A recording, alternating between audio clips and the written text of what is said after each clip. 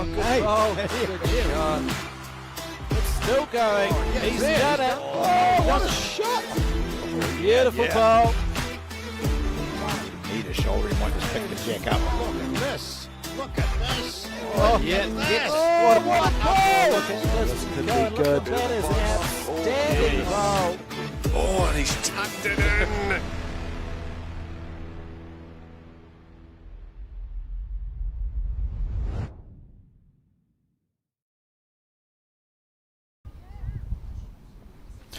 Ka tuka mihi mātou a Bowls New Zealand Aotearoa kia koutou katoa kua tai mai ki tēnei kaupapa hui huinga. Welcome to this, the Bowls New Zealand coverage of the 2025 Summerset National Singles and Pairs. It's our finals day, and we're starting it with the coverage of the Open Disability Pairs. My name is Alex Reid. I'm joined in commentary for this match by John Macbeth. And John, I'll get you to take us through who we're going to see in action. Well, we're going to see this grand final of the disability pairs, and we'll see a couple that we have seen on camera before, but they will be playing against Kurt Smith and Terry Blackburn. That's through to the final, and against them will be this man, Chen Nordia, and his skip, Graham Scallon, who we saw a couple of days ago in one of the feature matches during the previous part of the competition. And I've got to say, we've got fantastic weather here today. It's hot, and it's been hot since well early 8:30 when the players started. The breeze that has affected all the games so far right through the 8 days of competition is not here at the moment. So nothing to complain about. Beautiful greens here at Browns Bay and ideal conditions. So also going on, and we'll keep you updated with women's pairs semi-finals and the men's singles, which have got down to a dramatic stage, and some extraordinary information that we'll be passing on to you as we go through the results of those players. In fact, it's got a sizable crowd here, and people are looking to each other and saying, how did that happen, and how come that game was over so quick, and well, is he out? So lots of chat. Certainly has kept it very interesting.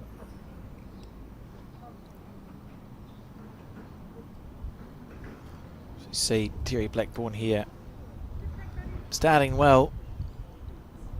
Oh, she's a classy player, as we know. We've seen a lot of her over the years. You've played with her, Alex. You know her capabilities. Does it surprise you she's leading, or? Her preferred position is off the front. Yep. Even though she won her World Para Pairs title skipping. So, not really. I think Terry would have thought to herself, if I go as well as I know I can at lead, I'll give Kurt every opportunity to be successful. And she started off well here.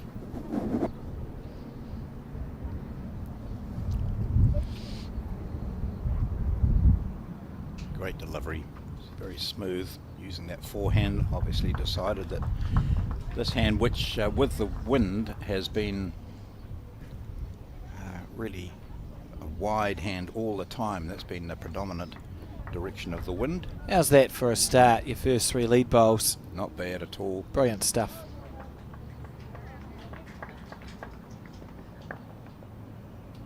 Such a beautiful day here at the Browns Bay Bowling Club for this finals day. If you're looking for something, I actually don't even know what day it is, but if you're looking for something to do. It seems like Sunday, doesn't it? On a Sunday, Yeah. pop down. It's going to be a very good one.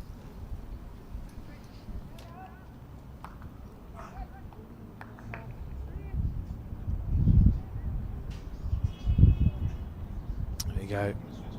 Graham Scallon's first bowl. He's driving. Look at this as a start. He's got that bowl square. Everything through the gap. Nothing moved. Won't be the last time we see Graham Scallon drive either. This is going to be the strength of, I think, the Blackburn-Smith combination, is that Terry will be there or thereabouts a lot in this game. This is Kurt Smith, the skip. So the two leads playing with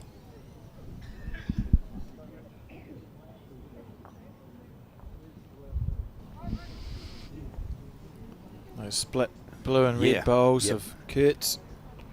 Good mid-Canterbury colours or Wairarapa colours. But he's not from there. So here's Scallon. Scallon had and Nordia had a classic semi-final yesterday against Phil Huela and Julie O'Connell, wasn't it? And they were behind all the match until that last end when they got up to win it. You only have to be ahead when the last bowl is played. So we see Kurt here taking his time on the forehand. Beautiful quick greens here at the Browns Bay Bowling Club.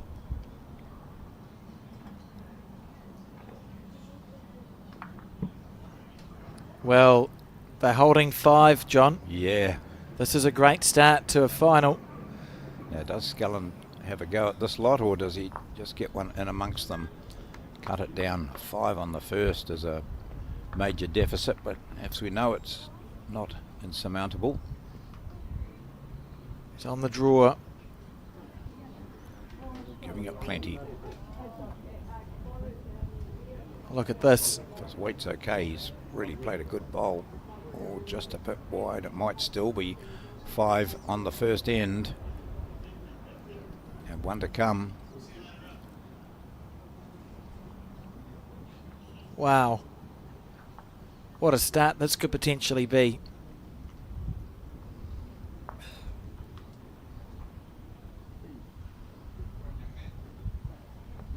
You really want to make the bonus count here. Yeah, I don't think he has. Oh, In no. fact, he's got to be careful he doesn't Oh. flick that one of Nordia's up into the count. Oh, that's a 5 Gee. on the first end. Nearly the best way to start. Yep. So that's the view on Green A, where we have the women's semi-finals being played, and we'll have the women's final for you next. And over on the next green, we're just about through that round of men's singles. And some interesting results which we'll go through, but we can tell you that the defending champion Aidan Takarua has been beaten by Ray Martin, and that was such a tight game as well, but Martin just seemed to have better control. Yeah, a very good match. But even more gripping was the match which has just finished between Seamus Curtin and Keanu Darby, which had Curtin up 20-8, and when I last looked it was 20 all. So we, Goodness gracious me. yeah, we've talked about, you know, players getting on to 20 and how difficult it is sometimes to close out a game. Well, this was another one.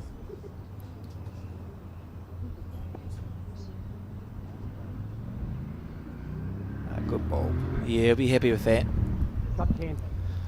We've seen it a lot. It's been unusual this Nationals. We've seen a lot of big numbers scored, John, but the teams have always recovered quite well, haven't they? Yes.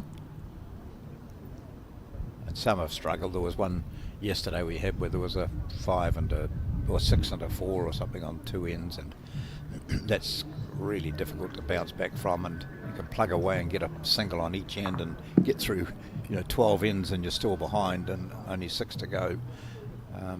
But we've seen it happen. So Chen, his father is a big supporter of him and drives him everywhere, takes him everywhere, watches all his games. Very pleasant young man. Might just pull the jack back, will he? Not quite. Oh, Slipping through. that's good though. Good position. It's a loose end by Terry's standards. I know it's end 2. Yeah.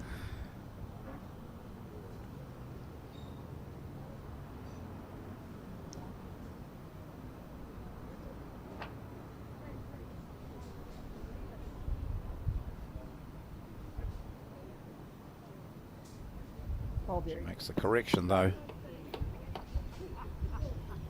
Good ball.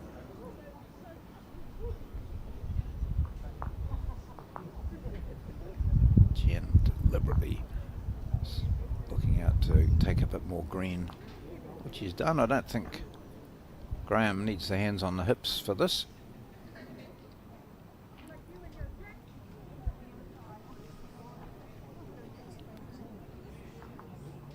Yeah, takes the one hand off anyway, and a little applaud to his young lead. Both of them wearing the Para Bowls New Zealand shirts.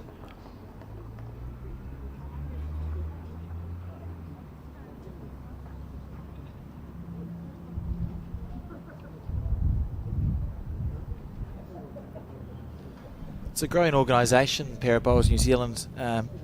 John, they run their own nationals once a year, and they've seen year-on-year growth for the last 4 or 5 seasons now.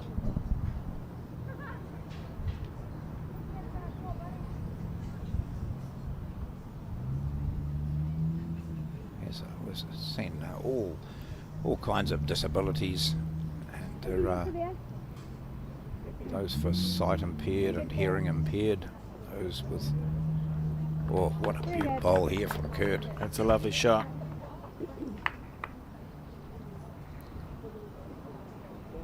It's been good too that people have been able to watch, for example, at the Para Games, and also at the Commonwealth Games, our top players, one of whom was this man here, who's played bowls for a long time. Oh, it's a nice bowl. Yeah, taking it back to one of his leads. So from one down to one up. When we talk about recovering from a big number being dropped early on, this is how to do it. You want to bounce back immediately, John, even if it's just scoring a 1.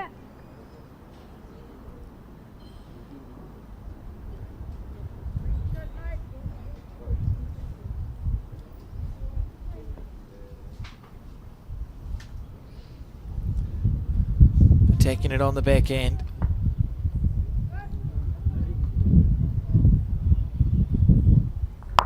Might get it that way, not quite. That was a lovely effort. Yeah. Couldn't have got that bowl more square. It shows that he's accurate with the run shot.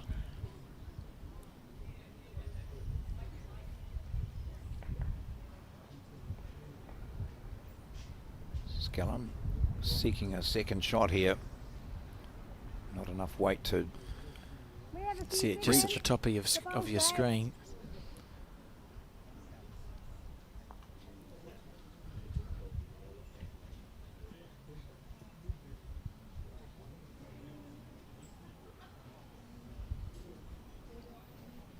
Here we go. Through the hole again. Oh. Gee. Gets applause though from Terry. It was very close. So dropping a 5 on the first, and a chance now for Skellin to claw back a couple of those drop shots. Certainly taking a better green this time, hasn't he? Really pushed it out there. Looks like a good correction all round, or is it in the ditch? Not quite, not second shot. So 1, 2, Skellin and Nordia, and it's 5-1. And although it was just the one shot, they feel like they've settled down there, Skellin and Nordia. And we do have some updates for viewers who may be interested in the post-section matches of the men's singles. We've found 7 of our 8 quarter-finalists. It was the last 16 round played this morning. I can tell you that Matt Berry is through. He will play the winner of Steve Toms and Steve Hoft, which is still going on outside our commentary window. Toms in front has been throughout, but yeah, whether he gets here or not. Hoft holding on. And then Gavin Hamilton and Hamish Carpe are still playing as well, so we don't have a result for that. But I can tell you that the winner of those two will play Liam Hill. Cameron Higgins, the 2010 New Zealand Secondary School peer skip, who I've been ranting and raving about for the last 3 days, is through to the quarterfinals. Wow. And he will play Keanu Darby, who just defeated Seamus Curtin 21-20 in an incredible match. Great fight back. Gee. Aidan Takarua is out, so we will see a new champion. Ray Martin, who defeated Aidan, will play Mike Galloway, who won this event here in 2020. Yes. I think, at Carlton Cornwall. So a very interesting quarter-final lineup developing in the men's singles. You can find live updates on results.bowlshub.co.nz or go to the Bowls New Zealand website. Sorry, no, 2021 it was. Yeah, Oh, so for close. Mike, yeah. Yes, he was quickly through his match, and there were a couple of very quick finishes, but that one of Curtin and Derby had a big crowd around it. As I mentioned, Curtin was leading at 20-8. Yeah, if you can get that, make that sort of comeback happen. Yeah, and it just rocks your opponent, doesn't it? And you know, Derby played some outstanding shots to get there. Terry Blackburn on the forehand. Playing well coming in this direction, although Chen's the one who's got the rub of the green on this end. That's a good correction from Terry. Yeah, well done.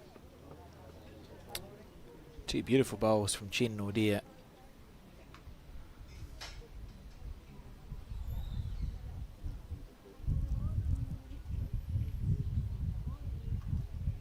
Hey, we've only seen him play in the one game with Scullin earlier in the competition.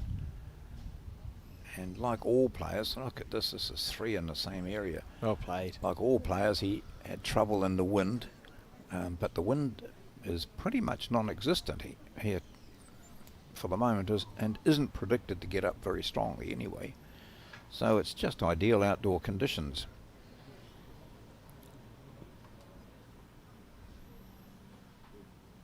She almost nutted the jack with her previous one, looking to move it back to herself. Oh, that's lovely. Well played. Yeah. Lovely shot.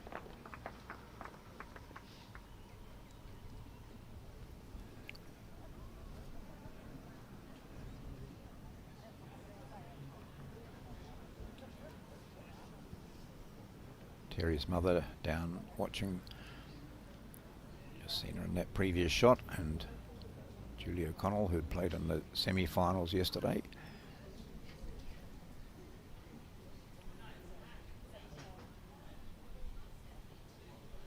So that's frustrating for a lead who gets 3 so close and then finds that he's 1 down. And unfortunately, doesn't have a bowl past the head, so Might need it. Graham. Oh, I agree, Graham. where was the gap? That's a terrific effort, but that's what happens. It's only a bowl wide, that gap.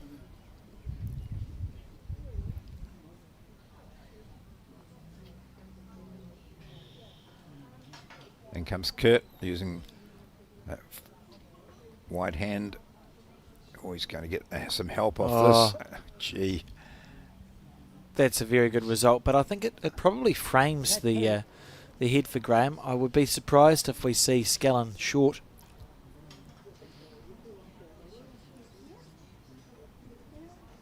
He showed his intent with that first.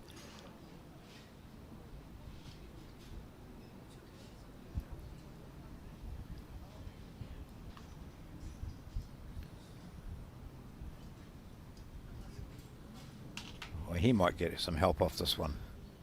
Yeah. Feel like it swings around abouts there. Yeah.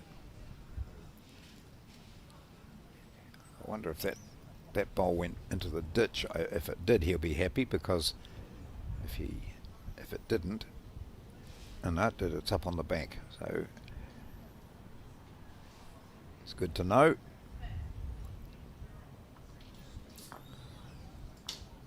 Kurt. It's taken a similar line with this bowl. Yeah, that's handy. That's covering the back. So Graham really can't afford for jack movement here. It's possible to go square through the shot bowl, the light blue bowl that sits Yeah. to the right. You could probably go through that square and not move the jack, John. And if it does move, I think it's going more to our left as we see it, rather than back. But you need to get the bowl. If he takes the ball, it might take out one of his, but he's not going to be happy to settle for one down, having dropped a 5 on the first. He wants to have another wee look at this.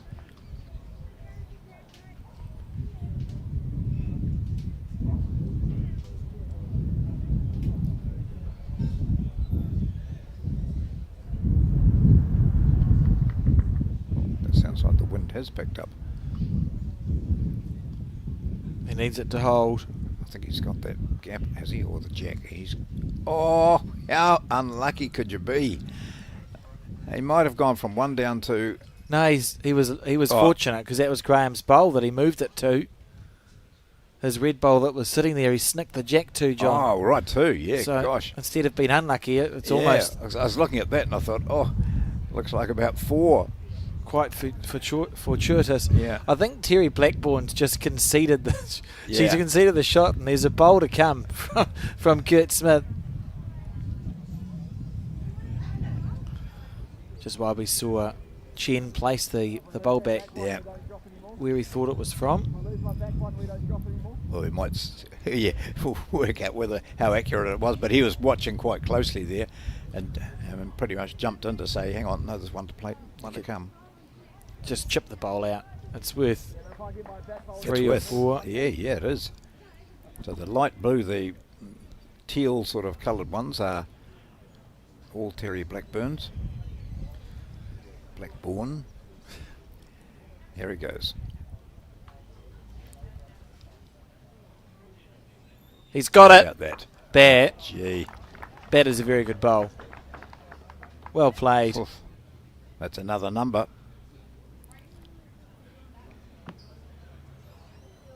We do have a lollipopper for this event.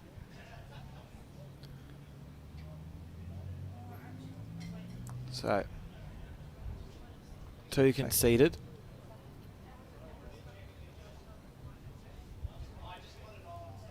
Very good Pretty start. good hit from Kurt Smith, following up a pretty good hit by Graham Scullin. So the 2 skips are using the weighted shots to great effect.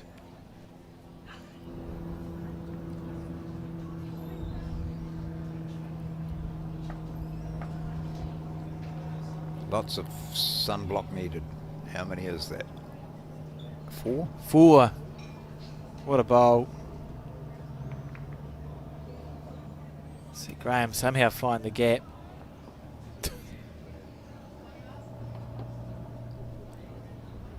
Then had another go. That's got a good result, but it did isolate that red. So now instead of only dropping a 1, if the red goes, you drop a bundle. And look at that, clean as a whistle from Kurt Smith. You see the placement of the bowl? Because it moved, and so it was up to Chen, put it back to where he thought it was. Wasn't far away, actually. That's some ideal bowls. Kurt Smith really firing, giving his team a 9-1 lead in this 18 ends.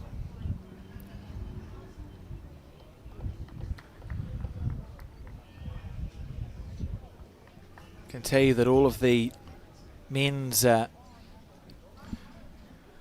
last 16 matches have been completed, and the quarterfinals are yet to get underway. But the quarterfinalists will be Matt Berry taking on Steve Hoft, and Gavin Hamlin taking on Liam Hill in the top half of the draw.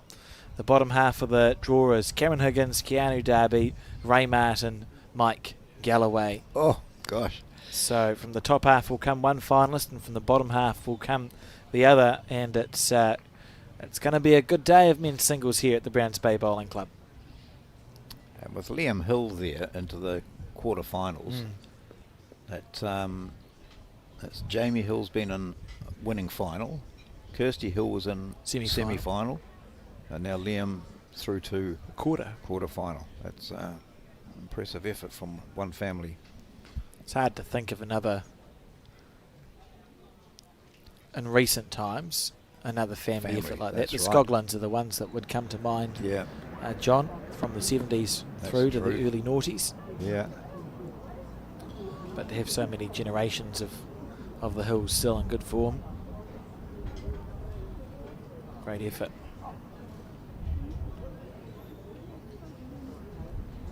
So the names have certainly tumbled, haven't they, and throughout this, and again, it just shows that entering the national championships is the thing to do.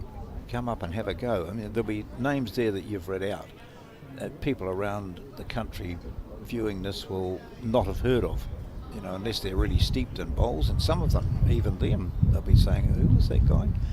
And when you go back through the names that were here, players that have been knocked out, it's you know, when we saw initially the likes of, you know, McElroy go early on, now we've seen Takarua go, Cameron, you know, Sheldon Baggery Howley going early on. So players have been knocked out. It's been, as I saw a post from our old commentating mate Stu Scott and Kevin Hickland saying carnage in the singles. You know, that's pretty much what it is.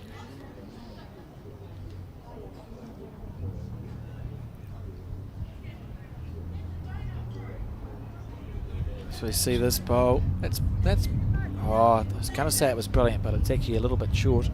Good leading from these two, John. It's a nice pack of bowls. Terry's got the better of them. 9-1. Whew. Just being courtesy of the first end, the 5. That's just when you put 5 bowls closer than your opposition.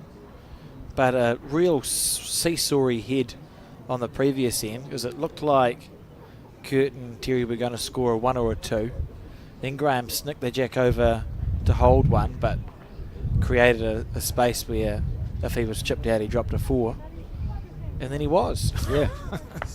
And when we go back to that leading, like Chen had 3 bowls, really quite adjacent, good lead bowls. Terry with her last managed to snatch the shot, so it was still tight.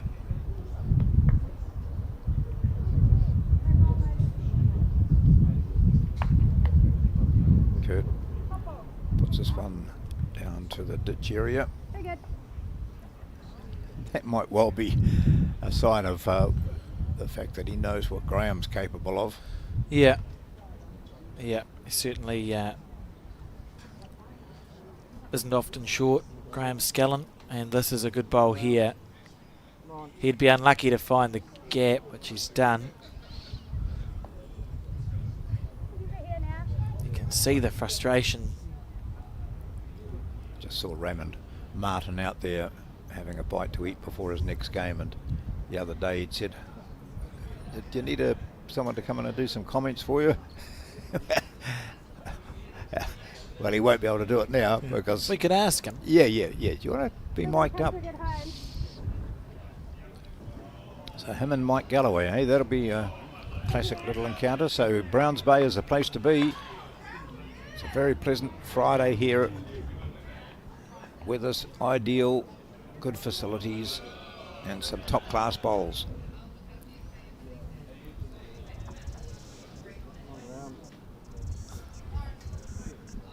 It's a rebel here at the... Yeah, it is, yeah. Yeah, no reason to say. Lots of noise, people gathered outside. People, old mates meeting each other for the first time for a while. I didn't realise you were here. I heard that you were here. So...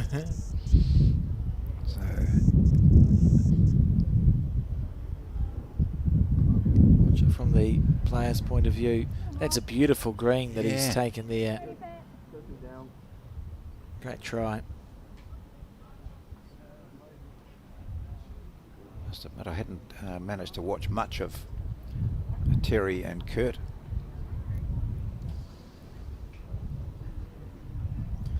Well, they've had a good run through.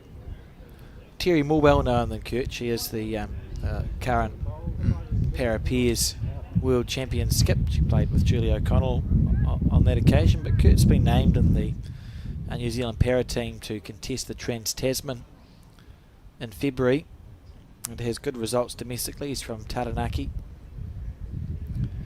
where he plays a lot of his bowls. All 4 of these players are members of Para Bowls New Zealand and are officially classified. That goes from B1 through to B8, depending on if you have if you're vision impaired or if you've got physical challenges. And it's an extremely rigorous process. It's not like you just get classified as a B whatever.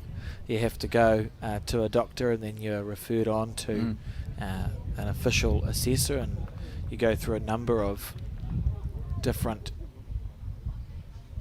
As we watch Scallon here, he's tight. He could see the possibility of hitting the bowl. It's those 2 bowls, the light blue ones of Terry's, taking them both out, but doesn't work, so they're now 11-1 down. Just have a look at the path through to the final here in the Open Disability Pairs. Can see Kurt and Terry at the top of the draw.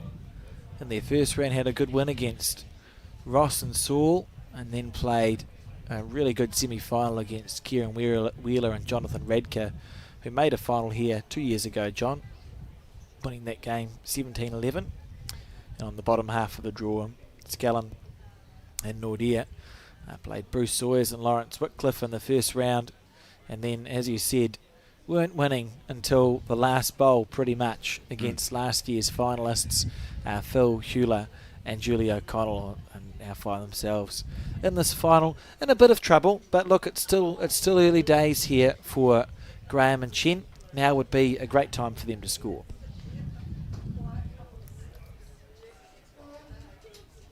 So out to the right, there are the women's pairs, and we'll just keep you informed on how those matches are going too, because our next match here today will be the grand final of the women's pairs. And gosh, they played late last night. We showed you one match, the winners of whom, while we were packing up and heading off home, the winners of that had to go on and play another game before. It was the Royal Oak combination. They had to go on and play another match, which they lost. But a long, tiring day. Yeah, it was really impressed with both teams during that game, John, because it was 4 rounds here at Burnside Bowling Club. They needed to be played, just the way the draw works, in order to get the finals day, where people have places to be.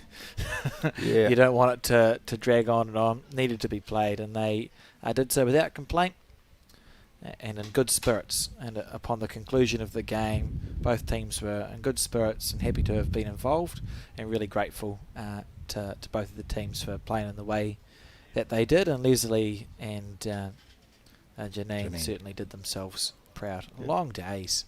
Yeah. Good ball here. Great shot. So this direction, certainly Chen is comfortable with this. Terry full of concentration here. It's quite slippery out there. Quite quick greens. You can see there's no sort of push at all, is there? Have you had a roll up in the last couple of days out here? No, I've watched a lot of bowls. Yeah. And it looks lovely. Yeah, it does. Really does. Nice and quick. Beautiful bowl there from Terry Blackburn. Chen Nordia on the forehand.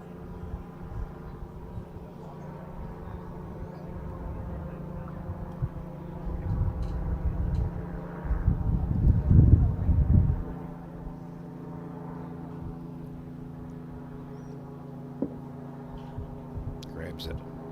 Oh, just underneath. Very good bowls. So that's some handy lead bowls up there. Only one short. The rest are all nicely parked up. Very good conditions here. So, if you're Graham, Yep. what do you play here? Well, he's got that his backhand to play down here onto Chen's own bowl to push the blue through. He's got to wait, of course, for Kurt to play. Kurt's been very accurate. He'll stick with this nice draw hand.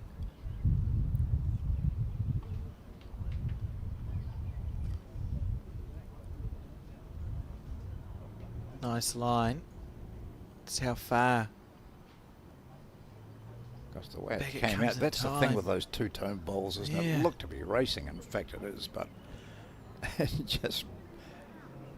But he's got one up the back, so again they have the ditch covered. Yeah, so he is playing the backhand. You can see the opportunity. He's close, John. No. Needs it to hold. Perfect weight to cannon out the shot bowl, but a foot narrow. Looking lonely now. Yeah, so I think he'll play that same sort of shot again and go round that short bowl and... So he knows his weight's perfect. Yeah. See that the dark blue bowl with Chen's, which has got the chalk marks on it.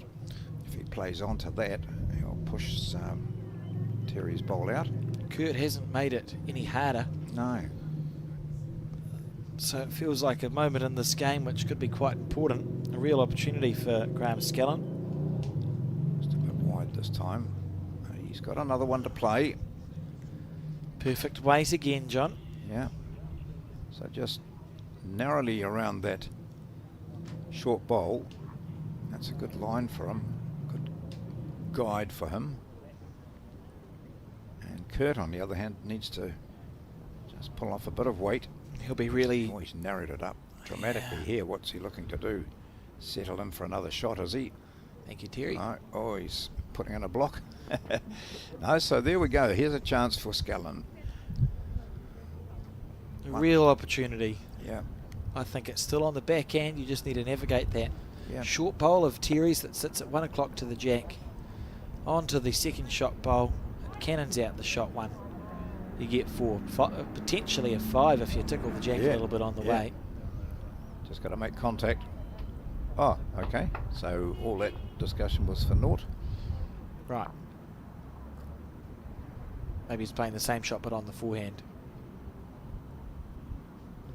I think you're right. He's close. Oh, gee. That's not... Luck's not going your way today, Graham. Another single to Smith and Blackburn, and it's 12-1. This is the final of the Summerset National Disability Peers.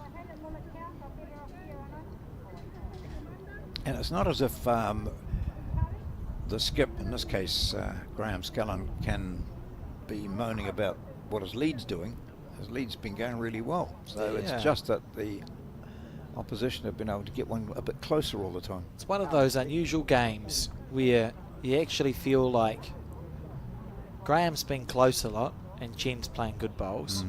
Terry's playing good bowls. Kurt's playing well. He played a really effective shot for that 4, didn't he? Yes. So all 4 players are actually playing okay.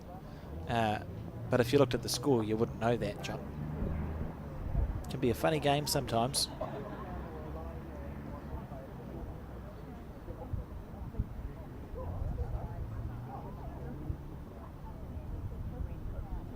This end's a bit different. And again, Terry overshoots the mark.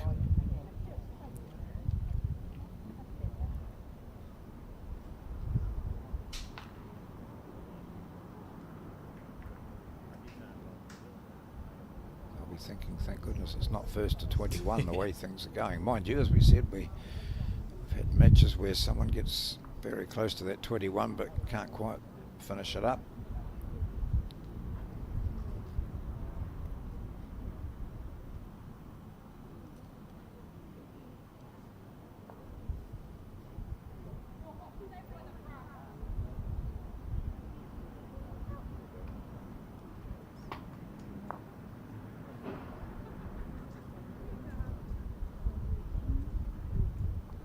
Get a guest in later on, maybe a bit of an explanation about, a bit more of an explanation than what you've given about what constitutes a disability and what allows players to get into disability bowls. Yeah, it is very. You go through a rigorous process to be classified. Yeah. To play the official parabowl stuff. The open disability grade, which is this event, is a little bit more relaxed, John. We say if you feel like you have a condition that impacts your ability to play bowls in like the open event, so for example the 4 games of pairs that they had to play yesterday, you're entitled to play the open disability. And for someone like Terry Blackburn, who we see on your screen, you might look at her and go, she looks fine. But yep. She was diagnosed with juvenile idiopathic arthritis at the age of 1, yep. which is now classified as rheumatoid arthritis. It affects every joint. If you ask Terry to make a fist with her hand, yep. she can't do it. Yep. She has a grip strength of 6 kilos in her right hand. Right. So it's, you barely hold on to a bowl. There are days where she can barely walk, and if you ask Terry to play 4 games of pairs, yep. she'd seize up halfway through. Yep. It can't be done, which is why she's classified as a B7, having gone through that process where they test your grip strength and your balance, etc., etc.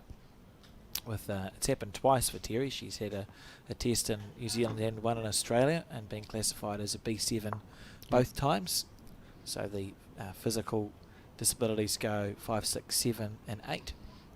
Yes, I think that's exactly right. I mean, you look up here and you see, well, she not an obvious disability, not limping or anything, and yet probably every step she takes, it hurts. Yeah, impacts every single joint. Yeah. And when she's quite open, showing her hands. Yeah. They look sore, and she can't close her hand into a fist. So, absolutely, there's a reason she's classified a B7, Yep. John. Yep. And what's so great about the Parabowls world is that it's events built for people to participate, as we see Kurt here on his forehand. But they're not restricted to playing, para or disability bowls. Most of them are playing open, as well as we know. Graham Skellon's played it for 40 years probably. He's been up there competing. Terry does. Mark Noble, who you've mentioned previously. In fact, he played the open singles rather than playing the disability, didn't he, this time? So it gives good scope. And there's others who only really play disability matches because that's what they're comfortable with. This must be really hard for Nordia and Skellon to just remain hard, remain, tough as they get through this. Well, 12-1 down, in a national final is not what they would have been dreaming of before it began.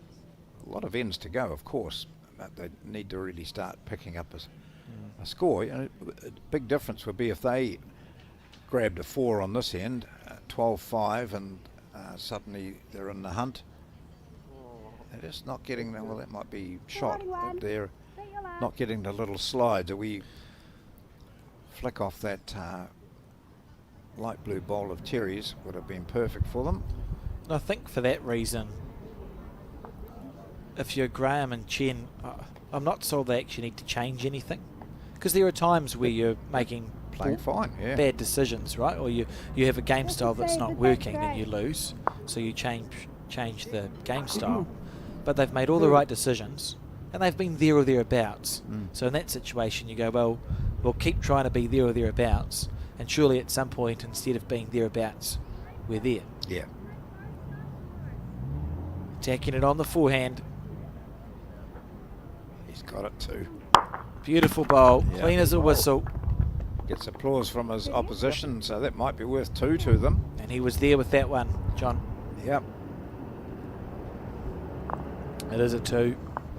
So the score now 3-12, and that's a very welcome points on the scoreboard for Graham Skellon and Chen Nord.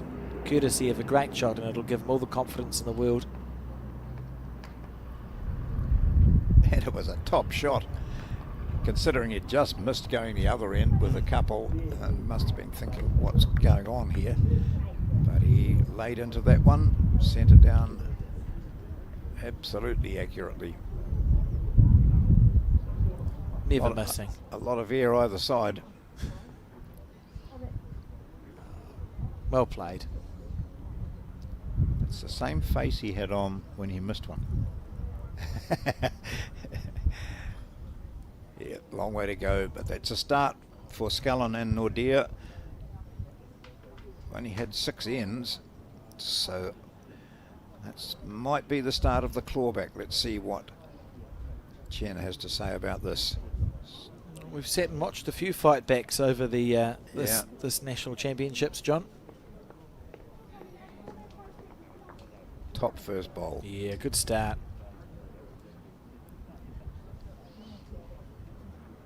Terry on her forehand, using tailor bowls now because they've got a slightly narrower. They're narrower in the hand to hold.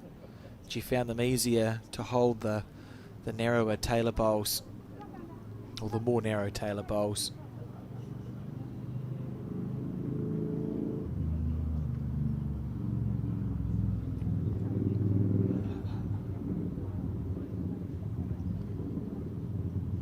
Chen played that first ball perfect weight. Looks to be following the same line here.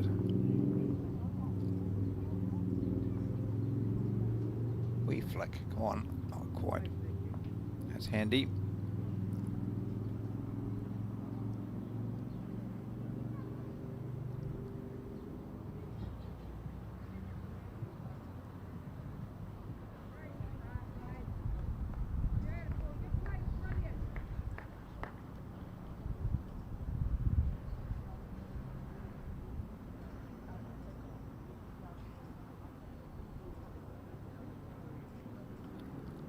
Just prompt Chen to put on just that little bit extra green that he requires to get around that.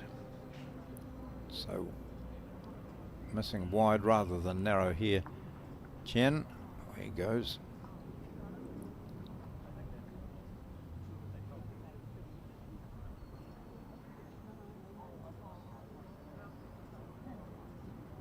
Oh, unlucky. But needed to be over the other. A bit more green there would have been fine, but he is holding the shot, so that's an encouraging start here for Scullin and Nordea. Down by 12-3.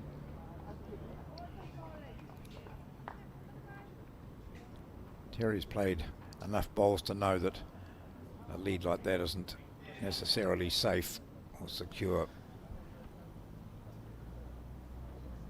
Just Almost. underneath. Well, this is a good hit on the crossover, isn't it, John? It's not bad at all, and the skips go back knowing that, well, all but one of the bowls is on the left-hand side, so green is required. Chen defeated Terry in section play of the Open Disability singles as well, reasonably comfortably actually. I think it was 21-10 or 21-11. Oh, righto. So yes, yeah, that she did. Yeah, he did. He played really well on those windy days, which are all just a faint memory now, Alex. What is wind? Yeah.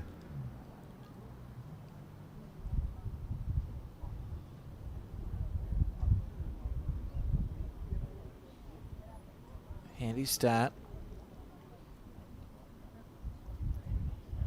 I think here for Kurt it's about not hitting the panic stations. You've built a 12-3 lead, so just you're drawing second and third shots here. If you drop a 1, that's okay. You're still 12-4 up after 7.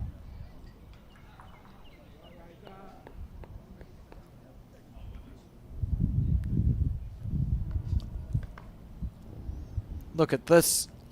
Well, why draw a second shot when you can potentially chip around for 1?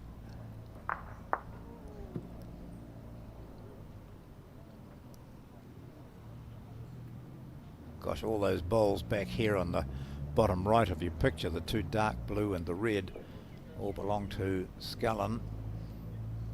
But that last bowl of Smith's really prevents any opportunity for them to punch the jack back there. So who's got it?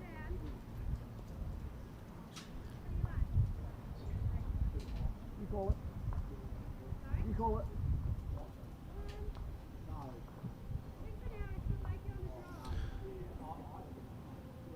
I don't think it changes the shot selection. So that means it doesn't help that Terry's asked Kurt to play it on his forehand. I think the blue.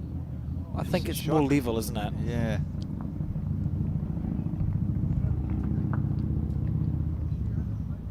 You can see perfect line from Kurt.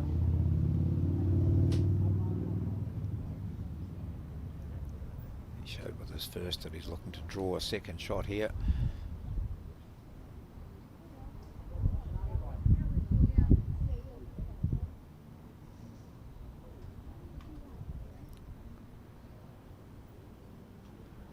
Draw that shot out. Good effort from Scullen. Yeah, great try.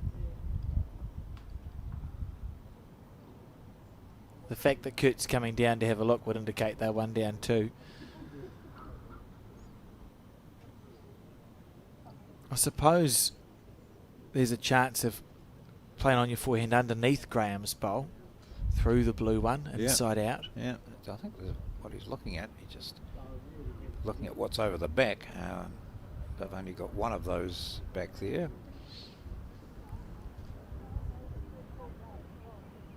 It's just when you sort of look at the board and say, oh, okay, let's try and draw this. I think if it's aggression, it's not too much aggression. Yeah. Okay. On the forehand underneath Graham's bowl, Yep. just 3 or 4 rolls is plenty, and that way you're not running the risk of spewing the jack anywhere or do anything silly. So making contact with the dark blue bowl, which is probably the shot, that may well mean that your Terry's bowl would pop out, but you'd be left with the red and green bowl and maybe the bowl which is in his hand at the moment.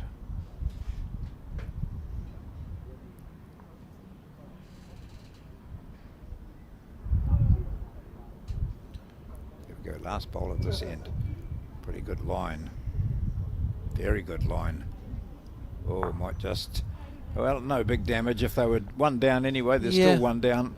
1 to 1. Gave it a chance.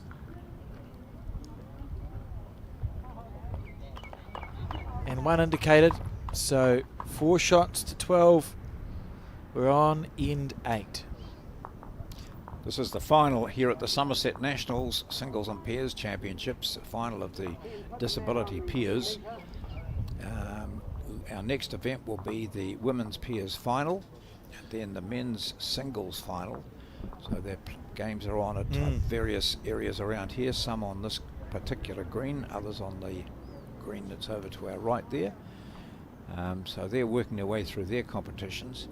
I can tell you the scores in the semi-finals if you'd like, John. Just using the Bowlsub Aotearoa, our live scoring tab. I can tell you that in the first semi-final between Ashley Jeffcoat and Henrietta Scott, who are taking on Kay Bunn and Janine Noble, the score is currently 11-4 after 9 in favour of Ashley and Henrietta.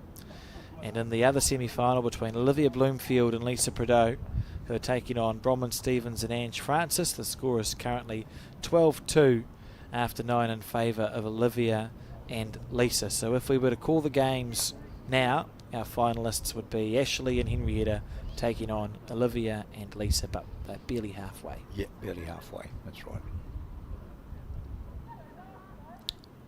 And the national fours and mixed pairs are being held in Christchurch. So we'll have coverage from those 2 events as well. Big entries for both of those events. That mixed pairs is really picking up in popularity. Yeah, popular addition to the calendar as a large open event. Really satisfied with the the entry numbers at our Open Summerset Nationals that continue to grow year on year. I was telling you, John, yesterday when I looked at the men's singles statistics, the number of entries in the men's singles this year, 2025, is the highest it's been since 2011, which is some time ago. Yeah. And we're in the same situation with the women's pairs. Ticked over 100 entries this year. That's the first time that's happened in 13 or 14 years. So good to see that bowls are still alive and well. And that's a great shot there from Terry Blackburn.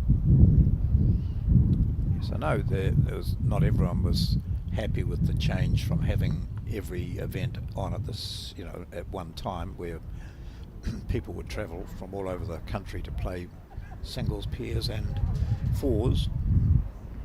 But there's no doubt the numbers show that it is working, so that's encouraging. See Chen on the backhand.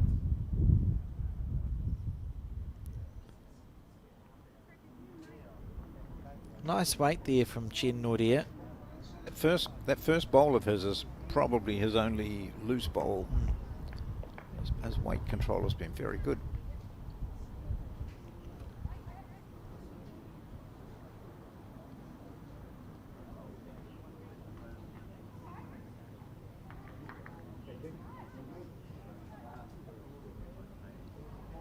Gee, isn't it? That's just finishing so well, right back to the centre line. Yeah, good bowl.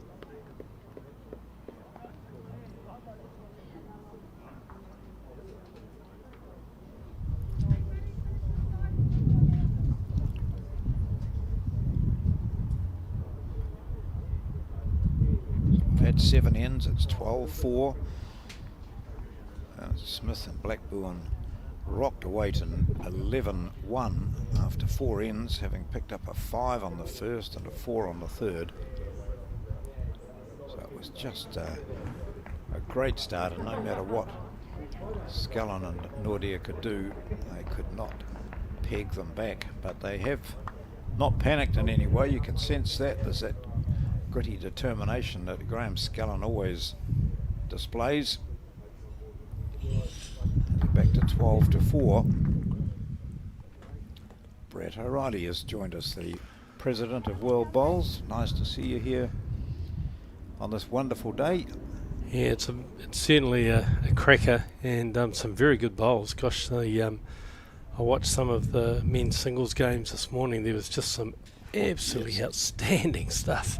Wow, it was good, and this is a good game too. I think my observation, this green's just sweating a little bit. We've had a lot of rain over the last few days, and having played a fair bit here at Browns Bay, it's just sweating a little bit. And I think some of the teams have just struggled to pick the weight, and the women's semi-finals are a bit one-sided, and you can see that it's the leads that have picked the weight early that are dominating in those games, with Lisa Prideaux and Olivia Bloomfield leading Bronwyn Stevens and Ange Francis, and but Terry's played very, very well here, hasn't she?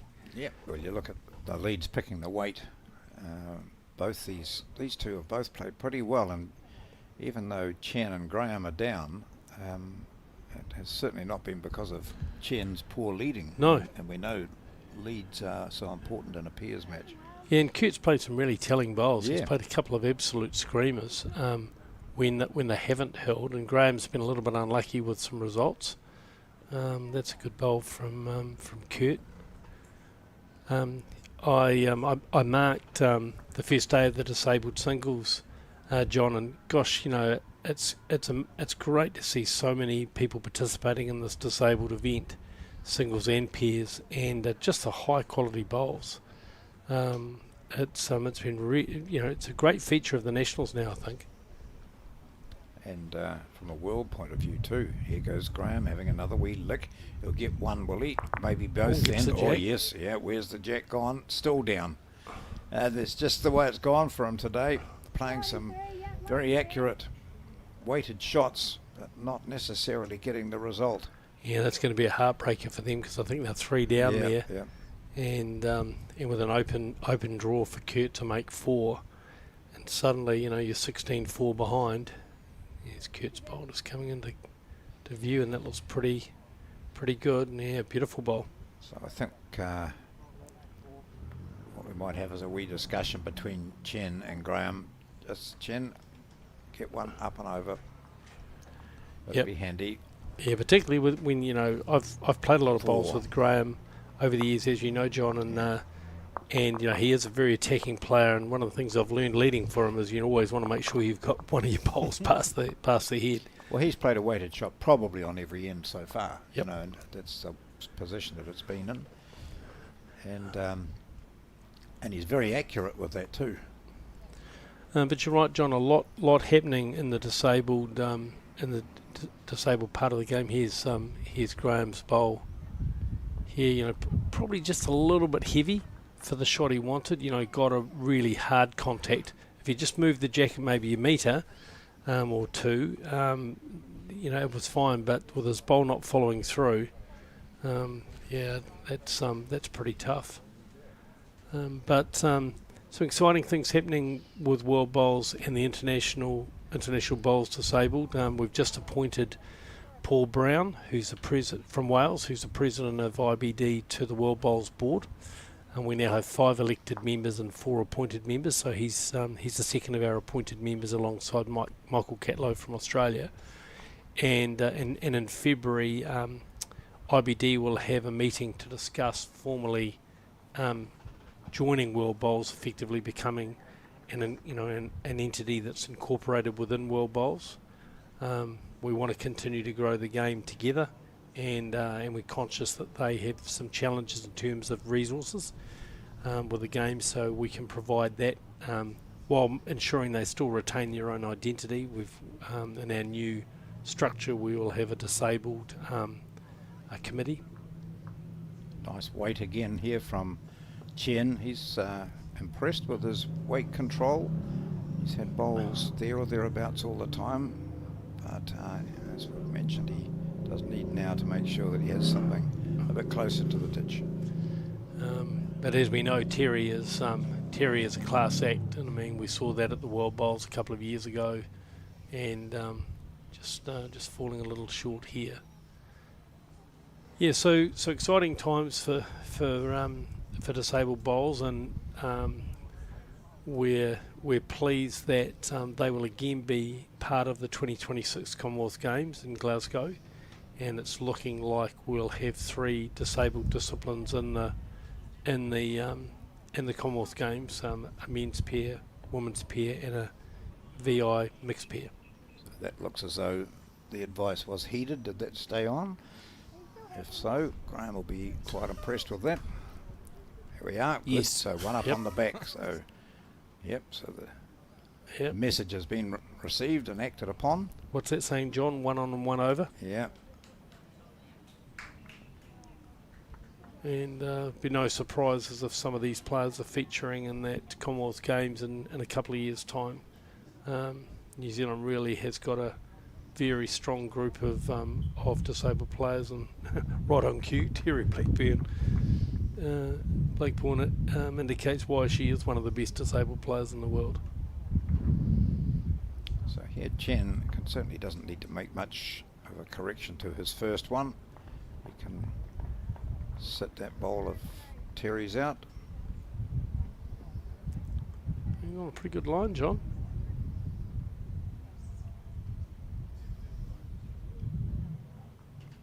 Yeah, that's a good bowl. Graham would be happy with that. Yeah, that's very good. So he's got the one that's closest to the ditch, and he said something to the marker, and she holds up a red, so it is Smith holding shot.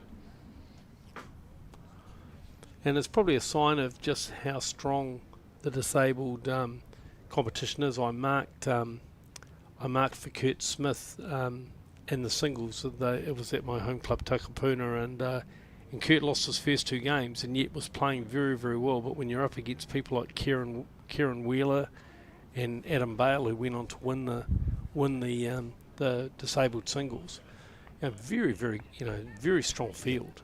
The number of comments we've had about people saying that disability singles final could would not have been out of place in the Open final. I thought it was outstanding. Yeah, brilliant stuff. You know, and John Lavelle just hung in there the whole way through. So no, I agree. It was a high quality game.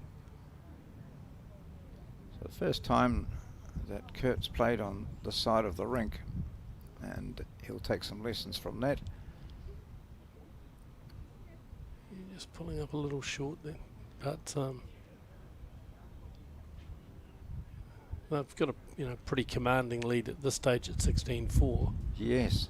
But you'd never rule Graham and Chen out. They made an amazing comeback in that semi-final yesterday, I thought. And again, that was a very high quality game. Not bad here. It's not going to quite run it out. So yes, it's a nice guide there as the wider of the light blue bowls.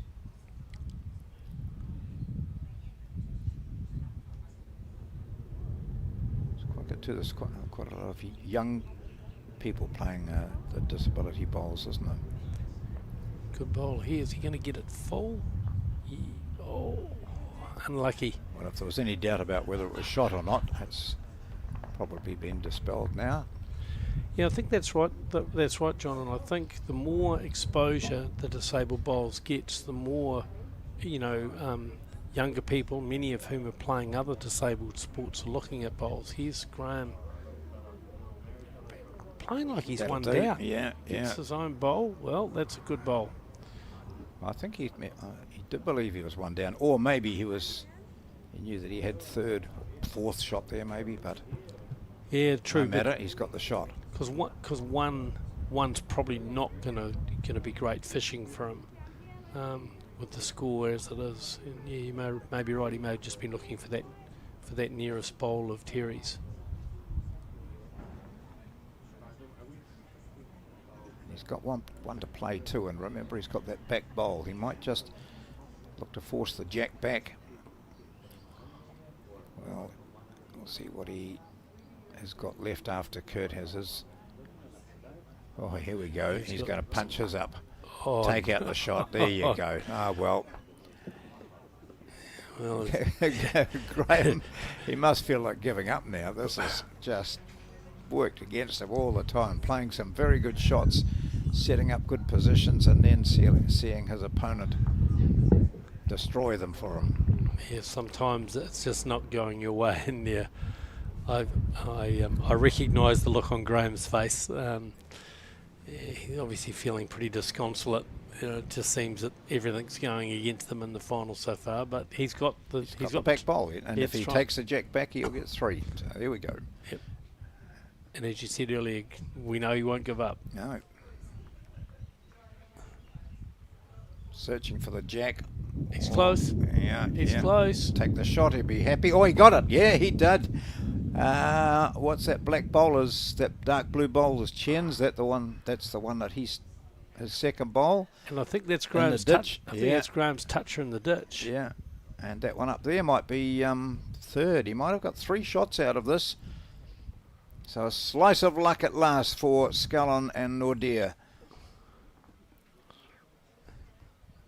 Yep, you again, no change of emotion. You wouldn't know it to look at. No.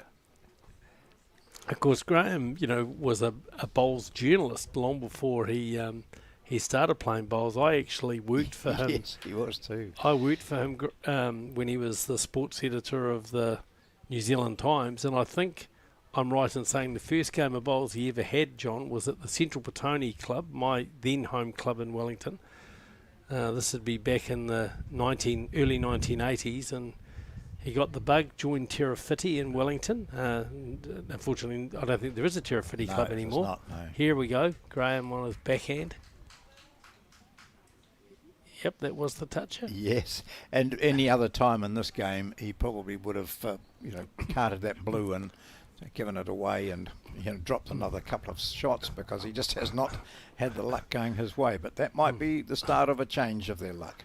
Yeah, and I can tell you, John, in that very first game we played in those days, Central Petone used to have grass banks, and the green superintendent, Stan Frew, said to me, now, if you guys are going to have a roll-up, I hope none of you are going to be driving.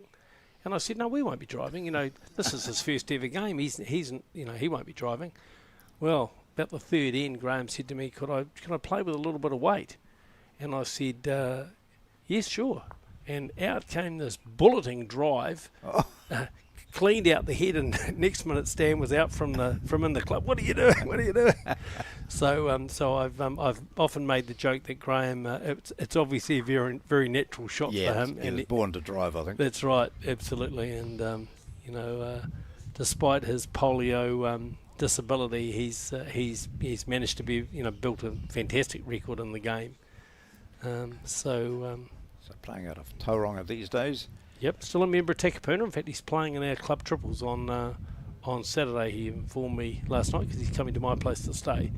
So there aren't many days he's not playing bowls, and still a pretty good golfer. I think he's still playing off. I think his handicap's still less than 10.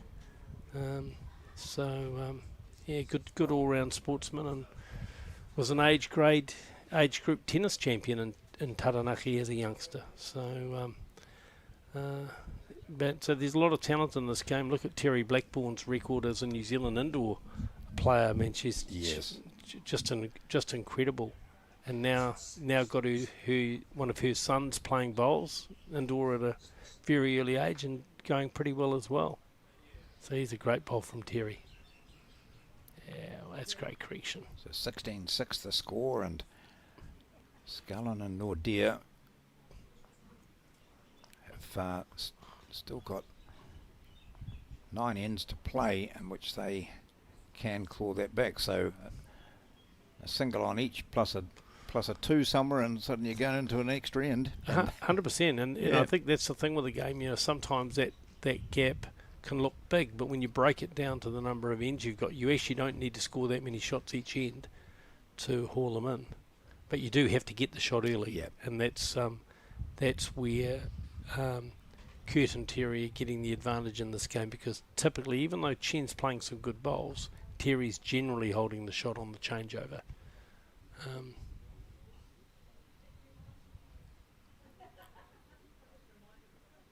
So here she comes, just drawing this in nicely. She corrects quite quickly, though coming in this direction it hasn't really been her strength. The other way, both she and Chen have looked more comfortable in that direction. There's a huge gap there for the two skips to show us their drawing skills. They've shown us their ability to run shots, but now there's a big gap there for both of them to draw, in particular for Graham.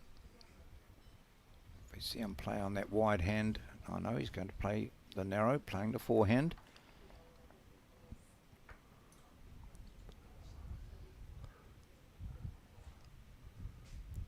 And well done to you guys on the commentary over the last few days. It's been some pretty long days. I've been watching a little bit of it while I've been working, and it's been great, and great to see the initiative with the ribbon with the results.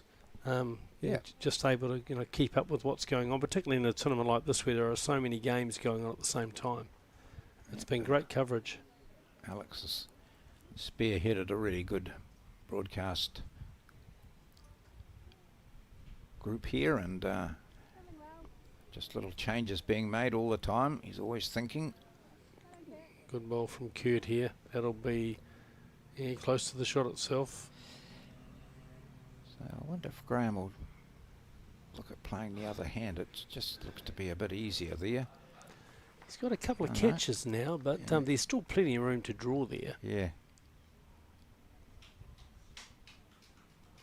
Graham, of course, who played at the last Commonwealth Games, was led in the pairs for Mark Noble, and so those spots for the Glasgow Commonwealth Games, they'll be pretty keenly fought over. So you can see Graham was clearly looking to see if he could get the jack or sit the bowls.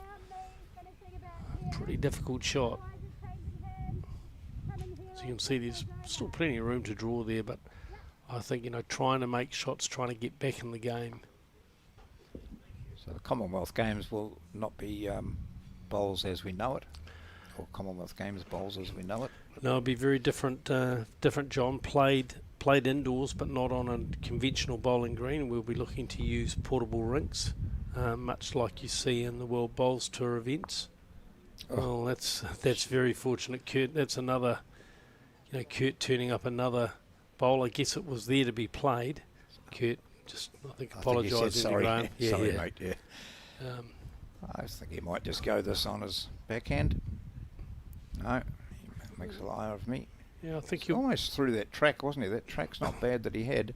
that's right. I think he'll probe down on the forehand, see if he can get some contact on those bowls or on the jack. All down to the weight now. It looks like he's a bit wide here. Ooh, doesn't want to knock his own out. No, and that's another 3 to Kurt, and at the moment I think So the game really slipping away here. It's always been a struggle since they had that first end with a 5, a dropped 5, and then a 4 on the third. They were 9-1 down. There's unable Scullin and Nordia to get any string of shots in here. Kurt on a pretty good track here. Might make it 4 now. Yep, I think that'll be another counter if he just gets a nice touch on that bowl. That's 4 very good shots. I mean, I know one of them was turned up, but that's good, consistent bowls, and 20-6. Still got plenty of ends to go, but you've got to start scoring, and you've got to stop the opposition from scoring. As importantly. So a reminder that later on today, after this match is finished, we will have the final of the women's pairs for you. And there have been, throughout the competition, lots of upsets, and we've seen the favoured combinations knocked out quite early. The likes of Taylor Bruce and Olivia Manser and Briar Atkinson and Selena Goddard both packed their bags early. Yeah, I think the wind's been a great leveller on some of the days. It's it's been particularly tricky. But everyone's got to adapt, and it's not like we're not used to playing in the wind. And I think the Lisa Prideaux, Olivia Bloomfield combination's been pretty impressive. But I watched Ashley Jeffcoat and Henrietta Scott in their semi-final against Bronwyn Stevens and Angela Francis, and they're playing very good bowls, very, very steady. So if that ends up being the final, then that'll be a high quality game. Olivia Bloomfield, of course, always very colourful, but Ashley Jeffcoat and Henrietta, both New Zealand age group players. So I mean, Lisa Prideaux, a New Zealand player. Olivia's played for Niue, so it's an international flavour to the final, and I think that'll be a high quality game.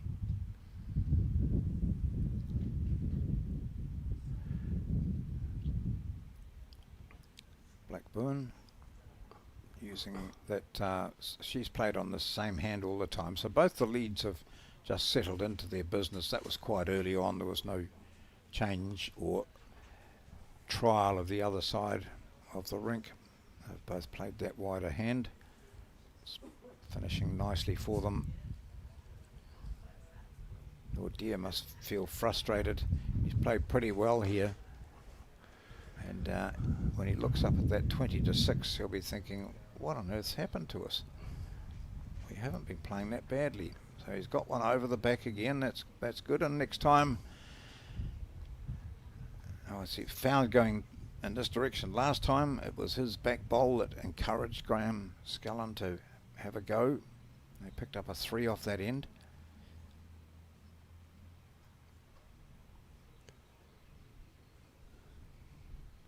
And Terry on another really good line here. You get a lot of late finish with the bowls here at Browns Bay. And there you go. It'll just start to dive now, finishing that. Definitely another shot. So what can Chen do here? They desperately need to start getting the shot, because playing catch up all the time is pretty difficult. Yeah, where's a skip out? He's on a tighter line again here and might have dropped his weight as well. So the pressure starting to tell. I mean, it's demanding, and so the lead is always exposed. Absolutely. Yeah, it's a lonely place when you're struggling. Yeah. And so probably 3 down there as Graham goes back. And it's allowing Kurt to play with great confidence. I mean, he's playing with good weight. to the head. He knows he's got plenty of bowls around it, so he can play with that confidence. I'm sorry, we just see a 15-5 scoreboard over there. So we had a look at some of the scores a bit earlier on, and each of the games seemed to be a little bit That'll be one-sided. Ashley and Henrietta over Kay Bone and Janine Noble, 15-5 up now, and it's looking like Livia and Lisa are 17-2 up after 10 against Bronwyn and Ange. So if you were a betting person, you'd almost bet that our final is going to be Ashley and Henrietta taking on Olivia and Lisa. And just quickly before I go back to being nice and quiet and relaxed in my little corner, it does mean for the broadcast schedule that I would say things may start a bit earlier, because the women's pairs are scheduled to be up next at the conclusion of this, and if everything finishes earlier, as it's looking like it may, I wouldn't stray too far from your television sets, because we'll have a women's pairs final for you not too distant future. Are you suggesting that maybe I shouldn't have bothered delaying my flight? Yeah. No comment. Good bowl here from Graham Skellen. He's on track to get the shot. Yeah, that's a great bowl. Well played, Skelly. That's one to Skellen. It was interesting, actually. All three of these pairs games on the green featured a 5 or a 6 in the first couple of ends. Yeah. You know, and they played trial ends, and the trial ends, they were pretty accurate. But whether it was just a bit of nerves with, big crowd here, and it's obviously a big occasion. But yeah, I don't think I've ever seen that before. 3 games, and all 3 games I had either a 5 or a 6. He's going to get a slide and get the shot. Not quite. Yeah. So Skellen and Norday holding 1. Not much else but to try and draw another shot here for Graham Skellen. On a pretty good line. Those bowls will come back a lot. Graham's got a real turning bowl. He plays with tailors. And there you are, right on cue. That's 2 shots to Graham Skellen. So he won't be holding his breath. No, and he'll be conscious. Kurt will be right up to that. Graham has the back bowl, that bowl we can see and picture, the blue bowl of Chen Nordair. So holding 2, they need those 2 to stay in the game. And here's Kurt Smith. This is on a pretty good line here. Have a look at this. Have a look at this, folks. Oh, just going to slide by. So missed by miles. So 2, it looks like from our commentary position, 2 to Skellen and Nordair. So that'll be welcome for them, because Heart in the mouth stuff though for Skellen here. He knows that he cannot afford to flick that jack over. On a pretty good line again, John. He's going to be close here. As you say, just wants to avoid it touching the jack. Might have been enough. He fell out, and I think that might be the difference between that being second and third shot. Outcome 2. Yeah. Oh no, it is 3. It is. That's great bowls from Very Graham good. Skellen. Yeah. Three beautifully drawn bowls there, and that's exactly the tonic that they needed to stay in this game. There's the second bowl, the shot itself. Kurt just sliding by with his last bowl. You know, playing with that confident weight, and what a revelation Kurt Smith's been in the game. You know, I watched him last year playing for Taranaki and also for Paratutu in the National Interclub. And he's a talent, and I'm really looking forward to seeing him at the Trans-Tasman this year. He'll be leading for Mark Noble in the disabled pairs for New Zealand. Terry Blackburn, of course, playing with Julie O'Connell, who she won the World Championships with, skipping, as opposed to leading as she is today.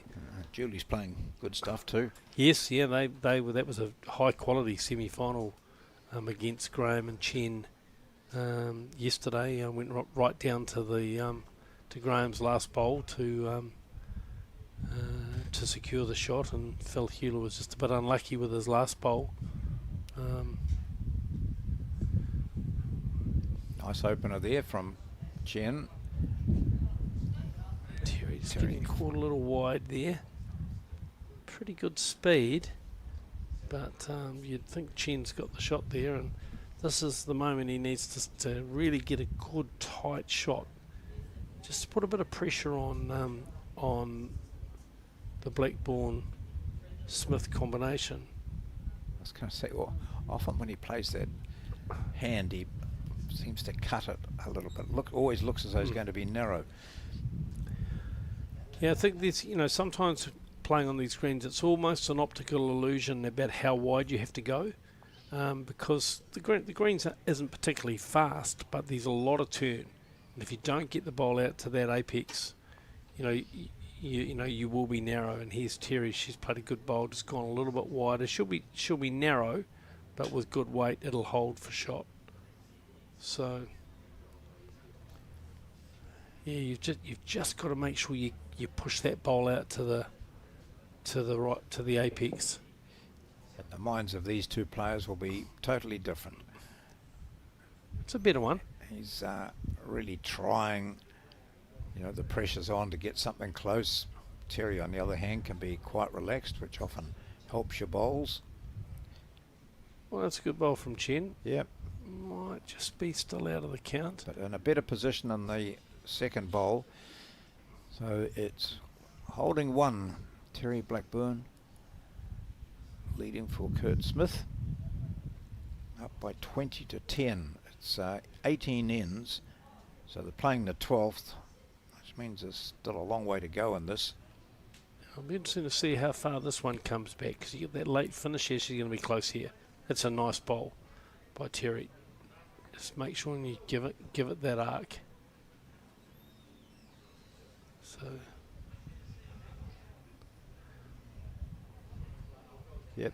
I'm giving Chen a bit of encouragement. Will he be saying, "This isn't over, mate? Chen, we just need to keep on plugging along. We can win this." Imagine the story that Graham would write if he was still sports journalist. Back from the brink. That's right. Yeah, 20 to 7 down, and they get up to win. Well, we've seen that today in the singles. Absolutely. Yeah. Yeah, no, some great comebacks from people like Gavin Hamlin from the Wairarapa beating Hamish Karpe, Keanu Darby, who looked well down against Seamus Curtin and got up to win 21-20. I mean, it's there's been some great comeback games. There we go. There you are. So he allowed himself. Did you know he allowed himself a smile there? Yeah. Scallon, just the smallest, the smallest of grins. Yeah, he said, well, he was sort of grinning when he chatted to us earlier, eh? Yeah. And said, well, whatever will be, we'll give it our best shot.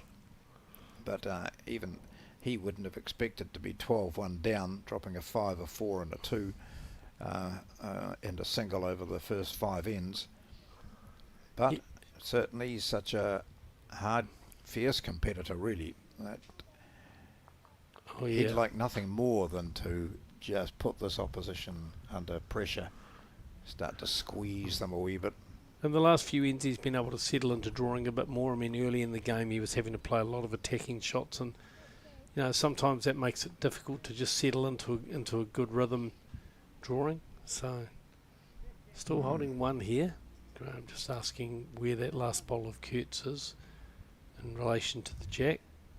It looks from here like it's level, so he's still got room there to come in and draw.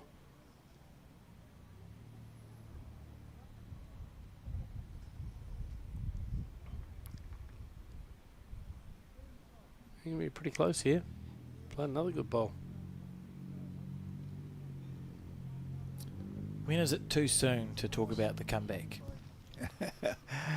Well, they've scored 6 in the last 2 ends, but sadly they've dropped a 4 in between time. But, That's true. If you make double figures here, that's always a bit of a psychological milestone in a game, and then suddenly you're only 10 behind. Kurt just a little wide here. Breaking now, but just a touch wide and a touch over. But that's a good bowl from him. It's another bowl on the head, and that may tempt him to attack. I mean, he's got a very good drive. The whole range of shots.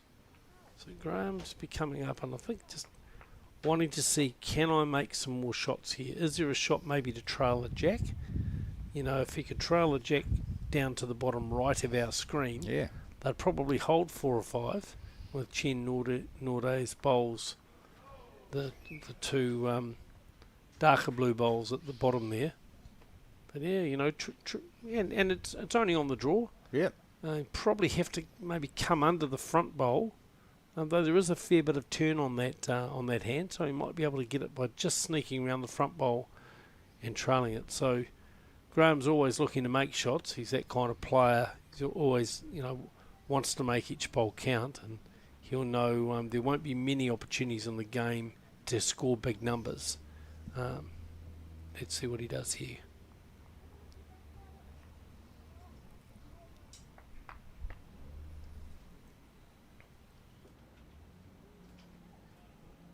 No, you can see by his reaction that's not going to work for him. His weight would have been ideal. Yeah, just moving the jack back slightly over to this side. But it's still a shot with one to play for Kurt Smith. And Kurt, obviously, there's only one down. He doesn't have any back bowls, or doesn't have the backest bowls. So he'll just be playing the board. He's a competitor too, isn't he? You can tell the way he plays. I'm not going to concede a single here. I'm going to try and take it off them. And he's close. Yeah. Or he might just give them a second. Maybe. Anyway, a single to Scallon. And I'm going to have a look. Yeah, I think they would. So has the is this a momentum change? Bit of luck goes your way. Is it get him another shot? John and I sat and Looks watched like a broadcast game between Taylor Bruce and Livy Metzer when they played Gail Melrose and Wendy Campbell. Yep. And that saw quite a dramatic comeback, and they dropped a 6 in that match. I watched that game. 4. I watched that game, and yeah, for all money, halfway through the game, it looked like Taylor and Olivia were coasting, and so much in pairs depends on the lead, So if Chen, as you said, John, Chen Nordo's played some very good bowls, but if he could just maybe get the shot, just get the shot, put a little bit more pressure on Kurt, then suddenly, Graham's adding rather than having to save all the time. Here's Kurt with his last bowl. So just flicked his own bowl here and turned that in. A bit more would have given them a second shot, but it is just a single. Kurt's always smiling. When he lost his 2 games in the singles, I went over and had a chat to him, and he was very philosophical about it. He said, look, the other guys play better than me, and he said, that you've got to take that when it happens.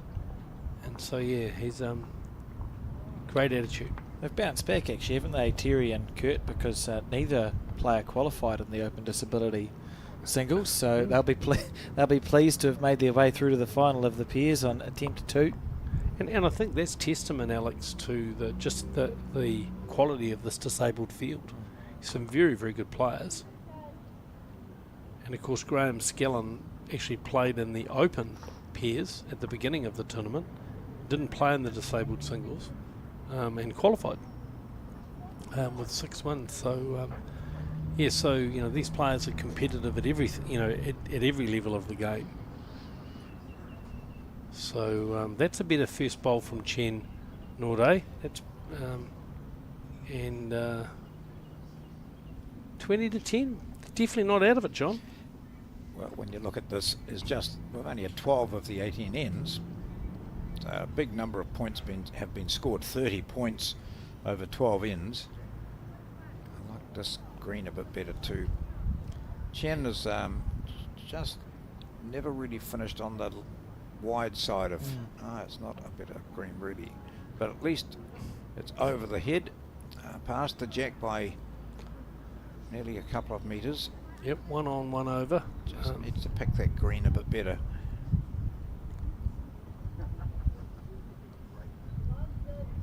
better line here from Terry. She'll still finish under the jack, but she's got some good weight, good speed here, and that's probably going to be close to the shot, is it, or not? So what we've got, I don't know, they're using different bowls here. Terry looked to be taking about the same green as Chen, but it's down to delivery. Yep. And angle off the mat. yeah. Looks like Chen's using Henside XGs to me, those dark blue bowls. Yep. I know Terry's using Taylor's, but I couldn't tell you what model of Taylor it is.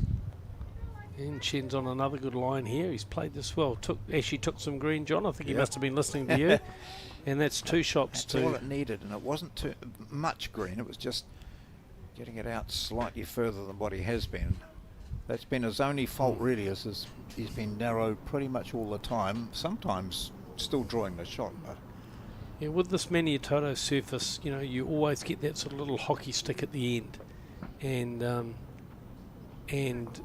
you've got to make sure you play with good lines. So Terry doesn't get the shot there, but that's a good bowl for her and Kurt. Just making sure you're over gives them something to play to.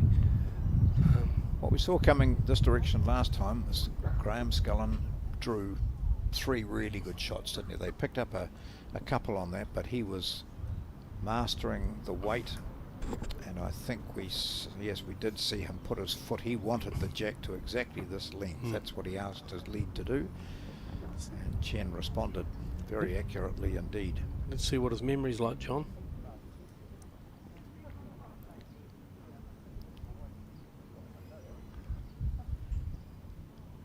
First of 3 bowls for the skip.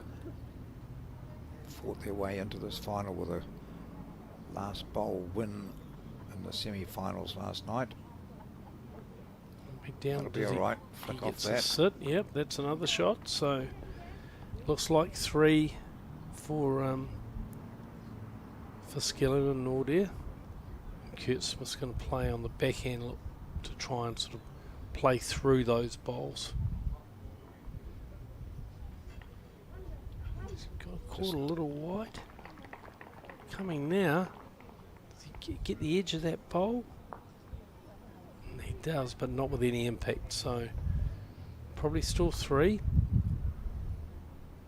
An important bowl here too is that one to the far right as we see it down in the corner. That's the Nordair bowl, which is a metre or so, 1.5 meters over. Here's another one from Scullin. He's putting some pressure on, so now we see that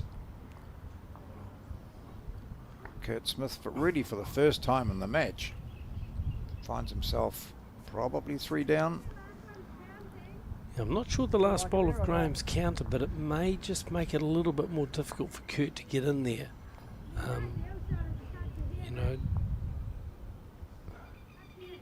the first one he sort of played into the danger. I think he'll play the open hand this time. Well, you know what he did last time coming this way? Almost played the perfect bowl, didn't That's he? right. So he can draw this. He's out on a good line. This one will be pretty close. He's got the speed. Has he got the speed? No, he's going to just pull up short. So it's still Skellern and Nordair probably holding 3 here, we think. We saw those scores along the bottom of your screen. That's the women's peers progress for you, and a reminder that we will be bringing you that final after this. He's on the run. He's on the run. Scullin thinks this is close. He won't want to move the jack. He Won't want to move stopped running the now. jack. That would have been a very stressful moment. That for all would have involved. been. That Yeah. would have been an incredibly stressful moment. Because it wasn't going to a healthy place. Nope. So Terry giving Kurt a couple of options, either draw Yes. or come down and There's a bit of a shrug there Run of, into you know, it. well, how about you play this? She knows what I presume we're looking at that and saying they're 3 down. Yep. So he needs to make some not contact. He's going to be a bit heavy with this, is he? Yes. So another good end there for This team which has trailed right throughout, having been Here comes one. 12-1 down. Or 2 there. I wasn't too sure of that. It's got to be. That's 3. Yeah, it's got to be. Measure for 4. Measuring for 4. Well, yeah, it just shows you that just the camera angle that we've got. Yeah. Let's see if that one's in. Yep. 4. What So a wow. great end. What a fantastic end there for Nordia and Scallon. They move. It's now getting in sight for them, isn't it, in this fight back? Over the last 3 ends, they've scored 7, and it's now 20-14. Yeah, definitely a momentum change. And just as you said earlier, John, just that difference of Chen Nordi getting the shot, and suddenly Kurt Smith's, you know, who's largely had the shot on most of the changeovers. Suddenly the pressure goes on him, and 2014 still a comfortable lead, but when you've got 5 ends to go, anyone's game. Yep. What was the peak in front, Miss John? 12-1 it was, so 11 shots of difference. Then it was, well, no, there were 13 ahead at 20-7. 20-7 was the peak. 13. So 20-7 feels a bit better than 20-14, doesn't it? They would have been feeling quite comfortable. Now Chen Nordia has just lost the jack here. Oh gosh. Graham Skillen. Not happy? No, I don't think he would. Well, actually scratched his head, to be fair. I think yesterday, I don't think I've ever seen so many jacks lost in some of the games that you were commentating on. It made me wonder whether we should have placement in this event, because it's certainly a hard watch when the jack's up and down, and this one's going to be lost too. Should be like indoor bowls, Brett. If you can't deliver the jack correctly, the opposition can just place it wherever they want. Yep, I think so, and I think particularly when the conditions are tricky, because they are, it just makes it a better game to watch, because it's not a great watch when so much of the game is about the redelivery of the jack. And in defence of the players, a jack gets blown around a lot easier in the wind than a bowl does. Yep, and what many viewers may not realise is there are different weighted jacks, and sometimes a heavier jack is better when in the wind. And I'm not sure what weight the jacks are here at Browns Bay, but that may have an impact. Getting the back bowl in first. Yep, Graham Skillen just sheltering under the shade there. He's, but yeah, that's not a bad opener, is it, John? Well, he's at least that's what was required. You know, 1 on and 1 over doesn't necessarily have to happen in that order.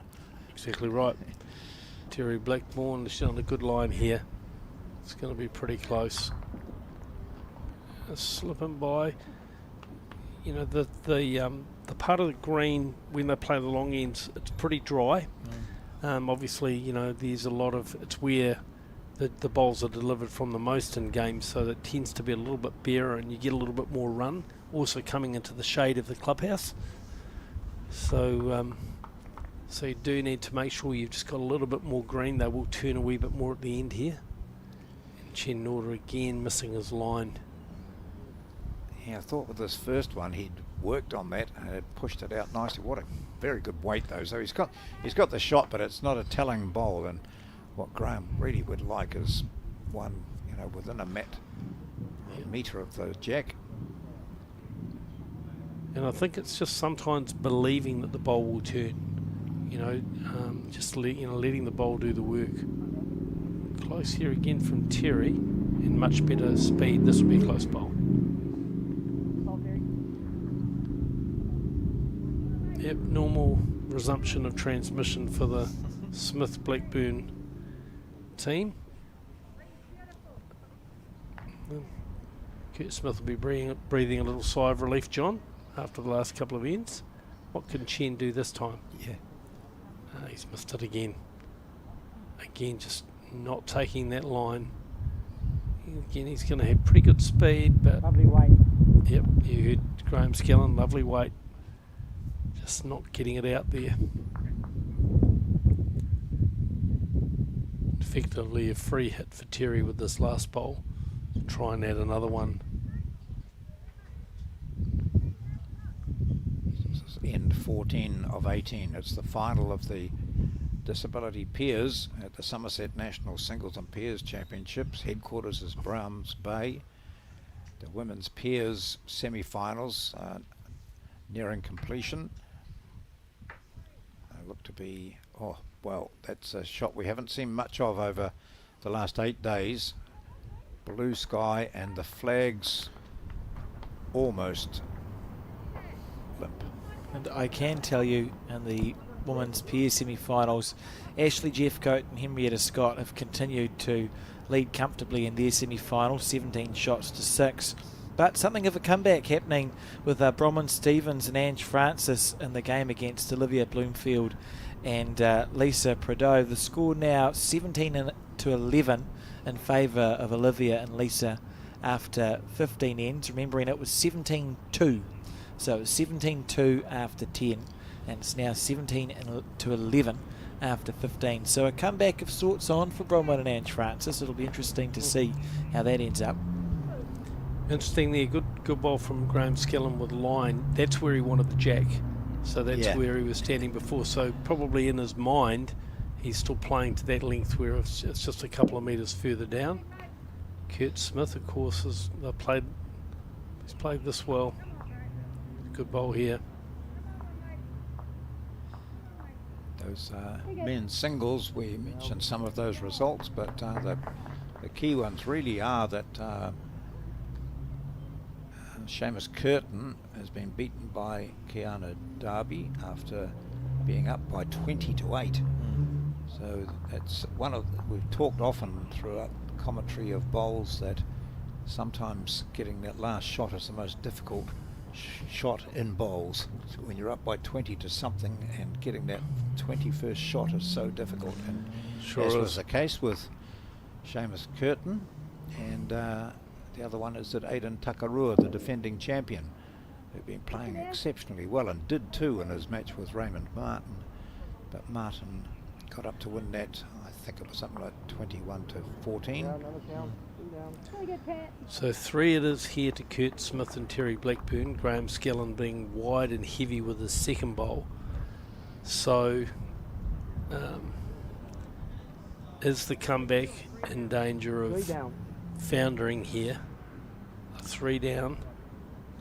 They do have that back bowl if Graham Skillen was to attack, but it's getting a little bit do or die here, John. It's not really the attacking hand either, is it? He wants to play the forehand. He could just play with a nice weight onto the shot, would be fine. Is that in his mindset? He's staying on the forehand. Yeah. So sit the shot bowl. Oh, no, not happy. Maybe someone moving behind.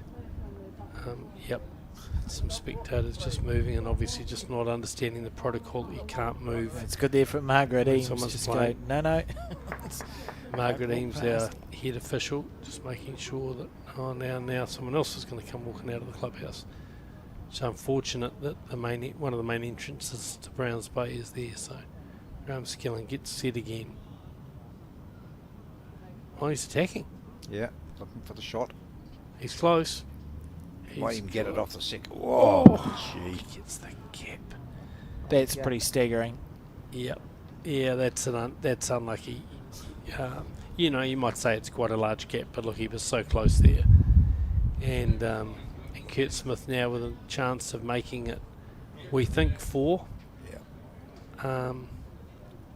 And how critical was just losing that jack and ending up having to just play that slightly longer length. And Kurt's Beautiful made them pay. Had 3 great bowls from Kurt Smith.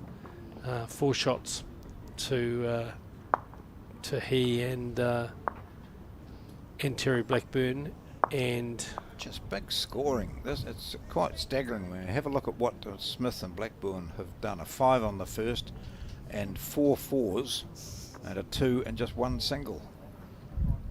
Quite remarkable. So that's their scoring. They've got to 20 after 14 ends, and there's only been 2 singles for Scullin and Nordia too, and they've had a couple of 2s, a 3 and a 4. So big numbers being scored. Here we go.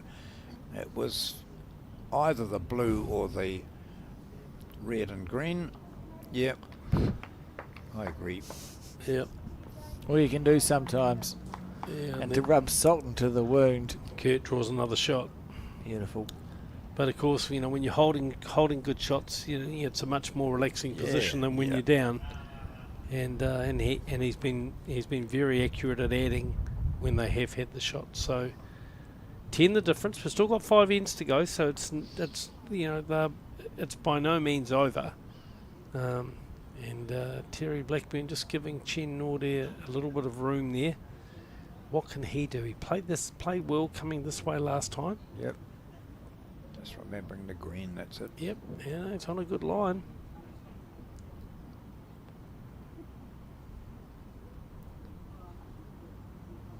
See the Hill dynasty all present today, watching their youngest member of the the Hill contingent, Liam. Yeah, we were just saying before how rare it is. I mean, there have been some family dynasties, Scots and Scoglands and so on, but the Hill one, all currently, you know, some of them with father and son and so on. Well, there's one here, but this the Hills are just extraordinarily successful. And led by Neville, who's standing here in his customary position. yes, Yeah. yep, former New Zealand representative, both he and his son Jamie. Yeah. And Liam, of course, has played for Tonga in the first Oceania Challenge, and I understand is looking to make himself available to play for Tonga again with a Commonwealth Games selection and prospects. So yeah, they're a very talented group. So one it is to Chen Nordair as he just puts his back bowl in with his second. Just missing that green again, though, eh? It's so important here. Can tell you that Liam Hill is currently leading 7 shots to 6 in the race at 21 against Gavin Hamlin of the Martinborough Bowling Club in the other 3 quarterfinals. The scores 10-8 in favour of Steve Hoft, 15-8 in favour of Keanu Darby over Cameron Higgins, who's just returned after a long break away from the game, and 13-10 in favour of Mike Galloway over Ray Martin. You can find all those scores at results.bowlshub.co.nz. Wow. So Chen Nordair now with his 3rd bowl of this 15th end of the final, and again he's just missed that line. And you'll see, you know, pretty good speed, but the bowl will just bend away on this Maniatoto surface. So one it is to Terry Blackburn. What club does Chen play out of? Is he Auckland? He's down in the Waikato, Is he? I believe. Yeah, okay. Oh, yes, yeah.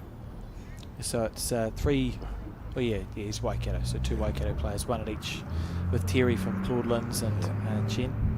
Graham Skellin, plays out of Bay of Plenty and North Harbour, and Kurt Smith from Taranaki, from that famous Paratutu club. Chen from the Potatadoo Bowling Club. Yeah.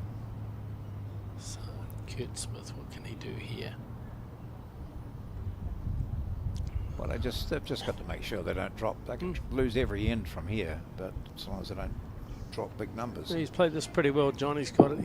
He's greened his bowl. Just not going to have the speed, but you can see just how much turn there is out there. What Graham Skellin do? I thought he might have played the forehand, given that he drew so well on that hand last time this way, but opting for the backhand. I think, you know, trying to make shots, sort of looking to see if he can get a contact on that jack. He's on the tight side. Just looking to see if he can obviously get a contact on the shot bowl or the jack, but it's handy. It's another bowl on the head, and knowing Graham, he won't be afraid to attack if it's on. Kurt swapping over to the backhand. He won't want to turn up that bowl of Graham Skellin's.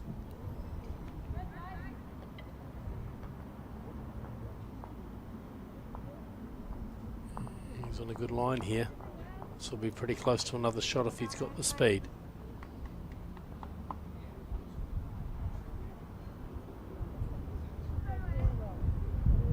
Maybe just out of it. Yeah. So, Graham, you played that first one reasonably well, but those others are in your road now. That last one of Kurt, almost playing Skellin's shot for him. Yeah, it's a pretty good line for Graham's bowl. He'll get a lot of turn out of that, so watch this start to come now. Even a full-blooded hit onto his own would be he's good. played it well, drew the shot itself. Well Beautiful. played. Well played.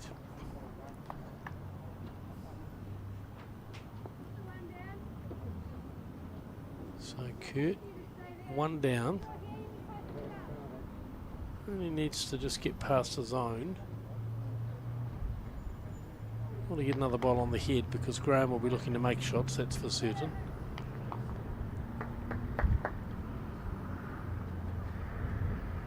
So one it is to Graham Skillen. Good bowl coming here. He's going to get his second shot. No, he's going to slip past. So we'll have a look and see if that bowl stayed up. No, I think it was in the ditch. So He's looking for numbers. How can I get numbers out of this? Well, he's going to come and have a look. I think yeah. pretty difficult because, you know, the closest bowl, Terry Blackburn's bowl, the light blue bowl there up on the right, is very close to the shot bowl. And so to dislodge that, your chances are you're going to get... and I don't know if they've got third anyway, have they? might be, I think perhaps that bowl of Chen Nordy's to the left, just the one sitting on the white line, might be third shot. But yeah, pretty dangerous. I'd draw another. Yeah, as you said earlier, John, there's still plenty of ends to go. You know, you want to be scoring. So if he can draw another one there, maybe turn Chen Nordy's bowl over for a second shot. Yeah, I think he'll just be drawing.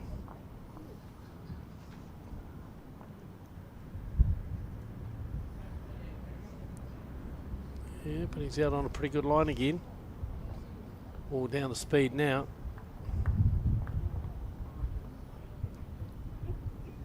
He's played exactly that same line too, didn't it? It just ducked under his previous one, but not quite up there. So one it is, 24 to 15.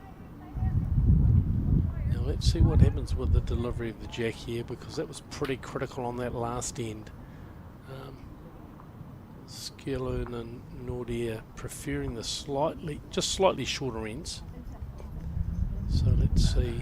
Graham's not really giving any indication. It's pretty much wherever it ends up, mate. Oh, now here we go. Now he moves. So I don't want it on the 2 metre. I want it short of the 2 metre.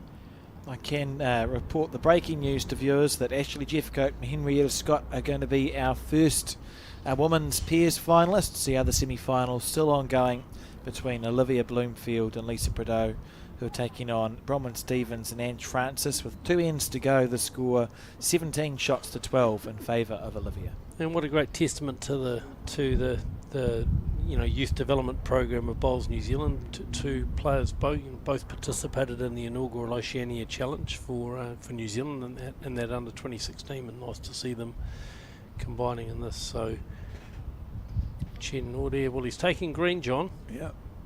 That's probably the best green bowl we've seen coming this way, and he's going to be close.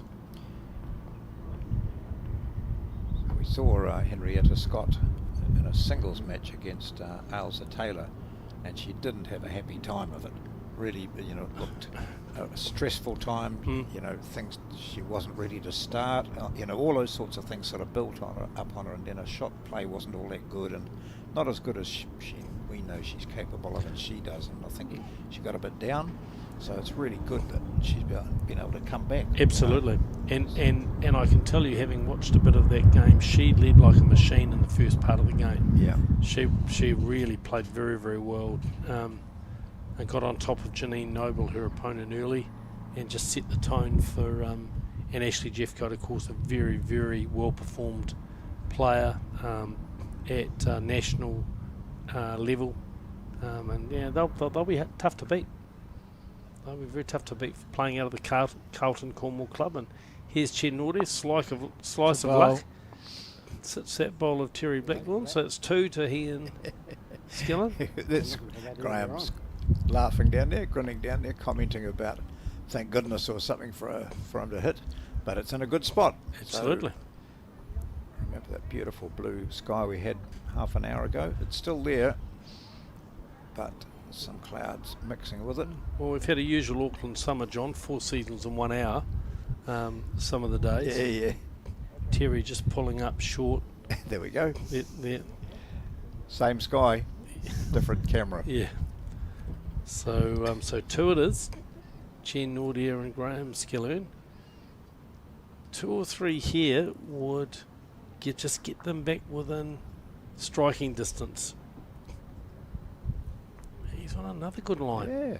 That's probably the 3 best green bowls Very we've good. seen from him playing in this direction in the game. And if he sits his own bowl, that's a great bowl.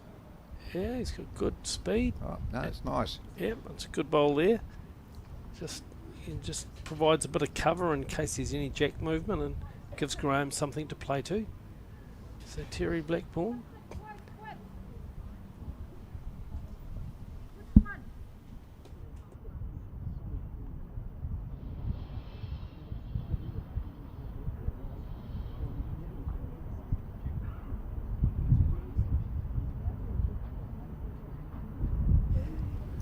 So Terry just finishing slightly short. A good third shot. At this stage, there's no need for her and Kurt to panic. They've got a pretty handy lead, so they can manage the board. But as we've seen, John, Graham Skillern's quite capable of drawing 2 or 3 good bowls if he's got enough room. I think we've said this is about as close as they've been. 24-15. So Skillern. 3 ends to go, so 3 on this end, 3 on the next. Teams are starting to sweat a bit. So he's tight here, but he's got a little bit of weight, so any movement of the jack goes to... Careful. Oh. Gosh. That wouldn't have gone down well. So he stays up, but he'd be disappointed with that first bowl. Narrow and heavy. So Kurt Smith.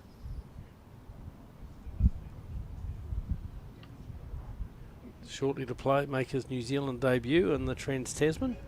Yeah, excited about that event. It'll be again in Wellington, and there's play happening inside, undercover at 9 Yep, I understand the disabled disciplines will be playing indoors, which will be a precursor for Commonwealth Games. So this is better line here. Skillern, if he can move the jack just slightly.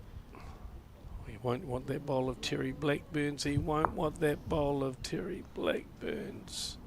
He's 1 down. Still not bad though, is it? I think that's easier for him now. He can sit that shot bowl and Yep. you get at least a couple out of it.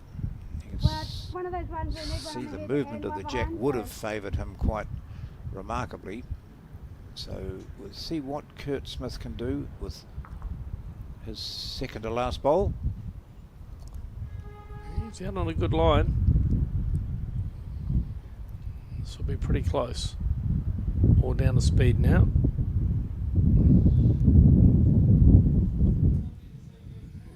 Just might be out of the count.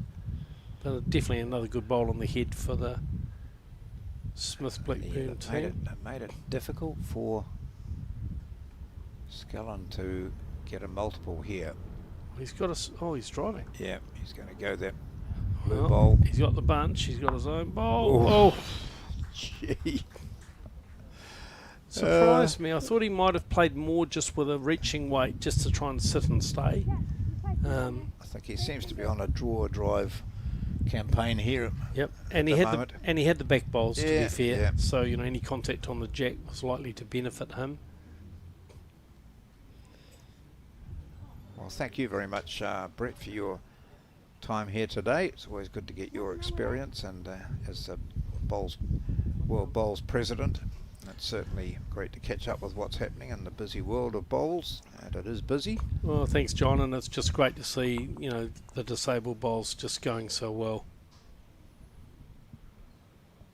Oh, that reliving again. Anyway, yes, thank you, Brett. I enjoyed my break. It was quite nice just to sit down. I didn't doze off. I was still doing things. But, You were certainly doing things. Much appreciated. I keep an eye on you, and so that's how we get all our progress scores and that up, and our constant score change at the top of your screen, which now becomes 25-15.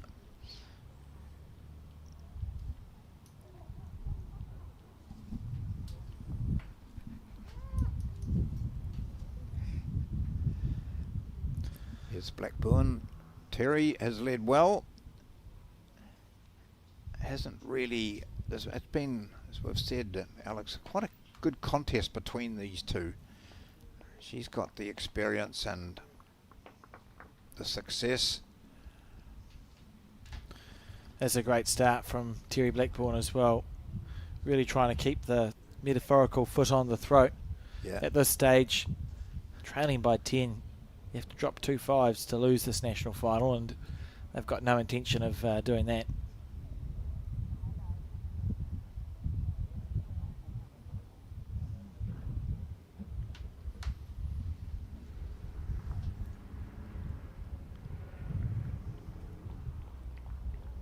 Just looking down on the singles here, I see there's a bit of a halt in play between Ray Martin and Mike Galloway, and there's a bit of an animated discussion going on between the man in the yellow shirt, Ray Martin, and the CEO of Bowls New Zealand. So we'll find out what that's all about.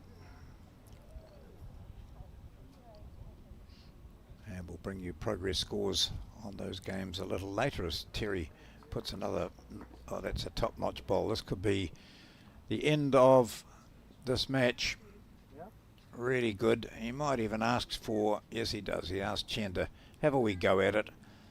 As Graham Scallon said, we're going to give it our best shot. And they've played some really good bowls here, but they've been outdone. But beaten really at the, he's got them both. Oh, I don't, Graham might have a smile on his face now, because he might have thought one would go, but Chen deserves a smile on his face. That's a shot to remember, Chen. But they were down by 11-1 after 4 ends, almost seemingly an impossible situation. And even though they have picked up numerous shots since then, they've never really got close enough to challenge.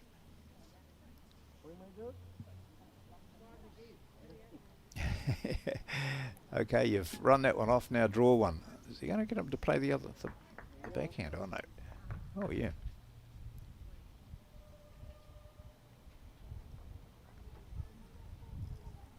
Oh no, he's having a wee go at the jack this time. Sure, it wasn't a fluke. It was no fluke. Whoa, good work.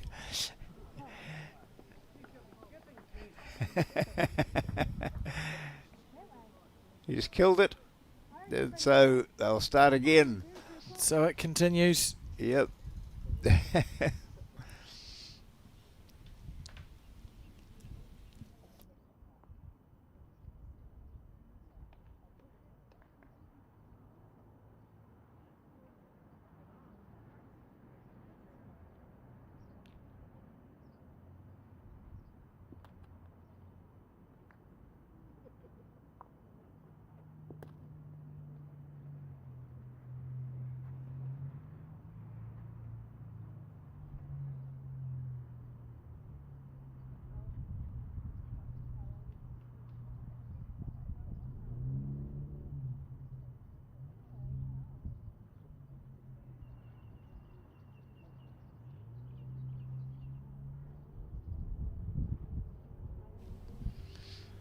Here we see the kill. Yeah.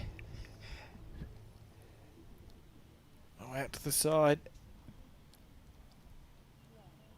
Watch his reaction there. Yeah, good stuff. He's played some very good bowls. Difficult conditions with over previous days, and he and Graham Scallon certainly deserve to be finalists. Oh, I wonder if he'd be asked to do it again, because there's a good starter from Terry Blackburn. Yeah, she's got the bit between her teeth, hasn't she? Played well. I think all four players have played pretty good bowls in this match. Just Kurt and Terry consistently enough better. Yep. And at the right times early on in the game. Kurt took a couple of really good opportunities, one for a 4 that I can remember. That's a lovely shot from It Chen. is, you know, and that was the green, wasn't it? He took the perfect green. Possibly only the second or third time he's landed on the centre line. His weight's been really pretty good for much of it. Terry Blackburn on the same hand. She's handled this side quite nicely.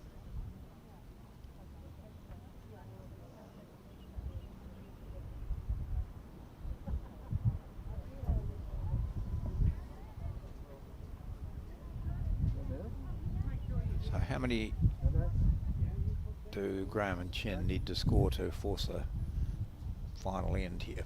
5. 5. 4. 4. 6. Yep. Yep. Well, you want to, realistically it's 2 5s because it's Yeah. so hard. I mean, we've seen 1 5 scored in this match, but Oh, it's hard to do. here we go. Pop that out. Just underneath.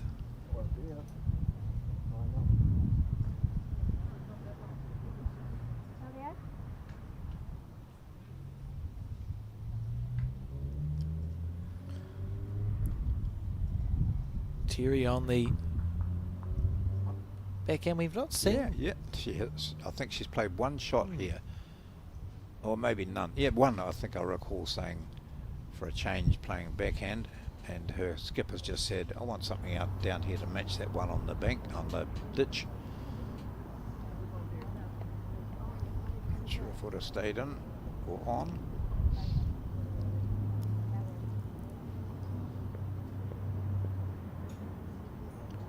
Maybe his last bowl of this final. Tough battle to get this far, and he and Graham Scallon have just faltered. Just a little, Yeah. and it's been enough.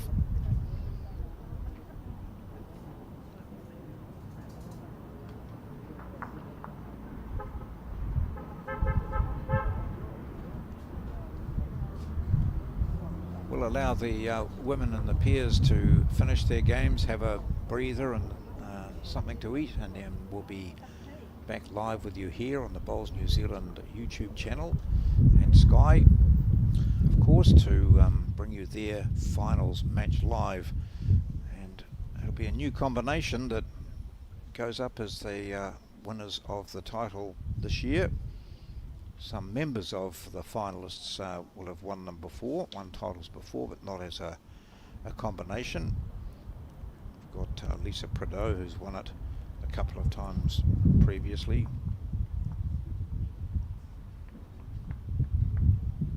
Ashley Jeffcoat. Oh, here we go. Just around the back, but exactly where he wanted something. Just back there for the Scallon drive.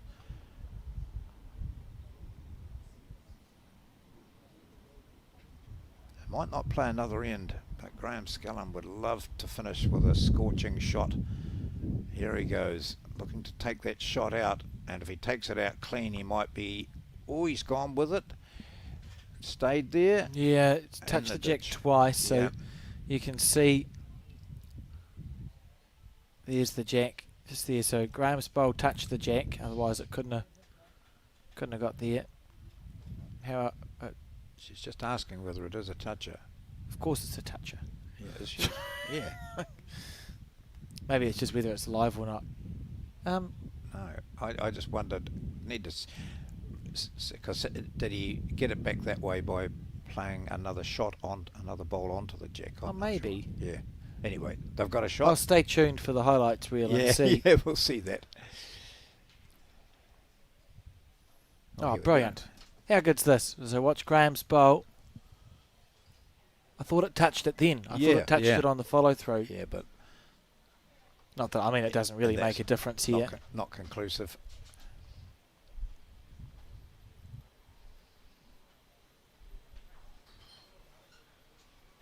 Oh, Graham's going to have to look for a way to kill this now. Not scoring a 4.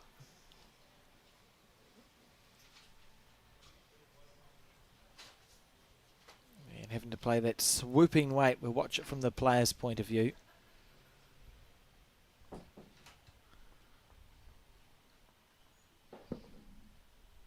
Oh, not to be.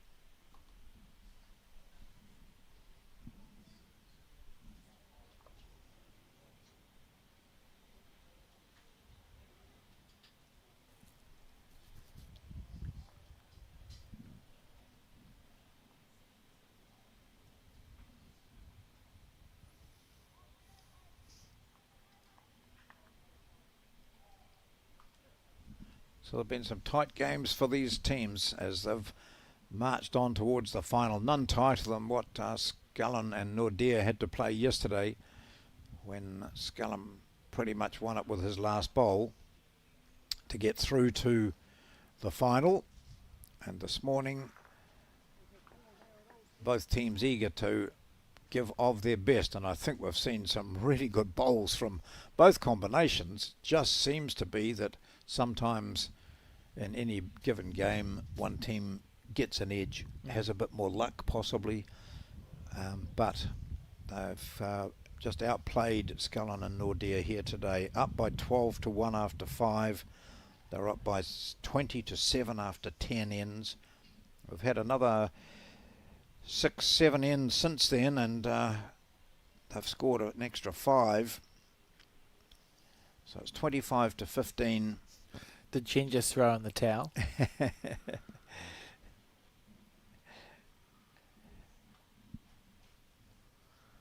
Fair enough. So Graham taking his time here.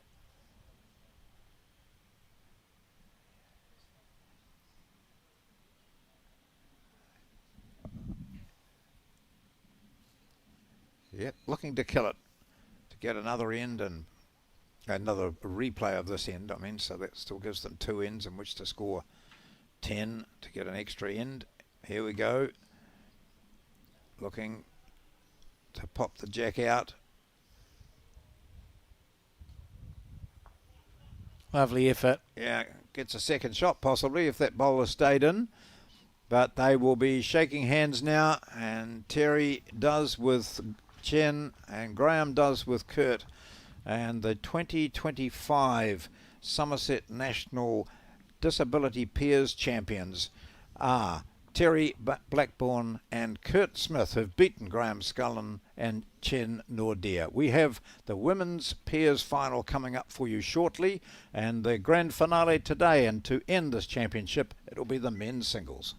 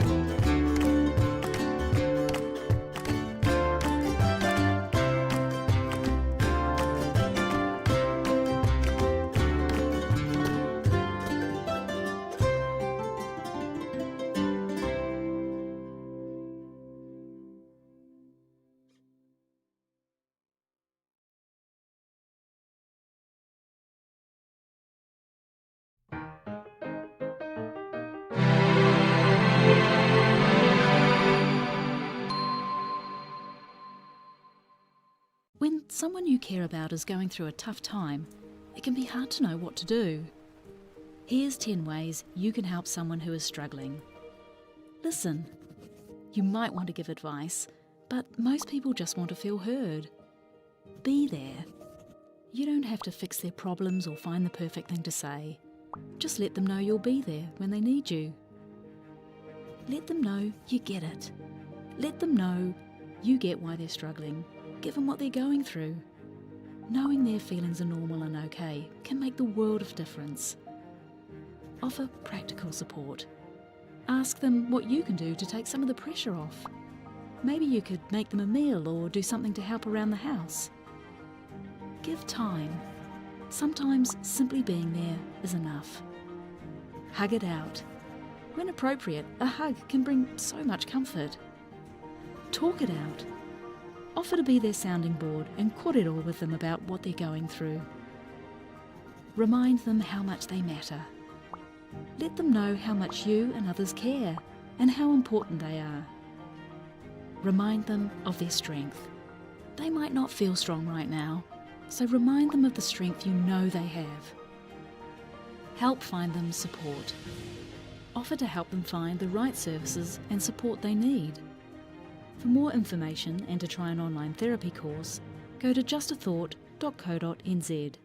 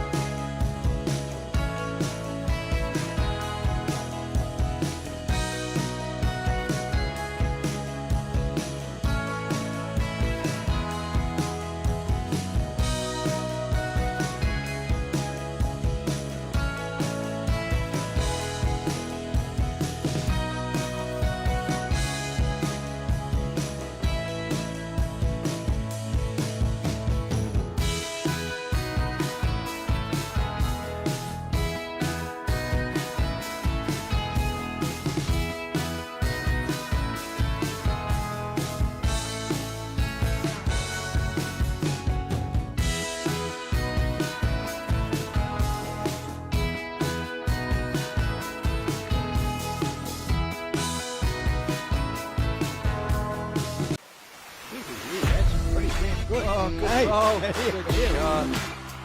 It's still going. He's done it. Oh, what a shot. Beautiful ball. Need a shoulder, he might just pick the jack up. Look at this. Look at this. Oh, Yeah, yes. What a ball. Look at this. This could Go, be look, good. That is an outstanding ball. Oh, and he's tucked it in.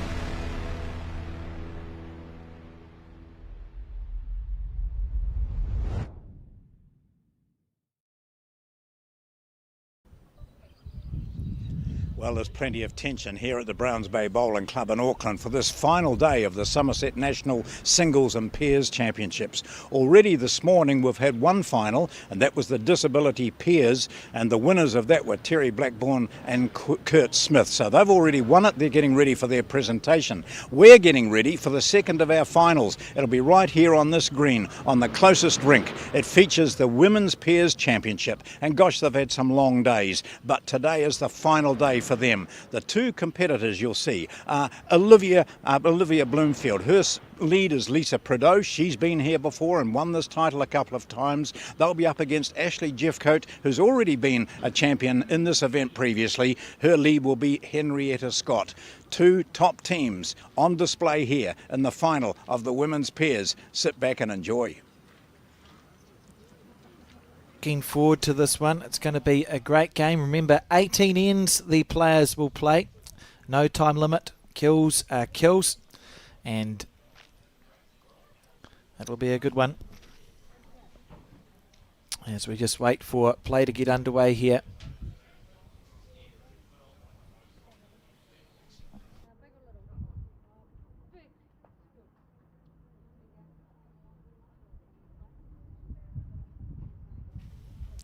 And we'll see who's won the toss.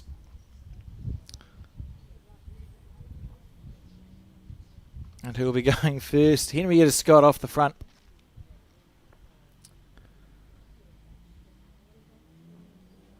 Left-hander.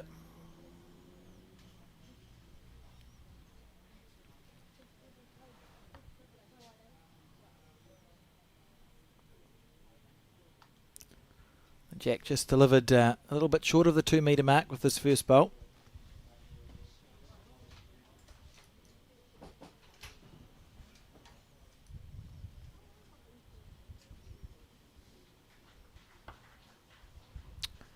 Nicely done.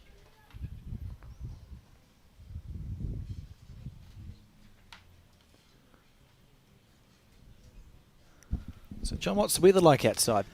Quite warm, I must say. I needed one of your big hats. Oh, I've got a hat, but I didn't think I'd be outside much today. Inside all the time. It is very pleasant, and that we've seen in the final previously that there is a wide hand and a not so wide hand, but it's nothing to do with any wind. It's quite pleasant here, so I think we'll see a very good, accurate display of draw bowling from the leads. Experienced Lisa Prideaux, of course, and a young woman who's part of the development squad within New Zealand Bowls, Henrietta Scott. Yeah, we saw Henrietta, as you said, John, play a singles game, and really nice to see her feature in this final of the pairs. She would have been disappointed with how her singles went on television. Oh yeah, she was very upset about it, really, and I noticed her opponent then there, Ailsa Taylor, is here watching, so I was hoping to just have a quick chat to her, but she'd be very impressed to see that Henrietta's bounced back nicely from that match.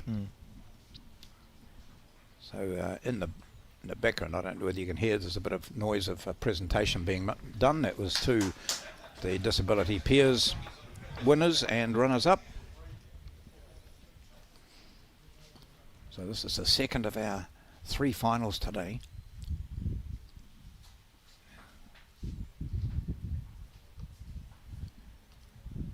I think, as we mentioned during that game featuring Henrietta Scott, I think we often mentioned the thing, what does she learn out of that singles performance? She just seemed to be so uptight. I think we mentioned, she was late getting to the start. She raced off to get a measure and all that sort of thing when the game was already underway, which is not the ideal preparation, and sometimes it's very hard to come back from that. Yes. And also she was a bit nervous about being on the, subjected to our comments and criticisms. We're not critical. But Lisa Prideaux's already been in front of the cameras. The game they played last night finished at about 8:30, I think, their qualifying match. Yes, yeah, it finished. So long days. They were here at 8:30 and start playing at 8:30 in the morning and finished playing at 8:30 last night. So tough stuff.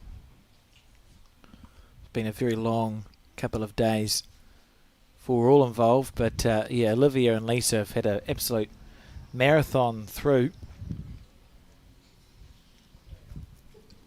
Been some marathon men's singles games on the green to the left of us. I think one of those is still going.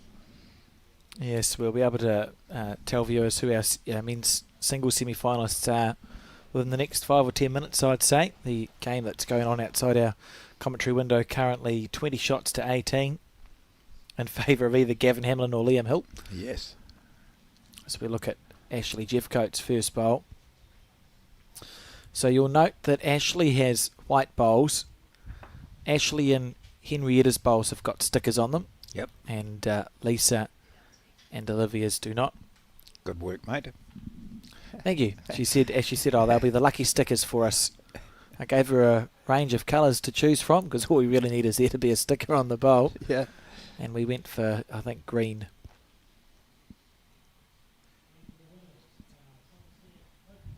Yeah, when you're looking at these combinations, you've got two who are very experienced, Bloomfield and Prideaux. They've had success previously.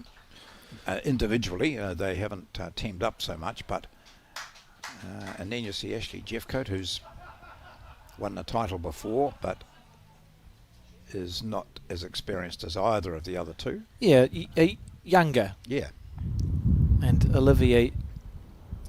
Henrietta younger again. So we were talking before we started, John. Olivia skipped and won an Australian Open Pairs title. Lisa has led in 2 winning New Zealand Open Pairs teams. They've both won New Zealand Champion of Champions titles. They've played inter-centres. Olivia's gone to the Commonwealth Games. The list goes on. Certainly the team that on paper would be favoured to win this match, but Ashley and Henrietta have got here for a reason. They've got the talent to do it.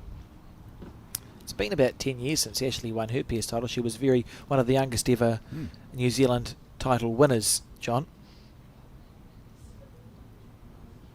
So it should be a fascinating clash, I think.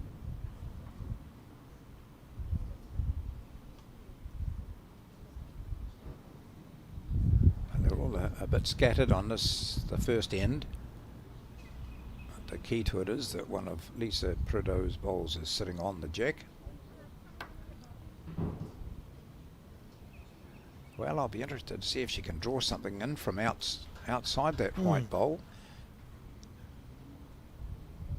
She won't want to go too far outside that wing bowl. Oh, okay. She might actually get an idea here of what that hand's like.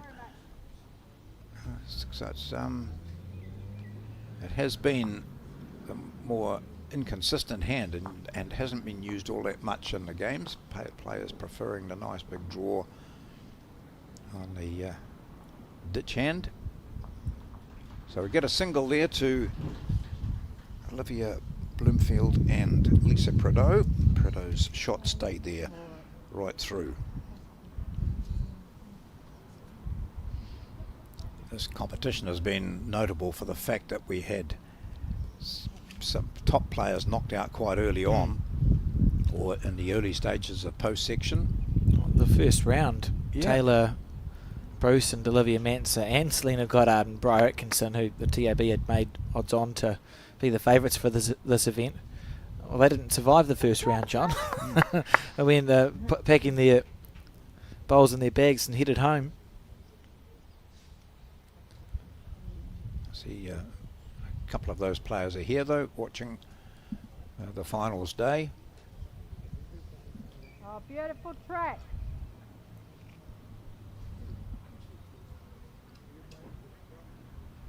Yeah, that. Handy bowl. Yeah, and this is the key to it, isn't it? The leads. What about Liam? Who's that, Liam? I think Liam might have won that by the shouting. It's been a tough battle between the two. 20-18 it was when they played this just completed end, and there's no sign of the jack, which means it's in the ditch. So Liam Hill through to a semi-final of the men's, which I think he's 15. I wonder when the last time a teenager made a semi-final of a New Zealand Open singles was, John. Well, I know you were looking at some stats, looking at the youngest person to win a national singles title, but you know, way back, a young person was probably in their 40s. Yes, well, in 1955, Jack Raybone of the Northern Club, at 34 years old, won the New Zealand singles, and then it was decided that that must be the youngest ever New Zealand title holder. Our times have changed. Henrietta Scott, one of the younger players too.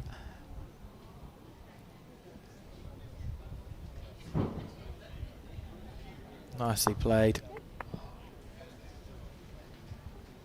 Stay there if you want your lunch perfect. It will be this Piers final, as we've seen most Piers games. It'll be a very interesting battle up front, I think, John. And that tends to set the stage, doesn't it? We've seen Lisa play so well. Henrietta doesn't need to outplay Lisa, but if she can sort of Don't worry about it. All good. continue to give Ashley opportunities, don't need to be holding the shot, but if she can keep crossing over with a bowl past and one or two there or thereabouts, there's no reason why they can't win this match.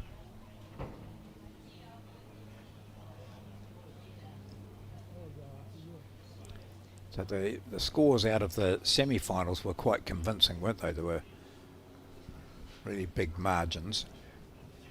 And on the road, and we'll have a look at their path to this final, they had to overcome some pretty big names. The event's gone smoothly. Just tucked in her bob as her spray chalk. Couldn't work out what it was previously. I was trying to get a close look at it. We had a whole game to figure it out, which is helpful. Yeah, that's right. Here she goes.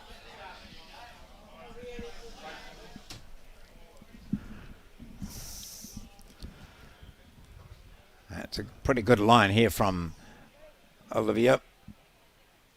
Might Yeah, give them nice a couple. bowl. Nice bowl.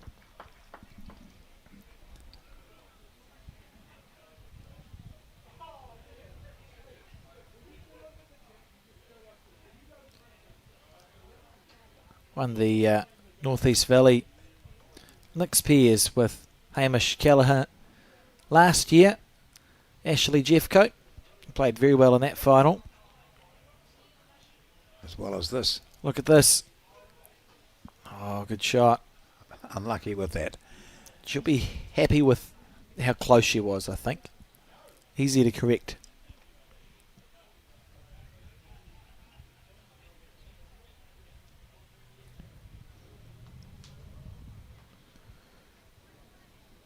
Rising to the challenge, Olivia Bloomfield.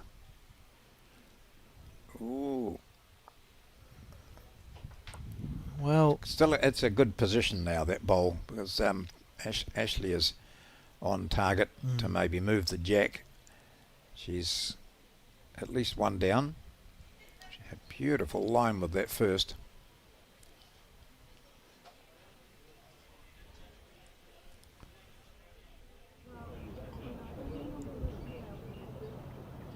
this is close, John.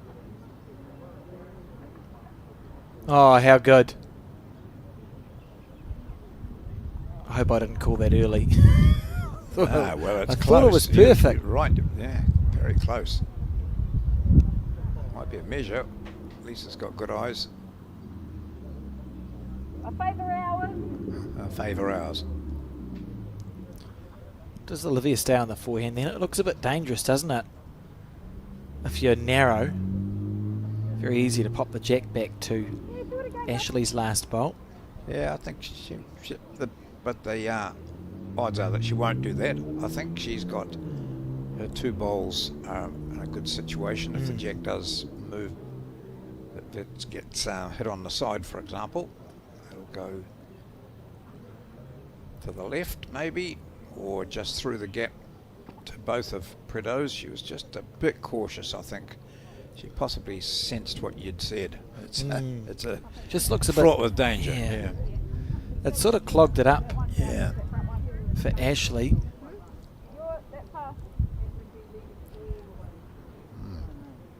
Hard track to navigate here. That bowl of Olivia Bloomfield's that finished at 10 o'clock to the jack is in the exact wrong place for Ashley Jeffcoat. If she can just sneak around it, she might be okay, but then she finds Henrietta's bowl. Oh, it's pretty good, isn't it? She can't be far away here, John.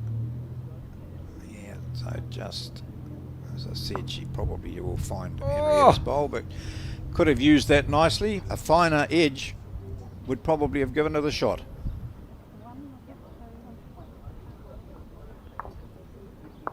One blue. One more to Olivia Bloomfield and Lisa Prideaux.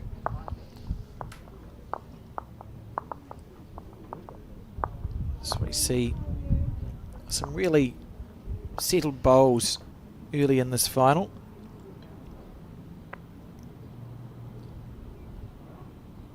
Olivia a little bit fortuitous with that one. Then what I thought was a perfect bowl from Ashley Jeffcoat somehow drifting on. And same with this third shot of Ashley's, just getting bogged on Henrietta's bowl, and it means that the score 2-0. So 18 ends this. This is the last day of our competition, which began last Thursday, the 2nd. Seems a long time ago. We've had the men's pairs, and we saw the final of that 4 days ago, I think it was, with Jamie Hill and Lance Pascoe winning. We had the women's singles with Debbie White getting up for it. Weren't they some great finals we saw on that first finals day? Oh yeah. And the disability singles was a stunner as well. And we've since from then gone on through the men's singles to the stage where they're at the semi-final and the women's final of the pairs. And to get to the women's final, I was just looking through, we'll talk about Ashley Jeffcoat and Henrietta because they've had quite a run. They started off at Howick Bowling Club on the 8th, or just yesterday. I'm getting all confused, and I can tell you that today's Thursday, John, if you're wondering. They played Estelle Hickey and Helen Blick, very well performed combination. Defeated them 20 shots to 13. Then they played Millie Nathan and Pinky McClintock. Millie won the World Champion of Champions singles here a few weeks ago. Defeated them, took care of them, 22 shots to 10. Then they played Claire Hendra and Kenny Critchlow. Wow. 16-15 win, which set up this morning's semi-final, which they won convincingly against Kay Barn and Janine Noble, 20 shots to 6. And we've heard that Henrietta, for the first half of that final, just couldn't miss, John. Oh, right.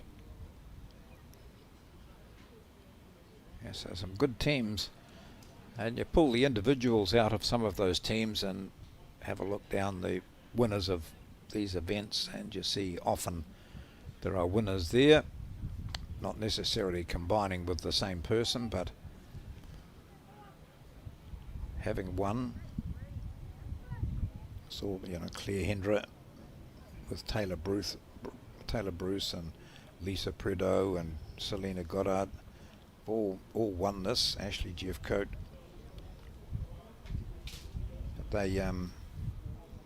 don't always stay together. Here we go, nice ball coming in. Oh, well, a little bit stiff to continue on so far, but well played from Henrietta.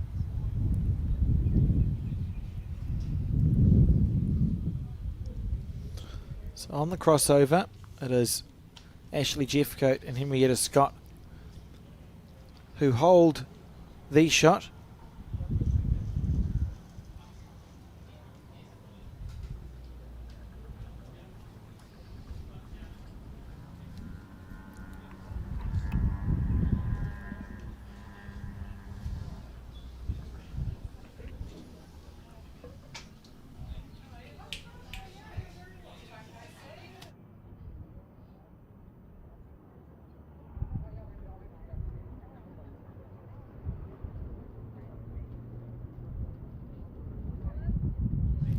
Look at this on the forehand. Lovely bowl from Olivia Bloomfield.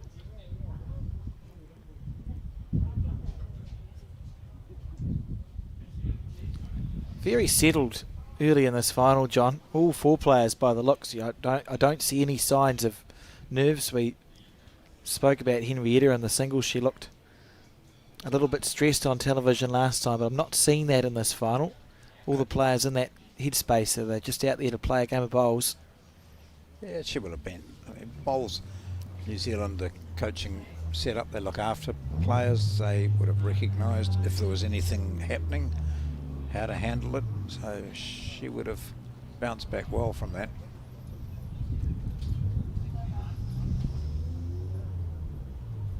Well, that's a poor. That's my fault. It's a poor bowl there. Olivia will be disappointed with that. Gee, yeah, that might be the worst bowl she's played all week.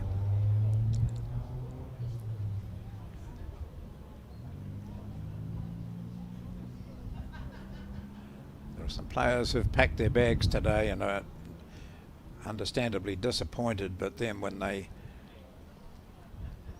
think about it, I think, gosh, qualifying for national singles or pairs, getting through to quarterfinals, stunning stuff. Thousands of bowlers around who can't do that. Look, there are people who have entire bowling careers and successful bowling careers who don't make it down to a last 32 or 64 of a national event. Here's Bloomfield. She had a little talk to herself as she walked back after that last bowl. And then, well that played. worked, Yeah, good shot. Yep. Holding 2. And Ashley will just give herself a chance on that forehand. You can see to the bottom right of the screen she's got her stickered white bowl, so she could probably play that weight, do you think, John? Yeah, it's a possibility. And the 2 outcomes, one could be moving the jack back there, the other is just sitting in a shot bowl.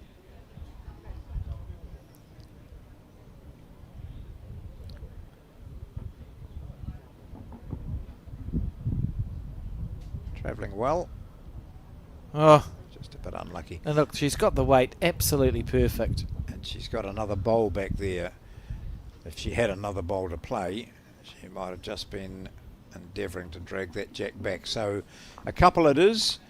It's all Olivia and Lisa at the moment. They lead by 4-0. And a steady start. I could have said it, but I didn't.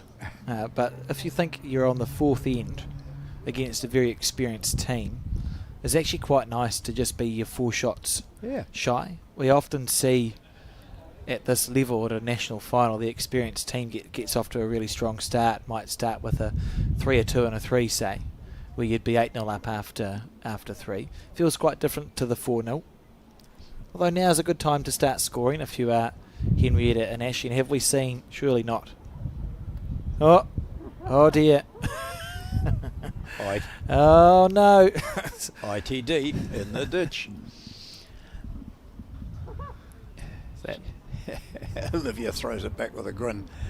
Well, you know, it was happening so frequently in previous days, but there's no real reason for it here. It's basically just your delivery, the speed of the green. It's pretty sharp out there, isn't it? I don't know what it's running at, but it's oh, here we go. There's a change up. Short end.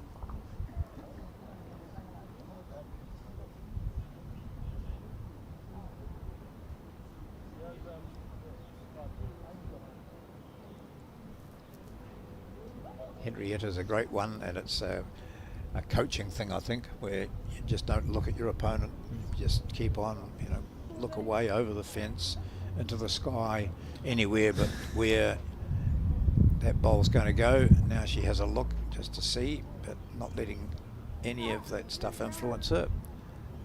Just steps up to the bat now with her own shot on her mind. We saw Leslie McClendon do that a lot, didn't we, in the broadcast game yesterday? Yeah. Didn't often even watch the path of the opposition bowl.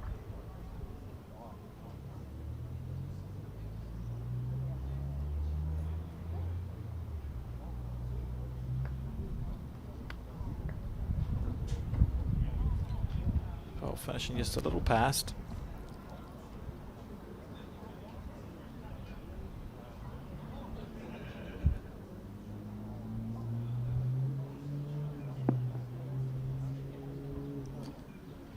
Here we go. It's Brito and Scott both favouring the forehand. Good line.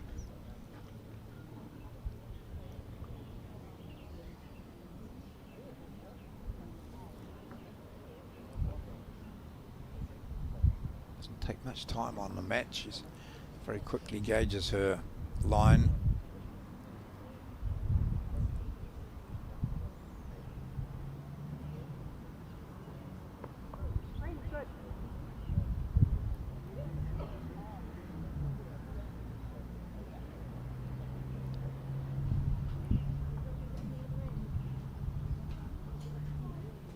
So Lisa on the forehand again.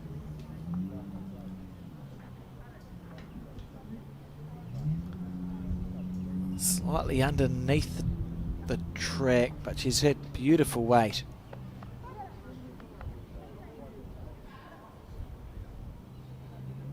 So it's a chance here for Henrietta.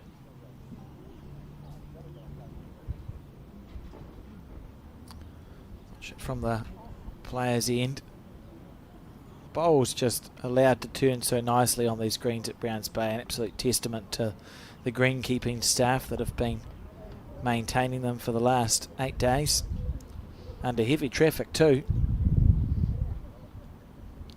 Nicely done by Ashley Jeffcoat, who instructed her lead to come in. She'd had 2 scattered bowls, one short, one wide. Just stepped out with a foot, just a bit of an encouraging sign.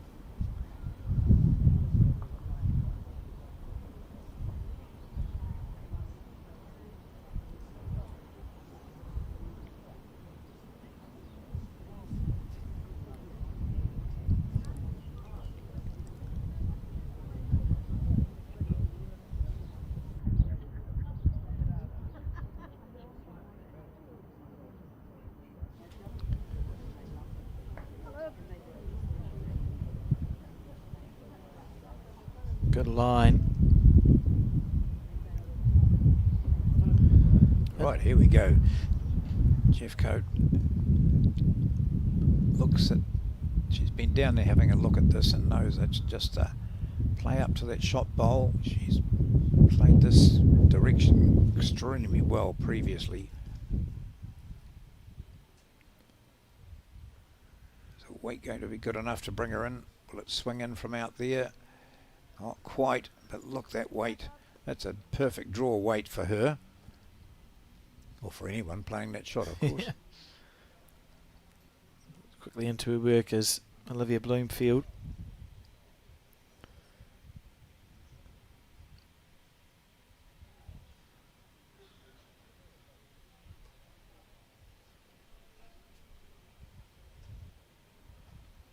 Oh, she's giving Scott and Jeffcoat a bit of hope here. So they're just one down.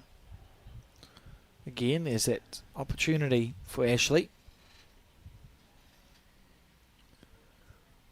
2 bowls left.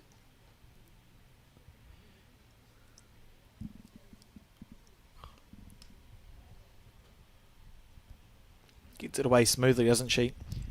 She always looks as though she's grinning, you know. That's just the way she is. Here we go. Now, this is not bad, is it? Comes inside that, or gets a flick off it. Little feather. Oh. Oh, goodness. Oh, all the way through. Shouldn't have got through the holes, Ashley. Did very little wrong there. Shake of the head there from Olivia. With her different coloured shoes. Very stylish. Yeah.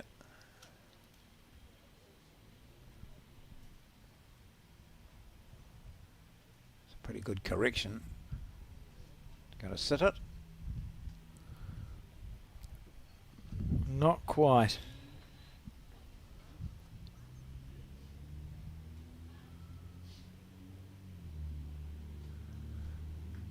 Well, not much has changed No. in regard to Ashley's shot selection, I don't think. Be to the right of your screen as you see it.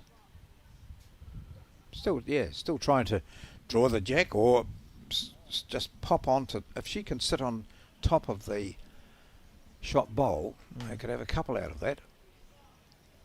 It's a fine shot required, but she's been very close.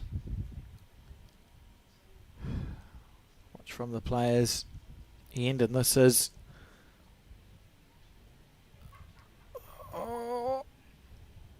perfect green. Yeah. And short on weight.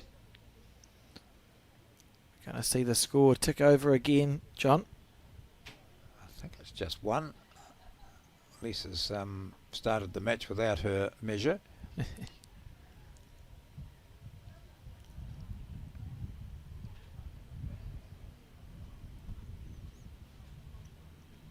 It's interesting when you look back at the history. Both Carlton, Cornwall and the Auckland Bowling Club have a very long history. We've spoken about Auckland a little bit at this National Championships, founded in 1861 by a bunch of Scotsmen. Took them 30 years to get an OK green. And what was that, John? Was just it a single, I think? Just Yeah. a single there. Yep. Very close to 2. You could see Prideaux's, the edge of her tape, just going up and just missing. Carlton Cornwall too, a club with a lot of history. And I was just looking back. It's been a little while. It was in 2008 when Joe Babbage and Bev Crow won the New Zealand Peers from Carlton Cornwall, since they've had a New Zealand Peers, Open Peers win. So that'd be a nice little thing for them to tick off. And for Auckland Bowling Club, I'd be very surprised if they've ever had a woman who's a member of the club win an Open New Zealand Championship, because they've only very recently opened the membership gates. Recently in terms of bowls, it's sort of 10 or 15 years, but only recently have they had a women's section at all at the Auckland Bowling Club. So on the cusp of making history here, regardless of which team wins.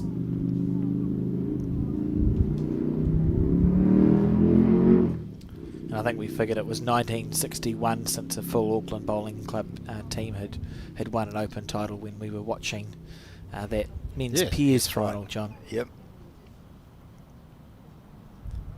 It was a great game. Yeah, I think that stands out, doesn't it, as possibly the finest of our finals to date, although the disability men's singles was very interesting, if only for the fact that the winner took a long time to get to that 21, and not through lack of trying. Fighting qualities of. Well, that's unlucky, Henrietta. Yep.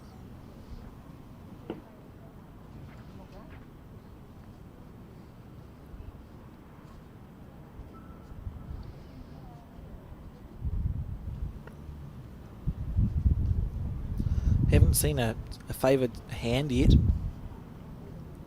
Which is quite nice, because we had the first finals day was playing this direction too, from the clubhouse down to the main road, and the wind was quite impactful, and we saw this bank hand, the side to the left of your screen. It turned a lot in the first finals day, whereas the side to the right of your screen was more of a half green. Looking far more consistent today, John, and it should result in some very nice tight heads here. Well, the players can feel confident about using either hand.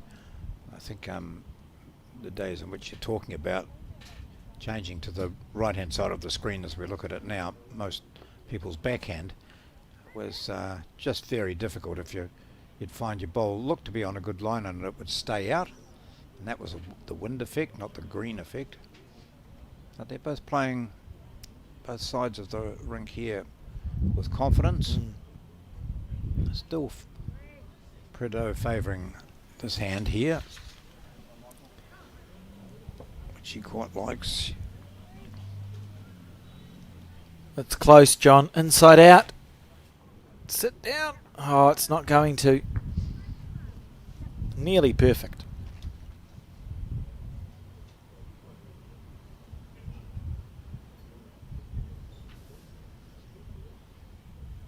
Got asked to move to this side. She might end up staying here if this runs out. She might think this is not a bad hand to play. No, she was just shy on her weight. The green very good though, wasn't it? Yeah. So probably 1 to Jeff Cotton Scott.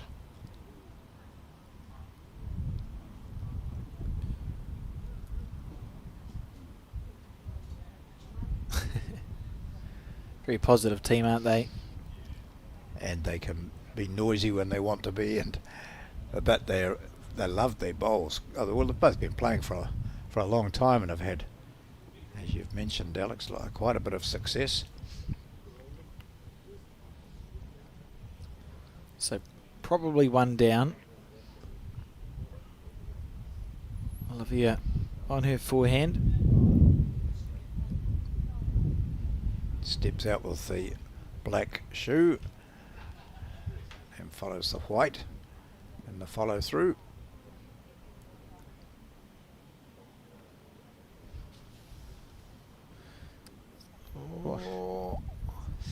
Staying on. Yep. Well, that's not the end of the world there. Olivia will now probably be thinking, if we will stay on this angle, why not hit that? Cannon the shot bowl out. If you're wide, you put the jack in the ditch. Ashley Jeffcoat's bowl come onto screen shortly. Gee, lovely green. Needs it to run. Needs it to run. I think it's just framed it. I would be surprised if we don't see Olivia attack here. There's not much that can really go wrong, John. Got the back bowls. Could hit anything and be okay.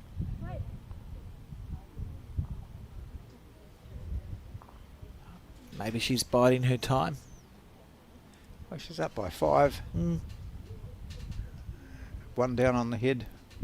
Just, and any movement of the jack will be hers.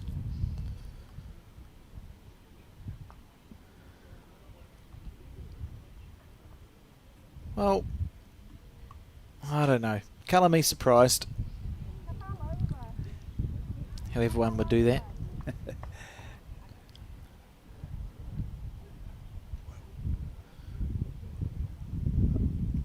Olivia would have felt more comfortable playing into the head than Ashley does, although she's holding shot. How's the weight here?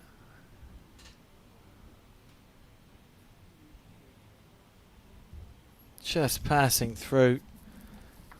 And now perhaps not so inviting to attack this. But still, I just wouldn't be shocked, John. From this end as a player, it looks very inviting Doesn't indeed. it? Yep.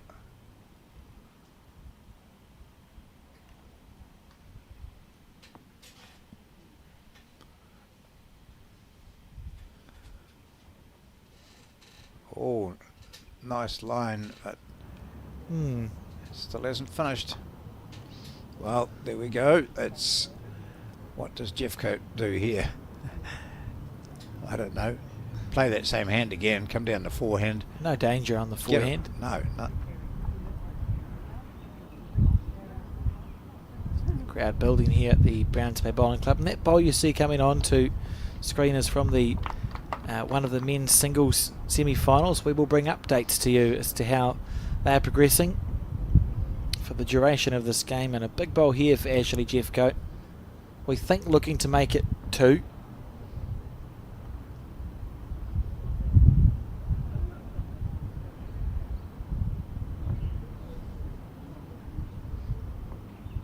Just around. Oh, she's tightened it up nicely. This could be an effective bowl here. Missed that. Oh, didn't matter that it was theirs, but just around there would have been ideal. So what are we thinking? A 1, 2, a 1. 1, 2, 3. Well, there's that one. Oh.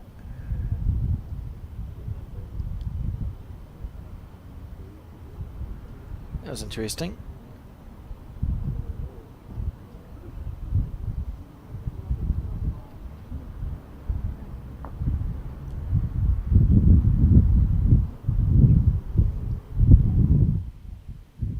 Tape measure is out. And by that it looks as though it's gone the way of Henrietta Scott. They might be on the board here. No. Get an umpire close enough to call the umpire. So those 2 bowls that were removed out of the count.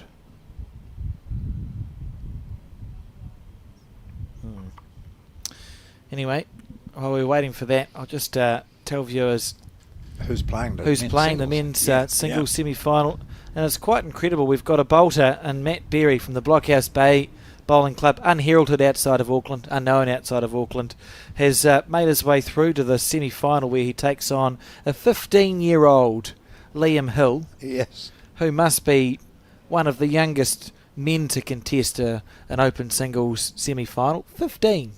That's ridiculous. And played with the maturity of a 30-year-old. Yeah. I saw him finish off the game against Gavin Hamlin of Martinborough. Well, just a great match and so close. And at the end it was, I think Liam took the jack into the ditch to win that end. Yes, he did, yeah. Yeah, so that was it. Well, we've got the laser measures out. Well, that's exciting. So these have just been approved by the Bowls New Zealand Umpires Committee.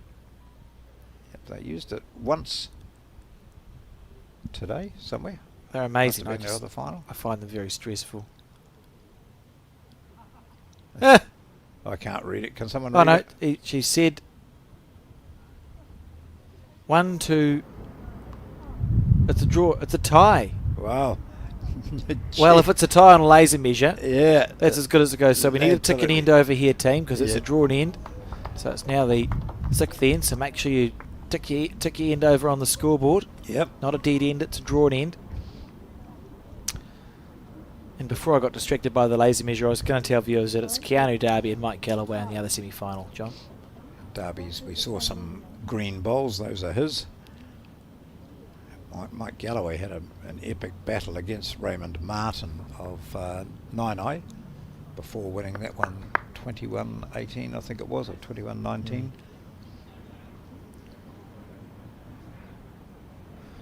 Well, if it's a drawn end, I'm still a bit bamboozled that we didn't see Olivia be aggressive with her bowls. Particularly seen... Oh dear. 2. I might start keeping count. Keep count of it. Oh, look, and then Olivia throws it back to her as if to say, well, go and chase it. Sorry about that. So we'll see the mat moved. So an out to bowls for viewers, if you're new to the game or you've played Twilight Bowls in the serious form of the sport, if the jack is not delivered within the bounds of the rink, it is then re-delivered. And the mat can be changed correct to wherever you want it. And then if that person throws it incorrectly as well, the jack is put on the 2 metre mark. And the original thrower of the bowl, jack, can set the mat. Beautifully said. Well, eventually. I liked it when we had Brett O'Reilly, the World Bowls president, here, and he said, I think we should look at when it's as you've talked about often, and I think there'll be a lot of people agree with you. You've won the right to put the jack down. So you place the mat, you throw the jack up, and it goes out of the rink or into the ditch.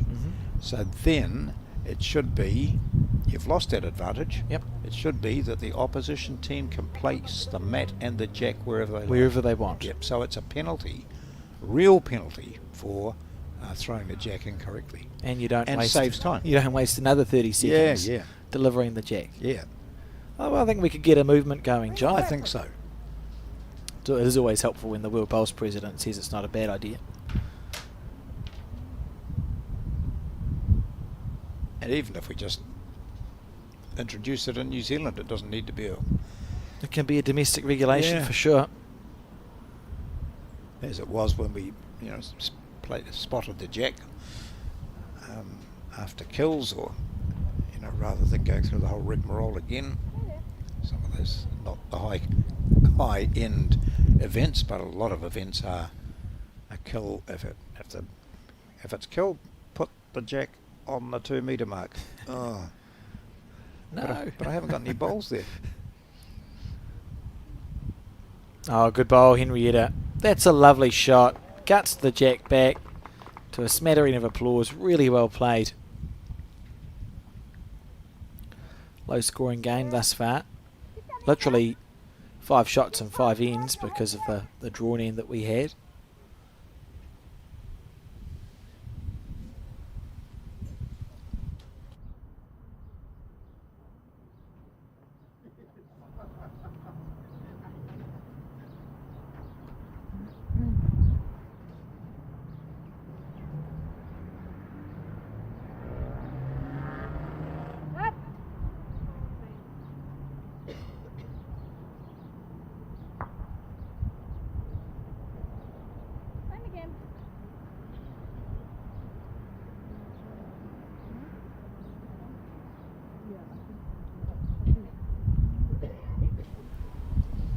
Looking for that same line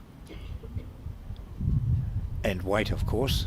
She might have the same line. Not sure about her weight. No, she's fallen short. Yeah. But here's the shot. That's a good start. Crossing over, holding 1. Means the opposition has to play a bowl if they wish to score. Yeah, she's holding 3. Holding 3. Yeah, that's what I said. Holding the main 1. Yeah, one and 2 others. Good thing we've got a lollipoping person. Doing a great job. Been very impressed with the number of volunteers, every nationals that we have from all the clubs, and there are umpires that travel from outside of the region to umpire. Trust me, it's not for the remuneration they receive, it's for the love of the sport. I can tell you confidently that they're all pleased that this is the last day. None more so probably than Pete Sheehan, the president here, but some of those volunteers are just starting to show the pressure, really. Yeah, it's about right. It's taking its toll. Ashley on the backhand. She'll be encouraged with this line that she's got here. It's quite nice because she had her own bowls there, or Henrietta's, and it's still holding 3, probably 4 now. Plenty of room for Olivia. Yeah. Oh, but yeah, so interesting. So the jack's moved across to the left quite a bit. I think Olivia here just needs to draw a second shot, John. Yeah. This is one of those ugly heads. You'd look at this and think, well, it's quite splayed out. How are they going to score a number? But because it's... Oh, okay, she's proven me entirely wrong. No, she hasn't. Yeah. Because the bowls are spread, there's actually nothing to rest on. So if you're down to this, if I'm playing you and you're holding 4 and it looks like this, it's actually hard for me to draw a second shot because you've got a scattered head. I can't hit anything and I can't rest on anything. I have to dead draw. So often these are the ends we see count as quite large numbers. See the jack in the bottom left of your screen. Keep off that white one and you've got a bowl. She's done very it. good bowl. Oh, well, this is huge pressure now for Olivia Bloomfield. 1, 2, 3, 4. At least 4 light. Not much to hit. That forehand that she's played isn't all that easy. She gets, she doesn't want to knock up the green one that's there, Henrietta's bowl. Decisions. She's got to go it. Or is she?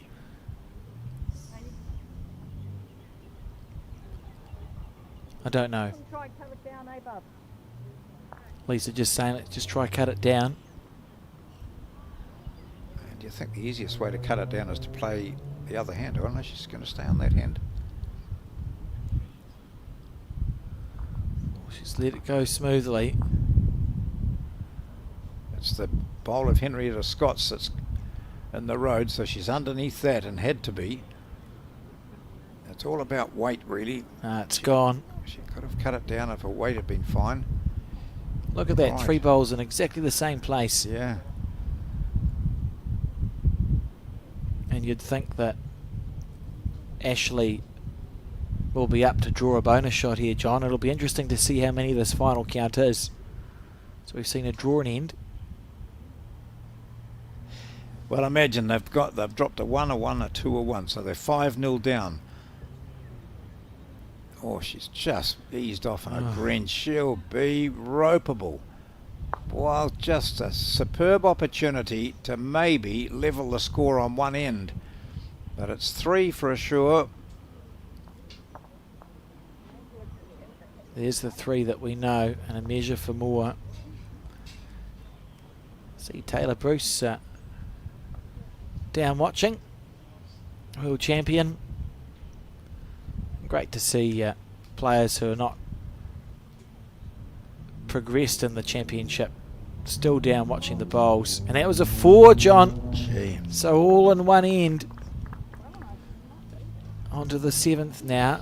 The score 4 shots to 5. Yes. So, and really it should have been a 5. Ashley should have got another shot there. Absolutely should have been there was 5. No Totally, problem. Just she'd drawn 2 lovely shots. But anyway, rather than 5-0 down, it's 5-4. This is 18-end match. We've played 6 of them. It's the women's pairs final of the Summerset National Championships. Henrietta Scott decides to go short.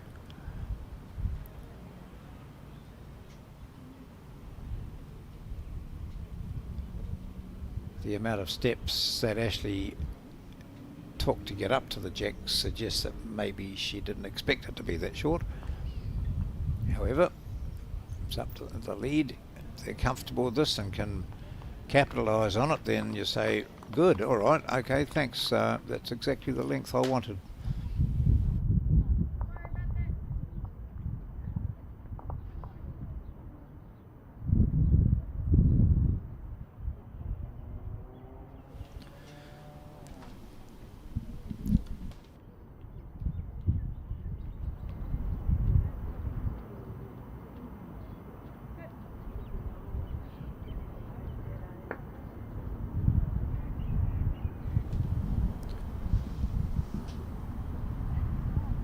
Much shorter end. It was a great start from Henrietta.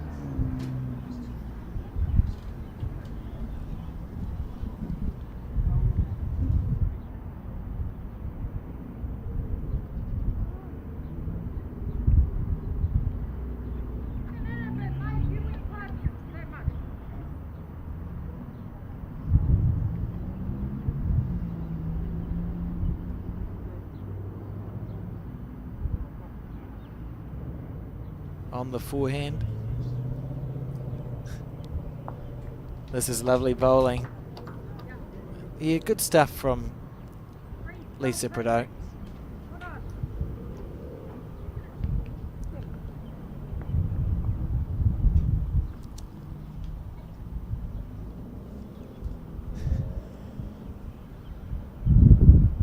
So first bowl from Henrietta is proving to be the difference at the moment.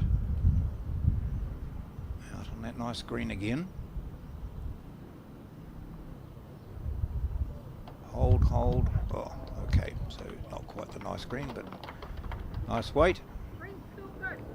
Take that much weight off. You're at the top. It's a bit hard to tell sometimes when we're down on this low camera. You sometimes get a bit, view's not quite as accurate. I mean, here we go now. This looked to be a bit tight, but it's not at all for Lisa Prideaux. Clean Oh, yeah. Oh, went the other way. A little bit unlucky to have snicked the jack over. Yeah. Does that not look like a very comfortable place to be Certainly does. in that seat? And there's people in the background Cup of tea. on their phones, of course.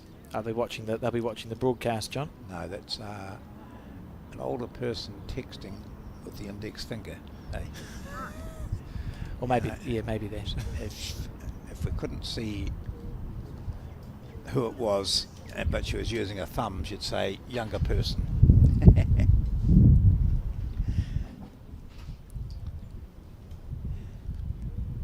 So nice, pleasant, much more pleasant conditions than we've had for the previous 7 days, really.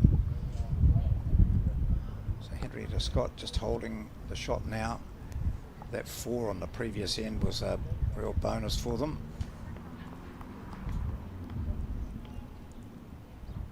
Nice to welcome Terry Blackburn here. Hello. Oh, she's yep. Did you get a trophy and everything? That's all been done? Yep. We had the prize giving, I don't know, half an hour or so ago. Yeah. Cool. What was, we're just talking to Terry because she's going to join us for 2 or 3 ends of commentary here to help out. And we watched the Disability Pairs final, which you won with Kurt. Starting with, 11 over the first 4 ends or something is a bit of a... Yeah, I think we were... Is an advantage on the score, but is an advantage mentally or not? Yeah, it's one of those things where, always great to start a final with a couple of multiples like that. But then, of course, you're very aware that there are so many ends yet to come. And so it's almost a different form of pressure. They did come back at us a couple times. And I think with about 5 ends to go, they were within 6. So, at that stage, it does feel like anyone's game. And I think we were 9 up with 3 to go. And even that didn't feel comfortable. They were both still playing well, and Graham Scallon had a couple of ends there where, he'd played 3 very effective bowls. So, it's just a matter of holding on and trying to focus on your next bowl. So that was a good watch. Well done. Thank you. Now, this game here, it's when we look back through the names that aren't here, Terry, it's somewhat indicative sometimes of a national championship, isn't it? The big names don't quite make the final grade, and that's been the case here, where some notable teams have been knocked out. Yeah, there were a couple of big names knocked out early in this, in the first round, but these teams aren't strangers to anyone, and they've certainly been playing really good bowls out there. I obviously didn't see a lot of those games when I was out there playing, but from what I did see, Henrietta was leading very well, and Lisa Prideaux in particular, I think, was in fine form. So that a lot of the pressure is on the lead. Yeah, quite often they'll say Pairs is a leads game, and I can say, as far as my experience this week, I wouldn't say that it's necessarily been a leads game. I think, Kurt and I have combined very well, and at times it's very much felt like a team thing, but there were also plenty of times where I felt like Kurt was doing all the heavy lifting, so I think it can be a skips game as well. But the lead certainly plays an important role in setting that foundation. Well, this is a big fight back here from Jeff Coate and Scott. They were 5 down after 5 ends, or 4 ends. Did you see the drawn end, Terry? I did not. Oh, well, there was one. It was drawn on a laser measure, had the same reading for both bowls. That's amazing. I would suggest it means it was It was Even. pretty close. What have we got here? I did see. Taken out 2. Must have been that last end where I saw Henrietta's, that might have been her second bowl, pull the jack away, and I thought that looks like it'll give her a bit of confidence, you know, going into those next ends. And yeah, it looks like she's drawn a couple more Yeah. close. So 7-5 is the score in favour of Jeffcoat and Scott. When we look back 3 ends, they were 5-0 down. And now we see progress on those men's singles matches. That's great, isn't it? Liam Hill, 15 years old. Well, he's played bowls for a few years, hasn't he?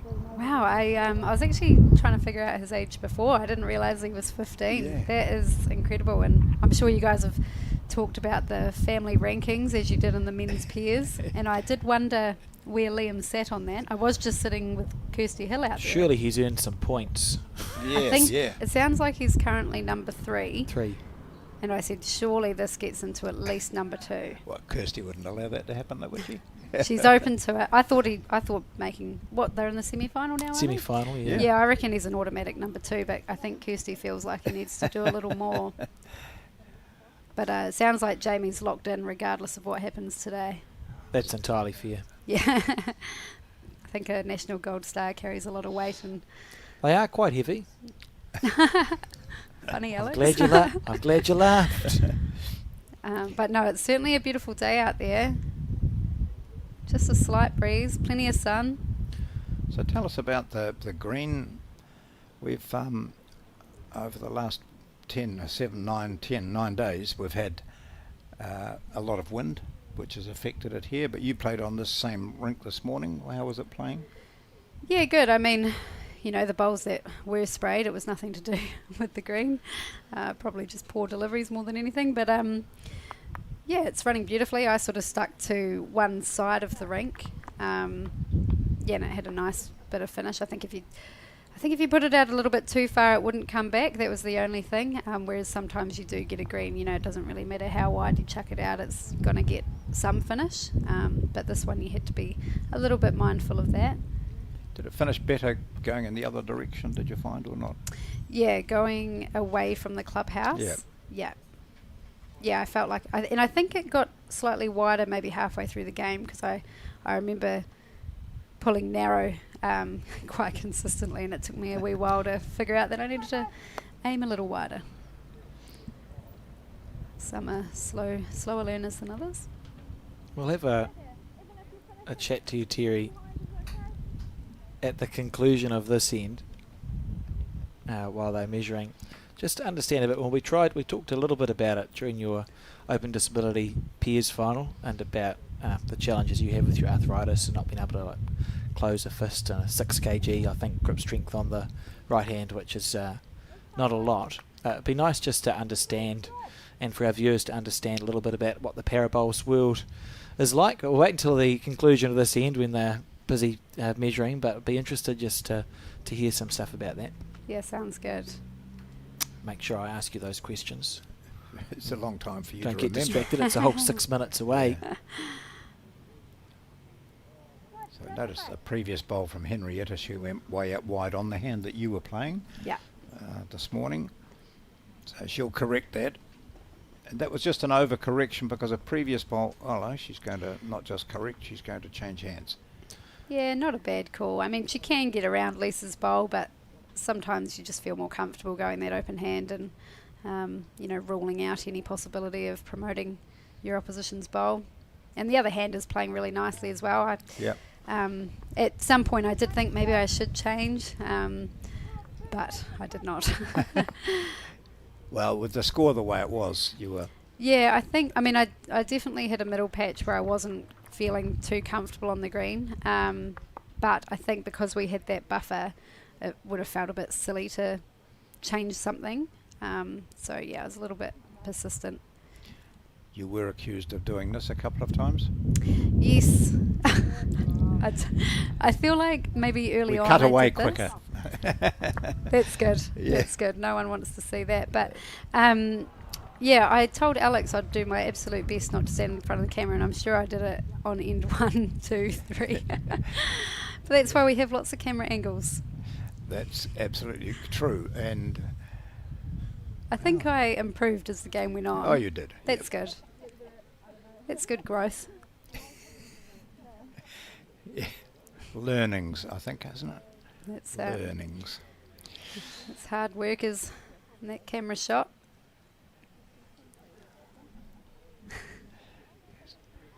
Kevin Smith, who has a fair bit to do with you and the para team and Yeah, no, disability. he's brilliant. Yeah.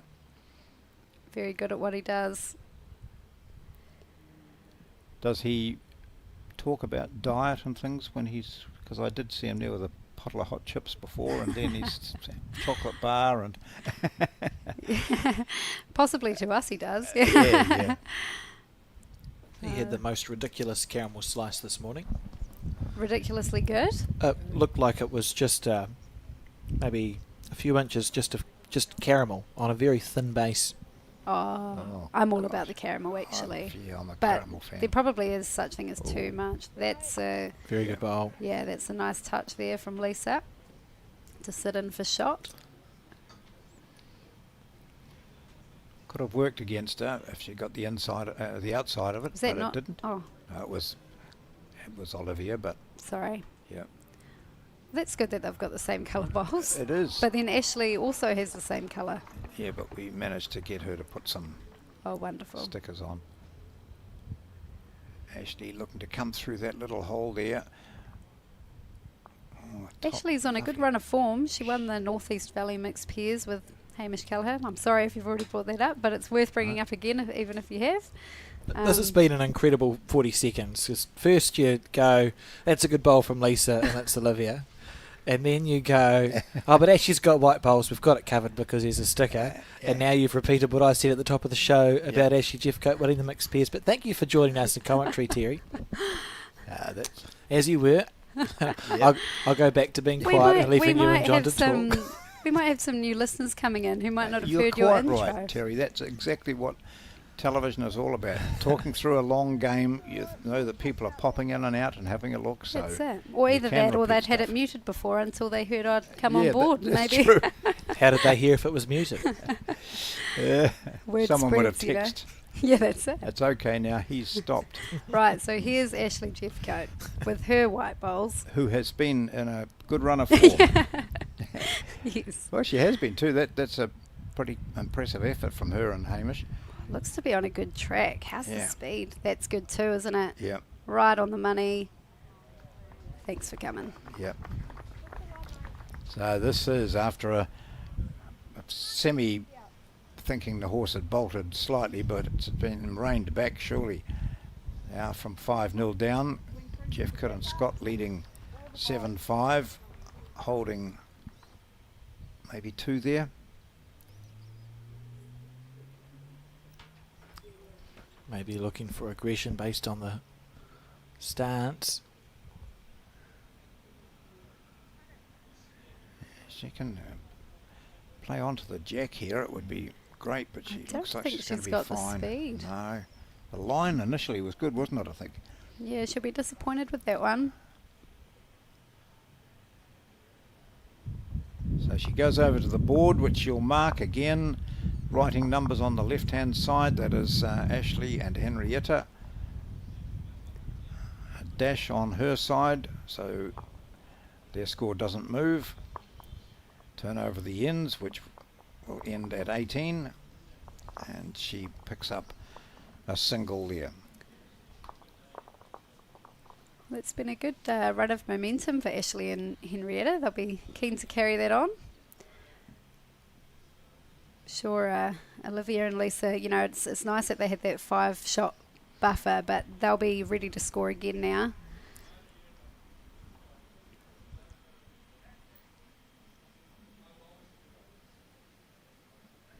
Henrietta now seems comfortably decided on that hand. Yeah, she's settled in nicely now. Yeah. She just toyed with the other hand initially. It's good to see. It's a hard call to make. It, as you said, you were thinking about changing hands, but this game situation meant it wasn't quite so important. But if you're leading and you're struggling a bit, it's Yeah. still difficult sometimes to early on make a call. She Yeah. made it really early. I think, I don't know, it was one of our earlier games where I had no real intention to switch permanently, but I felt like I just needed to throw a couple of bowls down the other side and then come back and revisit the hand that I had been playing, and sometimes that's enough and that works a treat, Yep. which it did on that particular occasion, so that was good. Perhaps I should have done that in our final today, but anyway, that's what Kurt was for. Nothing better than your skip saying, you've been playing the wrong hand all day. I told you to change. Sometimes that's what you need, though, isn't it, from a skip to say, look, just try the other hand. Yeah, even if it's just for one bowl. Yeah. Oh, not far away. Lisa, though, holding a good shot there. I think Lisa's strikes me as someone that once she gets her first bowl there, she can double up on it. She's, got a lovely delivery to allow for that consistency.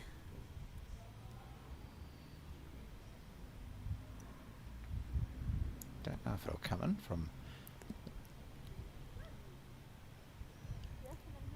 Still handy.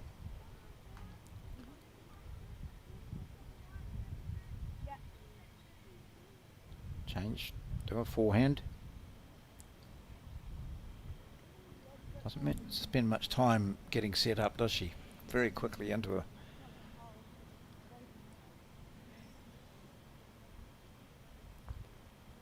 Oh, nearly.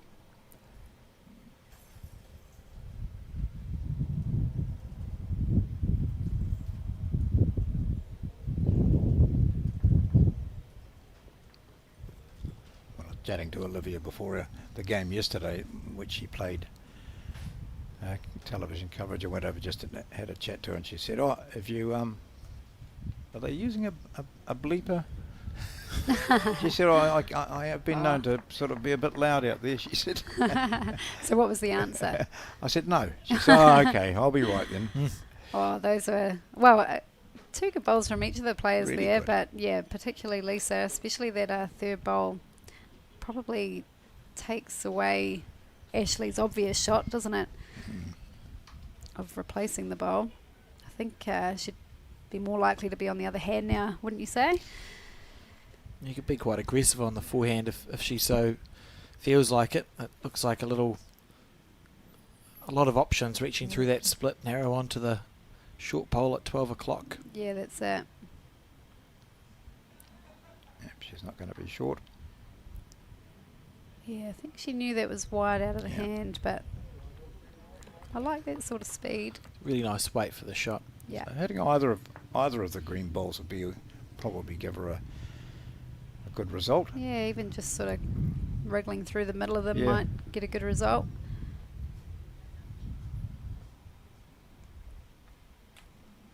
Eight 5 the score.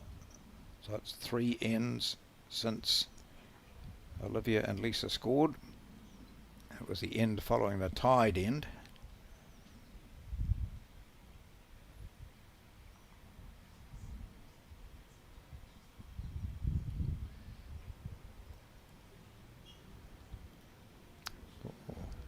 Line looked all right, not sure about the weight. We'll soon see. Yeah, oh well, that's a bit in the road for Ashley. Yeah, it's one of those good bad bowls, I guess. Changed to backhand. Yeah, there's no reason she can't play a similar shot on the backhand, and she might even chip out that front one of Lisa's, which wouldn't be a bad result either. Just on the draw though. Tell you what. Oh, just the speed. She's got one to go. It's not quite lined up to peel both bowls, is it? Or Nearly. If the bowl at 12 o'clock isn't quite touching the white bowl, Yep. and you hit the right half of it as we see it, yes. both white bowls will go clean. And now they might not. All three. No. Wow. Oh, that's brilliant. All three will go. Yeah, they actually will. Yeah, Hit the front one, and it's almost better. that's all you need to do. What's she writing on there? I know my mum has a pen and she loves leaving people Little messages. I hate that pen. It's You actually really hard to You rub can't off. get it off, eh? Yeah, it's a shame. Maybe we need to get Jenny some nicer chalk. That's a beautiful angle. If Max can just zoom into the head, you can see the plant is on down by that. Is it a green? Down by the bowl that's not white. Turquoise, yeah. You hit that bowl, Beautiful. and you can see there that that white bowl that's nearly touching it is Yep. set to go square through. Get rid of the other two white bowls, and you'll sit with a couple. We'd love to see it. Oh, it'd just be a pretty shot. It'd be a pretty shot to watch. I've heard he wakes up screaming in the night, dreaming about these sorts of shots. I'd believe that. When I've missed them, usually. What we didn't have in the equation is that short white bowl, which is just a bit annoying, but she's going to be playing the backhand here, of course. It's the only way to get through to it. And let's see if Alex's prediction can come off. Certainly a possibility. Not as aggressive as we'd No. called it. I think she might still be on the draw, is she? Where's the No. bowl? Nah, she No, would have worked. she was. Square through that one. Yeah, I think we were looking at quite a direct hit on that bluey, greeny, turquoisey bowl. Yeah, bang. The bowl that isn't white. Right, so holding 3. Olivia with 1 to play. Wow, rinse and repeat Yeah. and hope that they all don't fall over.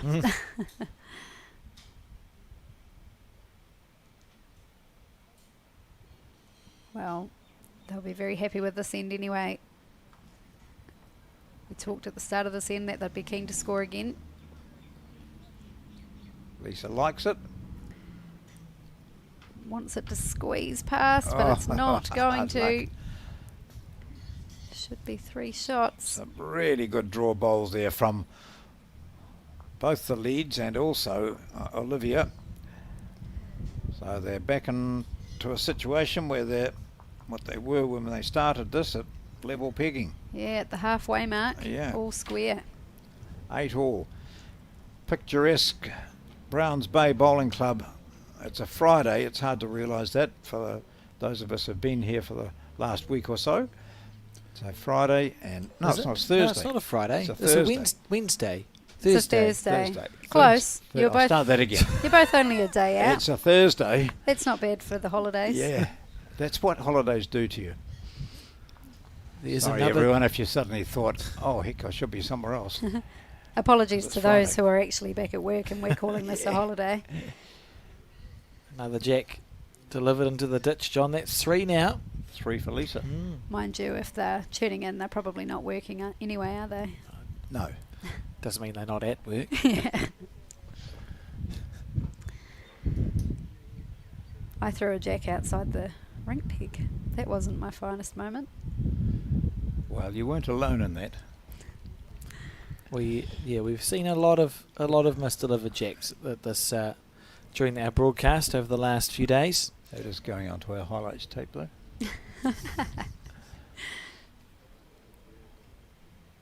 So, Prado, having recovered from putting the jack out.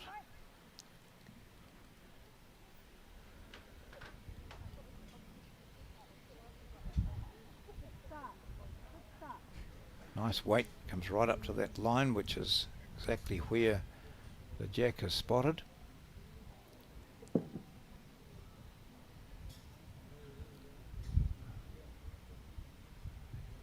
Notice the obvious difference in the green that these two have taken.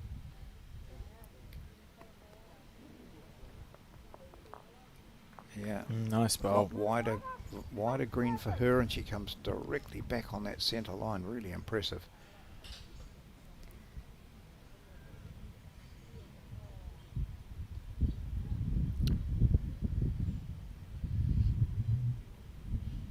So Terry, you didn't remind me to ask you the question, but we did talk a little bit about the Parabowls World Junior Open Disability Peers Final, and I was trying to explain how the classifications work because it goes from B1 to B8, doesn't Yes. it? So maybe you could talk us through what was your journey in becoming classified as a parabowler.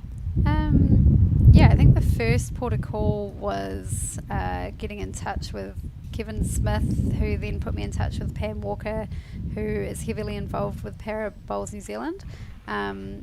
She was able to send me like the classification paperwork that myself and my specialist would fill out, and then my specialist also attached, sort of the medical history, to which then gets passed on to a qualified assessor, and from there we set up a meeting to be assessed, and my memory will fail me, but basically she did like a bench test and just a lot of basic things that test balance, strength and range of motion. And yeah, my balance is good, but the strength and the range of motion was not so good, and in fact it was it's very easy. Well, within the range. It's interesting because I guess I was diagnosed with a form of arthritis from the age of 1, so for me it's very much my normal.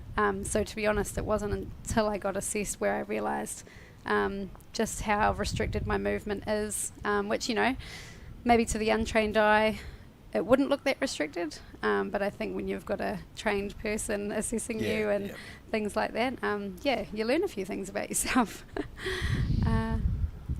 That was your process, and then when you joined Para Bowls, you recognised so many other disabilities that are included in it. Yeah, that's it. I remember showing up to my first Open Disability Nationals 2 years ago, and naturally I was a little apprehensive because I hadn't had anything to do with a para world before that, and naturally, there were just such a broad spectrum of people, and each person, has their own journey and their own story, which is, fascinating.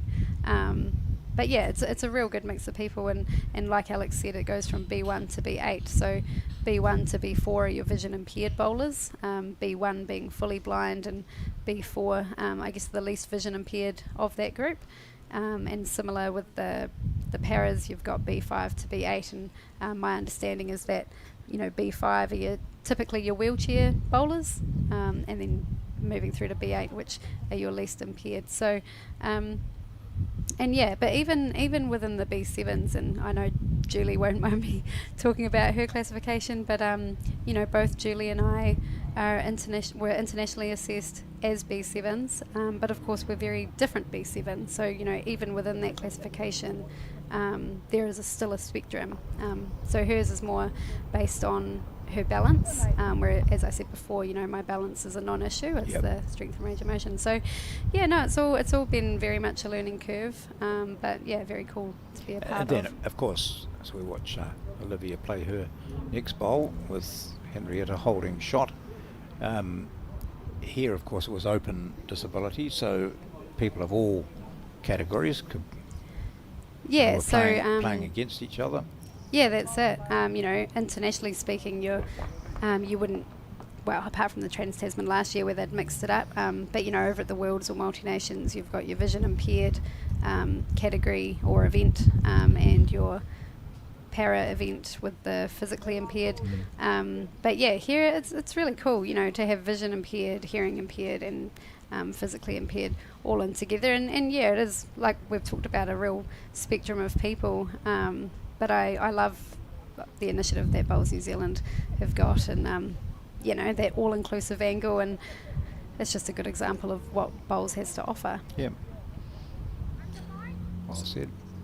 Good ahead here really for Ashley and Henrietta. It hasn't changed much since that Henrietta drew a bowl and they've been able to dislodge it so far, Olivia and Lisa. It's amazing what one bowl close to the jack, how that could change the entire story regarding a head. She gets around that. They're going to squeeze past. Just not quite. Mate, we kept going. Oh, and it sat down. Regardless, it is a helpful bowl, isn't it? So one red has gone up, so still see the lollipop there to the right.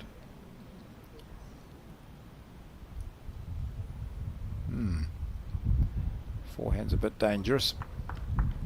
Could turn up that last shot.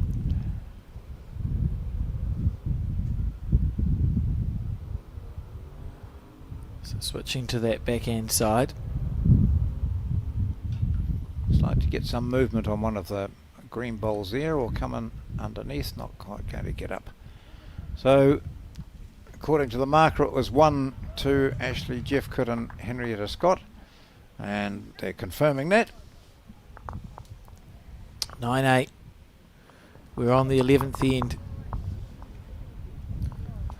It's still anyone's game here. Yeah, that's right. It's nice to get past that halfway mark and you know, you start to feel like you're getting down to the nitty gritty. But even so, it's still a long way to go, isn't it? Certainly is. Although these players have been here before. When you look at Lisa Prideaux, who's won the New Zealand Pairs twice with Val Smith, and Ashley Jeffcoat won it some time ago now,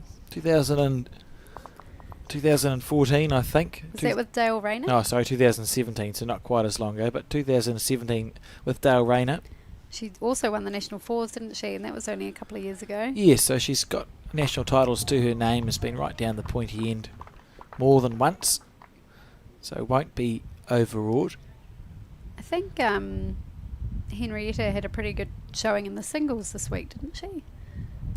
She defeated lots of good players in section play, but was just unable quite to qualify. Certainly playing well up here in Auckland now, playing for the Carlton Cornwall club as Henrietta Scott. Am I right in thinking she's represented the New Zealand under-26 team? She was in that inaugural Oceania Challenge, Yeah, yes. nice. Yeah. I think Ashley was in that team as well 2 years ago. Yeah, it's really great to see these, you know, young combinations getting together and performing well. Just to keep the competition up, as you say, is good to see in bowls. So we look through the names, and there are players like Olivia and Lisa, but also some who were knocked out earlier in post-section rounds, like Selena Goddard and Taylor Bruce, who we've grown really used to seeing feature right at the end of these events. But there's always going to be people challenging for spots, and it's good to see that this National Championships has been no different. Yeah, definitely. I think it's good for all involved, isn't it? It's a really good spot from Henrietta.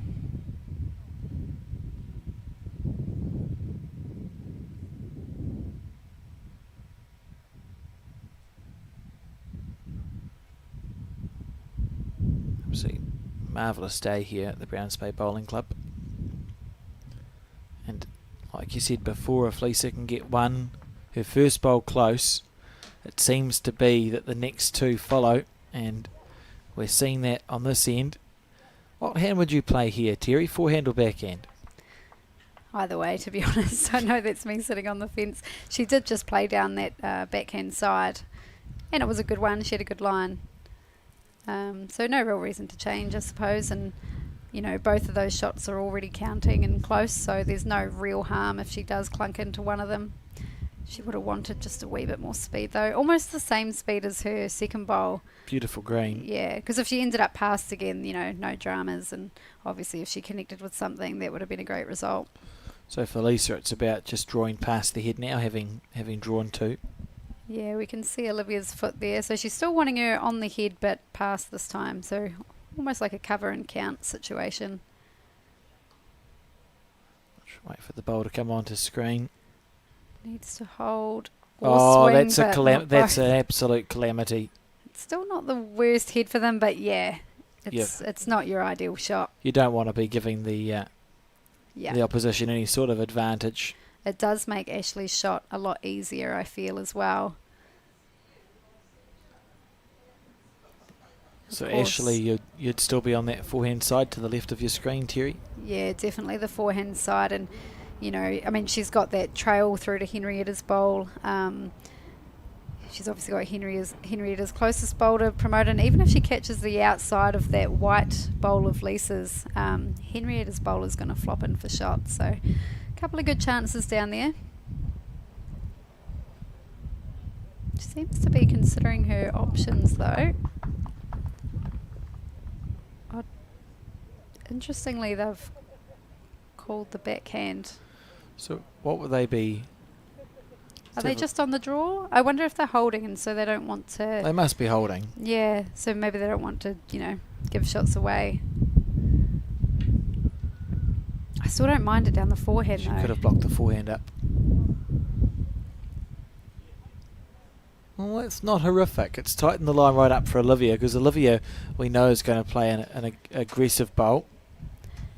Yeah, I guess the ideal shot for Olivia is playing square through, as square as you can, through Henrietta's closest bowl, which we imagine is holding shot. They don't have the position, but if she were to go through with the jack, it's not the end of the world either. She's close. This is perfect. Oh, it's Will it wide. shoot through the gap? Not quite. Oh. Still a really good head now, though. Opportunities. I thought she had done it. Not to be. So Ashley switching to the forehand now. I think looking to draw around Olivia's bowl. And she'll come up for a look as well.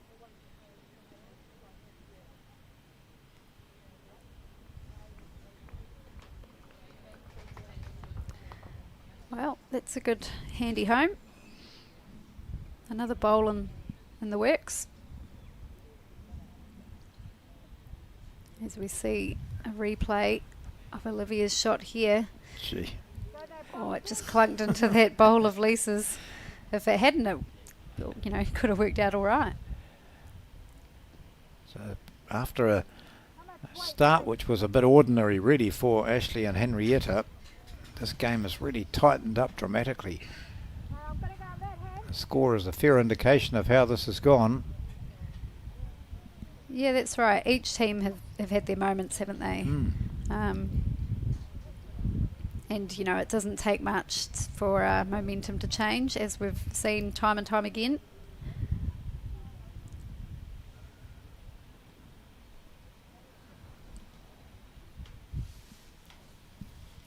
Taking her time.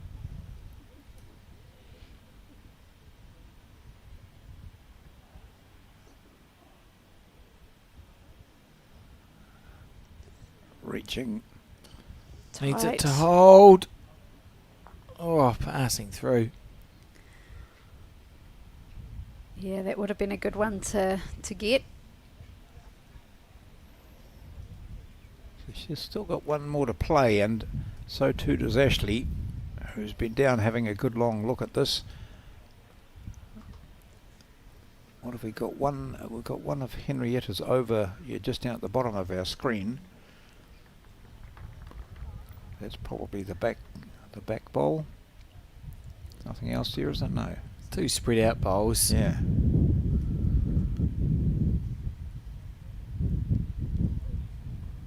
Well, Ashley had really good speed for the jack last time.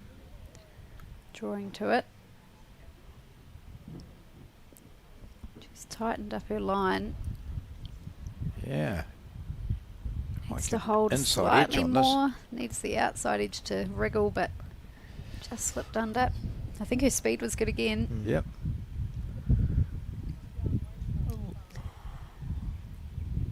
What would you play, Terry, if you're Olivia? Is there still an aggressive line on the back end, looking to get good connections, or do you think everything's just going to peel out? I think that front bowl should hang around, shouldn't it? Actually, don't hit I think too one hard. of, yeah. I think it's worth, it's just interesting because if you go for the shot bowl, that's quite a different speed as opposed to if you were just going to rock Lisa's bowls, a few rolls for the shot. Which might actually be the better call, because that way if you're giving yourself an option to grab the jack as well. There's a little bit more room for error. I think it's quite a hard shot to get through to Henrietta's bowl. So what would you play? What are you suggesting? Is Olivia right-handed? Yes, So I would be suggesting the forehand. to the left. Yeah, so not big weight, just like reaching weight. And she still might get tight and actually get Henrietta's bowl with that speed, but yeah. Do you think it's lined up, John, to get white onto the I think blue? so, yeah. Oh, that would be, Yeah. well, that would be ideal.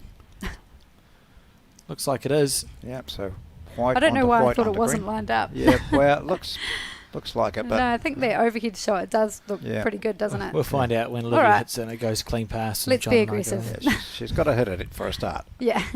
or she might just draw it. That's the weight she wants. So narrow onto I don't one know if point she's ball. got the speed, does No, she? she hasn't. I'm very surprised that she's missed that short. Yeah, because that was a shot that you could Oh, missed it short. overplay, Turned that up. if So anything. it's just a single, and it is a red single, which means that we're at 10-8.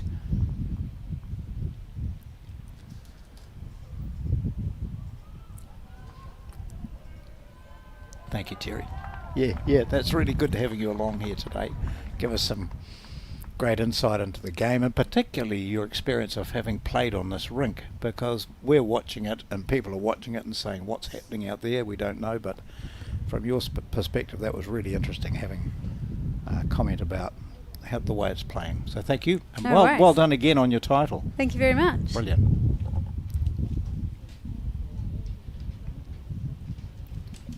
Go out to the noisy table out there.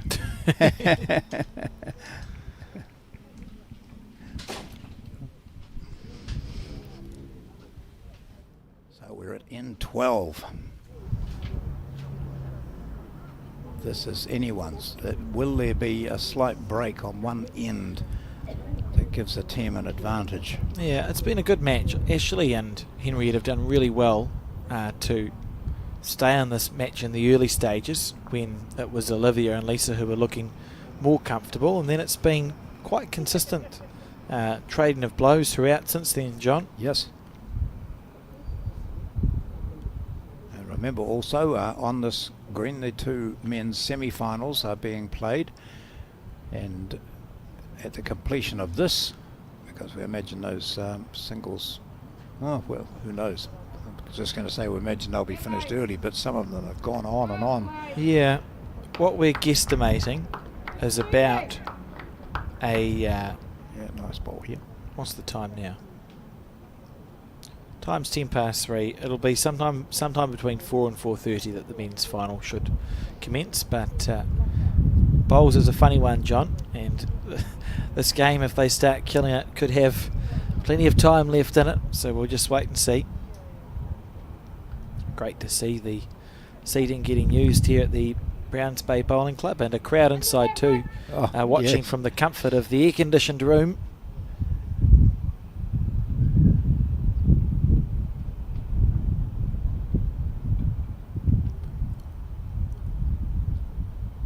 Just get the feeling that Lisa Prideaux is starting to fall onto her, getting into a bit of groove here. If she is first bowl effective as she has been there, then she could be the difference in this game. And then that's my fault for saying how good she was playing. I think so. She was unlucky there. It was perfect Yeah. weight, to be fair, Yeah. but just a little bit wide, and that's 2 ends in a row now. She's given the shot away off the front. But she's playing so nicely. I think she just looks as though she's getting on top of this green. Willing this bowl back down. It's going to run out of puff. Nothing past there from Henrietta, which will be, might work, might not matter, but as we've seen in the previous final, having something, a couple of metres past was always valuable, particularly when you've got someone like Olivia who's really keen to play with weight. Here we go, perfect line again, is it? Yeah, very close. Oh, Did very okay. little wrong there. Yeah, That was a yep, well played bowl. Yep.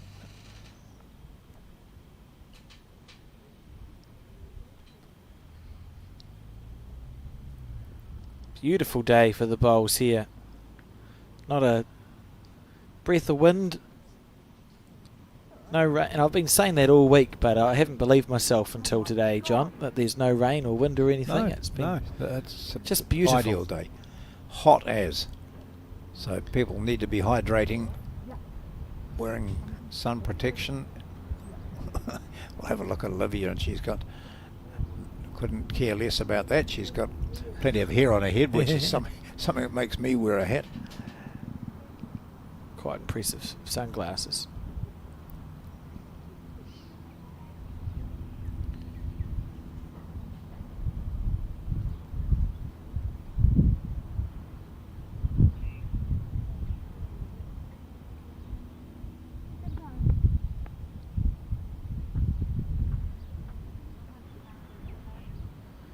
So Henrietta holding 1.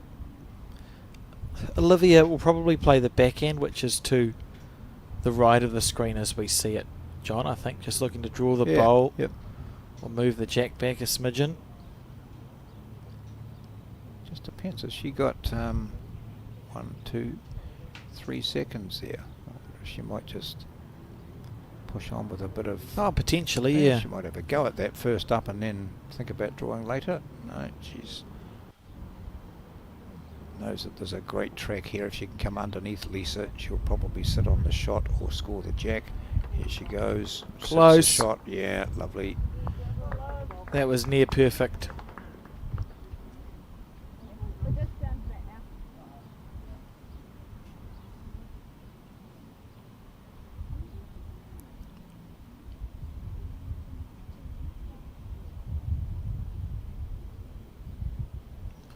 Ashley on the forehand.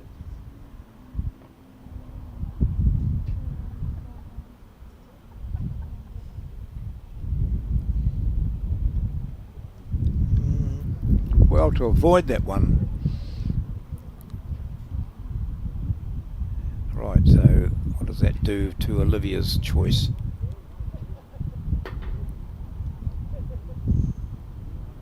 She might come down on the forehand on the left-hand side, round that green one.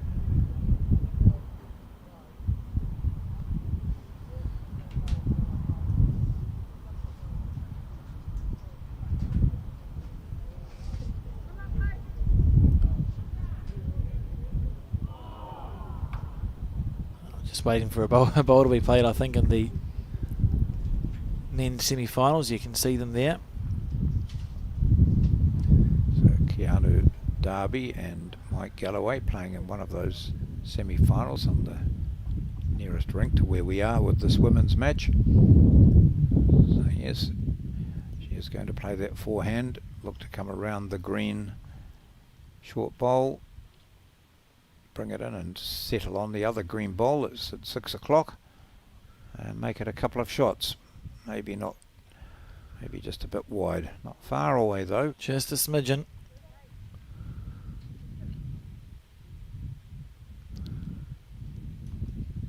Looking at how many, I think Ashley's got 2 or 3 seconds here. So I wonder if she'd be willing to have a wee nudge. Just a wee run at the shot bowl. No, she's going to try and draw around there. Throwing it out really wide. And it's coming in really well. Oh, what a good bowl this is. Why would you have a run at it when you can throw up a bowl like that? There's a beautiful shot.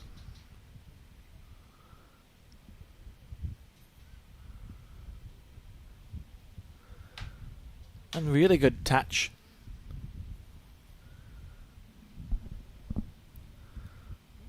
Are they a pair, those shoes?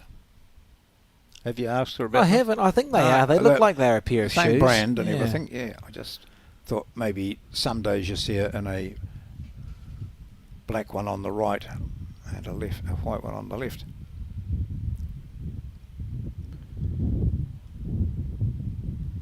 That must be close because they're taking a long time over determining who's got shot, and therefore that determines what sort of last bowl she'll play. The challenge they have is there are stickered bowls everywhere that you would try and draw. So if you're down, it's actually very easy to accidentally give another shot away. As you play the backhand, you could roll up one of the opposition's bowls. You play the forehand, you could roll up one of the opposition's bowls. Opting for the backhands, it must be looking underneath, across the head, maybe for the stickered bowl of Ashley's.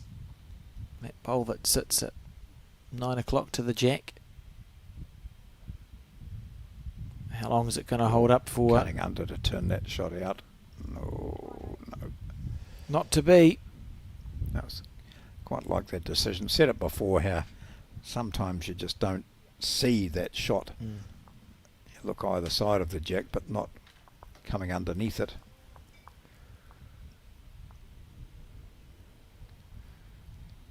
Umpire there.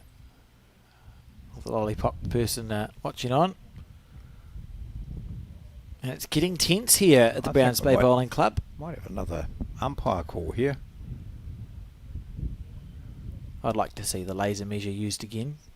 Well, the laser came out for the measure which for the end, which was classified dead. Drawn.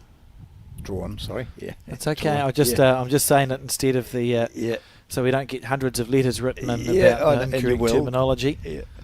So if you're just getting Wow. if you're just getting pen and paper out to write letters saying we called it the dead end instead of a drawn end, you can stop being corrected. Should check. Had quite a few umpire messages. One was with regard to when we talked previously about when an end is killed, where do you start the next end from? So, or the replay from. So, I'll read out to you what the official version is. So, if an end is killed, it must be replayed in the same direction. Okay, so that's the first words. Unless the players agree to play it in the opposite direction. So if one team wants to play it in the same direction, then it must go back and be played in the same direction. Yeah. Well, that's exactly what I said, but far more succinct. Yeah. And easier to and understand. Less confusion. Yeah. Yep. Less confusing for me. I started confusing myself, to be fair. By the time I got halfway through, Yeah. I'm like, oh, not sure if I'm right. So 11-8. This will be the largest lead that Ashley and Henrietta have had. Remember, we started off 5-0 after 5 was the score. And then it was 4 to Ashley and Henrietta, followed by a 3. And since then it's been pretty even pegging. Yep.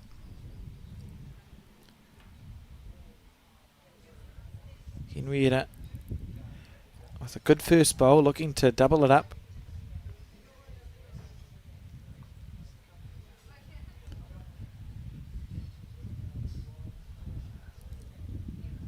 Under this would be great.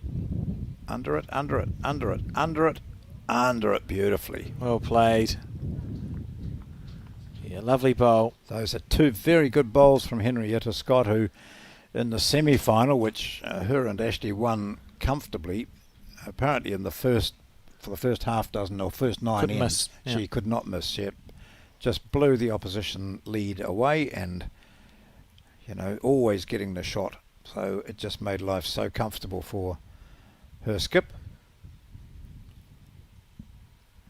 And she's put a wee bit of tension on the face of Lisa Prideaux in this end. Oh, look at that, just cut across the head. Perfect weight. There must still be room. Third time lucky on the on the back end. Yep. Or Ashley saying, well, we've got 2, just cover. Yep. That's fair enough. It's getting a bit greedy. I wanted visualising 3 shots on the jack.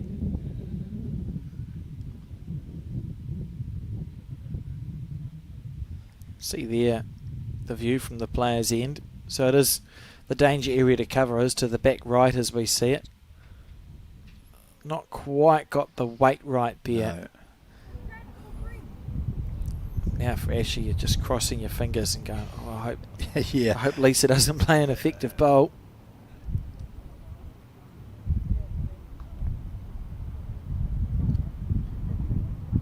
In the area here.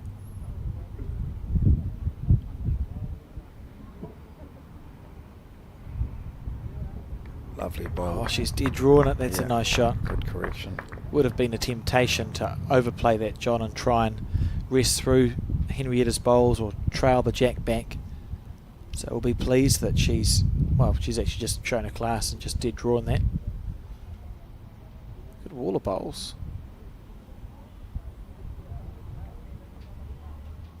Final of the women's pairs.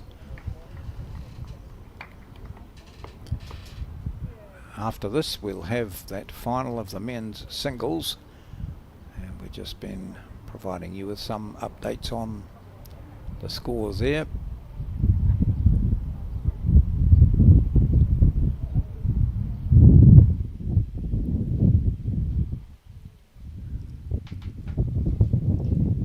Darby and Galloway and Matt Berry and Liam Hill, 15-year-old, playing in the final, the semi-final.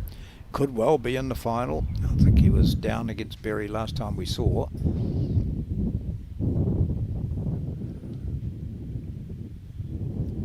And, it would be amazing if we had 30 cameras and a variety of different commentary teams that could simulcast all these games onto all these platforms, John. But we did make the decision to broadcast the final separately, the Open Disability Pairs final. This, the women's final, she's short, and followed by the men's final. I'm very content with that decision. We get a really good finals day. Yes, it means we don't get to watch Liam Hill play Matt Berry in that semi, but if he's good enough to make it to the final, what a story it's going to be to watch the youngest ever person to contest a New Zealand singles final live on Sky Sport.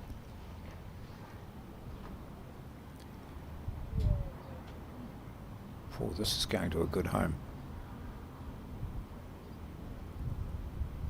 Oh, gee.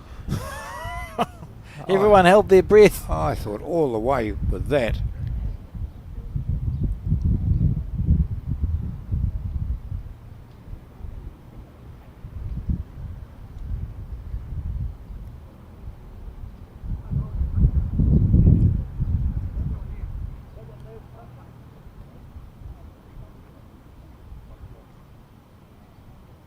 Much wider line.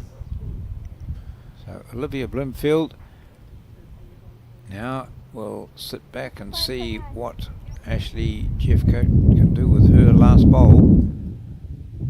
Big deep breath, wipes a hand before stepping up onto the mat. Checks the bias and goes. It looks... Giving it a half a chance. Yeah, does she think so? Outside half of that. Outside half of that. Yep, that'll give it to her. She's done Yeah. enough to call it effective. Yes.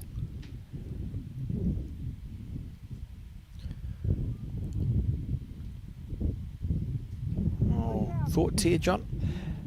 Thoughts here are that Ashley's wishing that Henrietta put that ball up over the back. Would be very helpful. Yeah. Would be very helpful at this stage. Oh, look at that! It's just, you may as well have flashing lights around the head.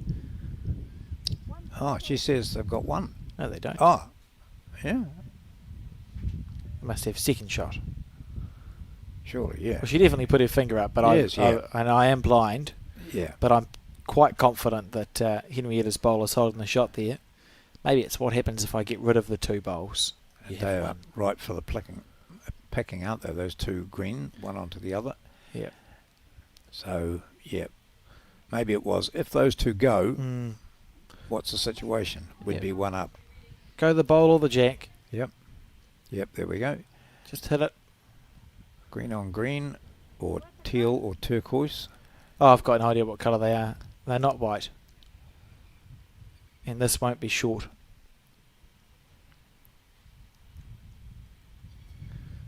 This to prevent the score becoming 12-8. Holds that ball right up in front of her face and goes for it. Searching for the two green. Oh, might get a result out of it. Not quite. Oh, it turned in. That's her bowl. Can't possibly have the shot out of that. She has. Or not. One down, says Lisa Prideaux. So the Wow. score 12-8. That was a heart and mouth moment, wasn't it? We knew Olivia was narrow when she let it go, and then it's a question of, well, what's going to happen next? But a 4-shot advantage to Ashley and Henrietta. We're on the 14th end, so the final section of this game. And if you're a supporter of Ashley and Henrietta, it's looking okay. 4 shots up, they've scored quite consistently. Here was Ashley's bowl, which we thought was going to snick the jack across, and it didn't. Yeah. Entirely fair reaction. Then the next one did flick the jack across, the bowl across, just. Yeah, it's a good result, to be fair. Yep.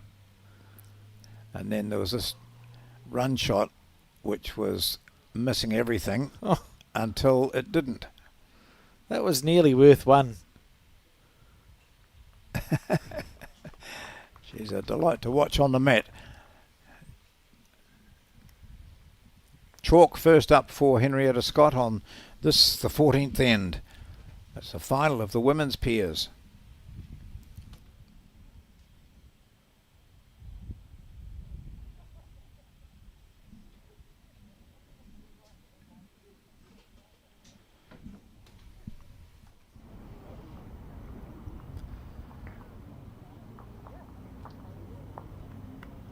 Nice bowl.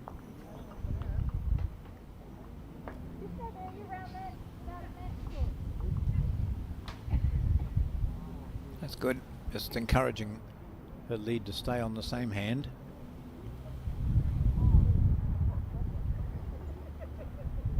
Oh, she nipped a green though.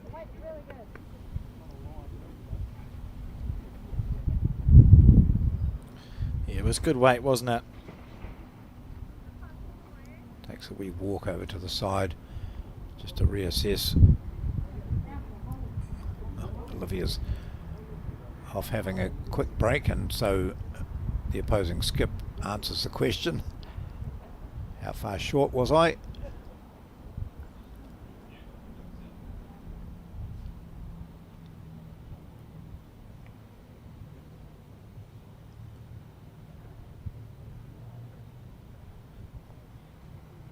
You wouldn't flick the jack over to the Oh, other side. no. That's good. It's moved Yeah. quite a way back. We Yeah. see those three narrow bowls on the right of your screen.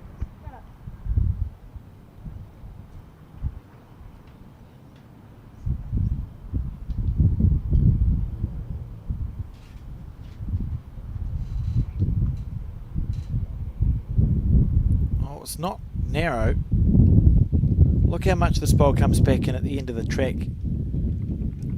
He says, as it holds. That wouldn't have happened 4 days ago, John. That was, but that really was a sense of, just overcorrecting in Henrietta's mind as she walked away after playing that second bowl, which finished way out to the right. That's the furthest right. She knew, I've got to take that much green next time. It just over-corrected, and so they end up being a little bit lucky. I think Prideaux, I thought, might have taken advantage of that situation. An opportunity for her to get three inside that, and she'll be really disappointed too. Both leads will be sort of relieved that they're not in a worse situation. Feels like, yeah, for sure, one of those ends where one could have taken advantage, but it's just every now and then you get a scattered head, and that's what this is. So down to the skips now, 3 bowls each. We'd expect to see almost all 6 of the skips bowls inside the space that they've been left by the leads. Yep. After this, there's 4 more ends.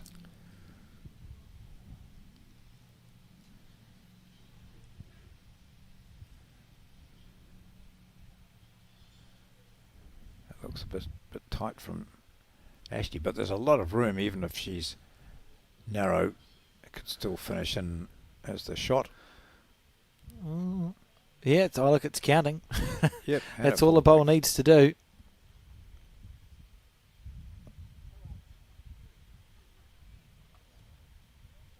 So update coming up for you.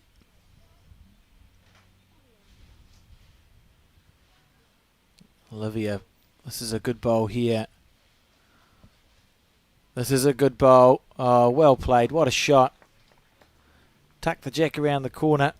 Holding 2, and that's a lovely bowl, particularly when you've seen everyone in front of you struggle to get within Cooey, John.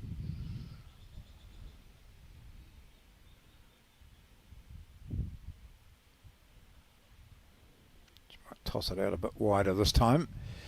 I need to get round the Prideaux bowl.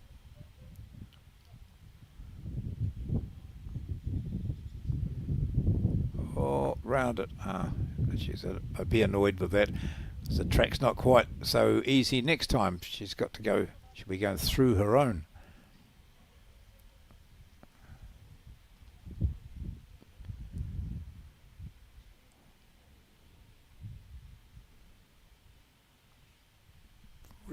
concentrating hard on this, staying in this game, having had such a good lead at 5-0 down, and then dropping a 4 into 3. Oh, this is great. This is a huge end here. Yeah, well done. What's that, John? 3? Yep.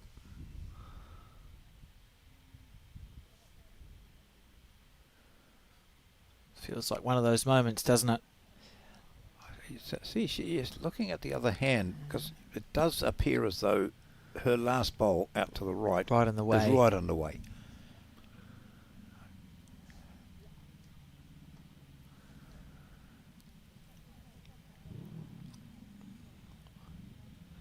It's hard. You can get unlucky on either side. There's nothing to hit here. It's just about trying to figure out the best second shot that you can draw. And maybe it is on that forehand, John, to the left of your screen. And that way, if you're Still narrow, not- yeah, it's still not you're easy knocking up there, is Henrietta. it? No. She's made a decision. On the backhand it is. Yeah.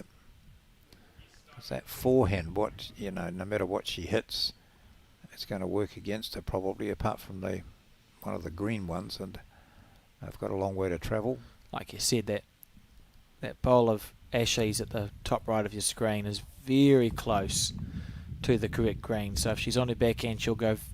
Essentially, you're looking to draw around it, or like near it, Yeah. and be at peace if Yeah. you get wrecked on it. Yep. Oh, she's going to play the forehand. I don't mind this either. Huge moment.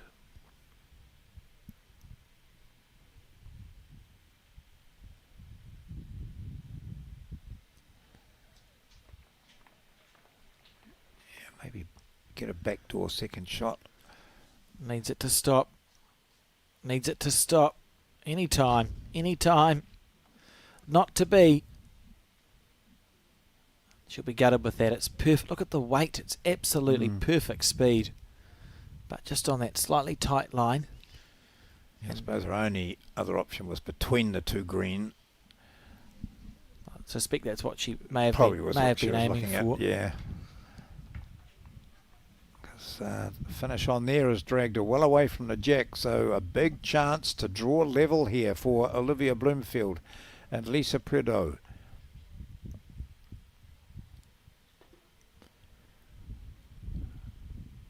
Playing between the two bowls that we see there, the two white bowls, and that'll bring her into an area which could give her the shot. Oh no, she's going underneath it and still might get something out of it. No. Not quite. And it was a 3. So the score now 11-12. Very tightly contested game. Great game. This is a grand final. 12-11 the score. The biggest gap has been a 5. That was with Olivia and Lisa leading after 5 ends. Then it was 5-4. Then they were down 7-5, 8-5. It was 8 all. It's been 9-8, 10-8, 11-8, 12-8. Now 12-11. So whoever blinks first will lose this. Delightful throw of the jack.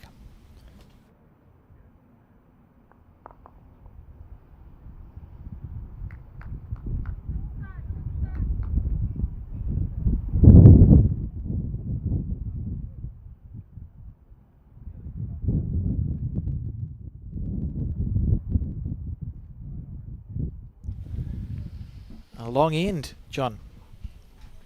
And perfectly thrown jack. She'll be pleased.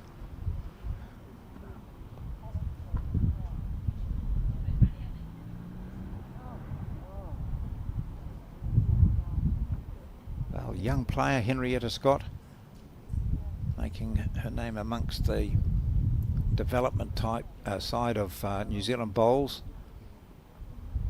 Here in a final, gosh, grand stuff. This is a pretty good looking bowl coming down from her. Good bowl.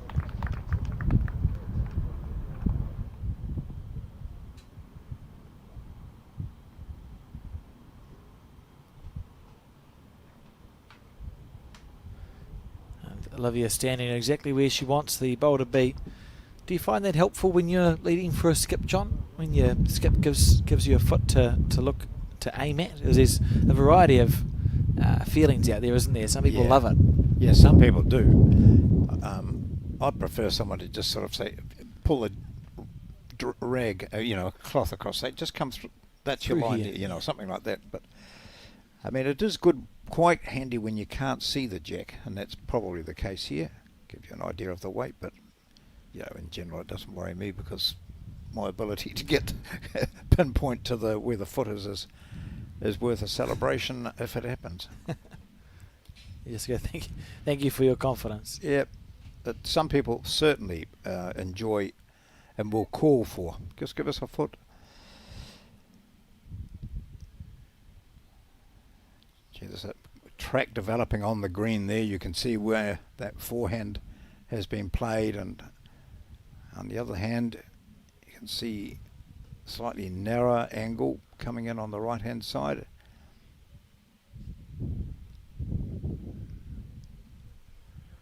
Just Yeah, a it just little needs to- slip here. Yeah, and a bit wider.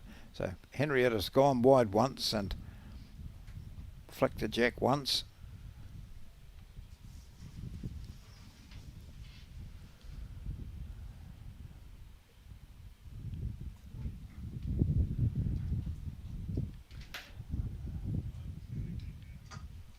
It's not far away here. That's what a beautiful bowl Yeah, from Henrietta gosh. Scott. And it's sat down. No back bowls at all for Olivia. So it's an unusual feeling as a skip because you cross over and usually you go, I'm 2 down, I want to hit it. But if you've got no back bowls, sometimes what we see is Olivia may go past first. So you're setting your head up, so draw past the head and then look to attack. Because what compounds the issue for them is that last one was a toucher. Mm. That's a bowl that's likely to travel down.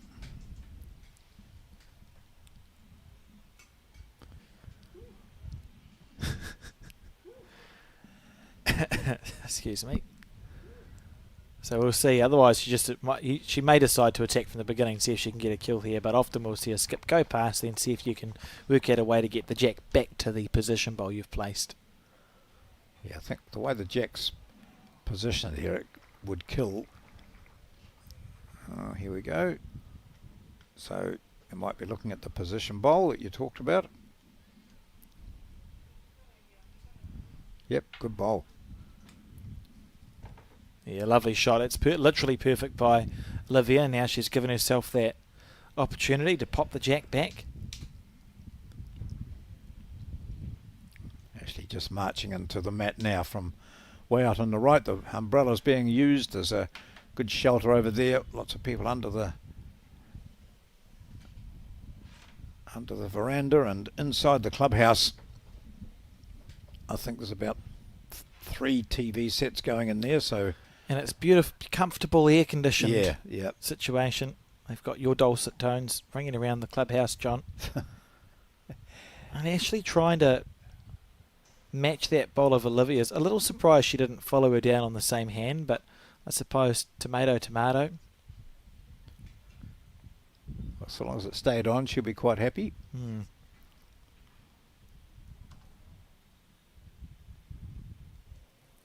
I think just an indication there from Lisa. Play through here, the jack's going in this direction.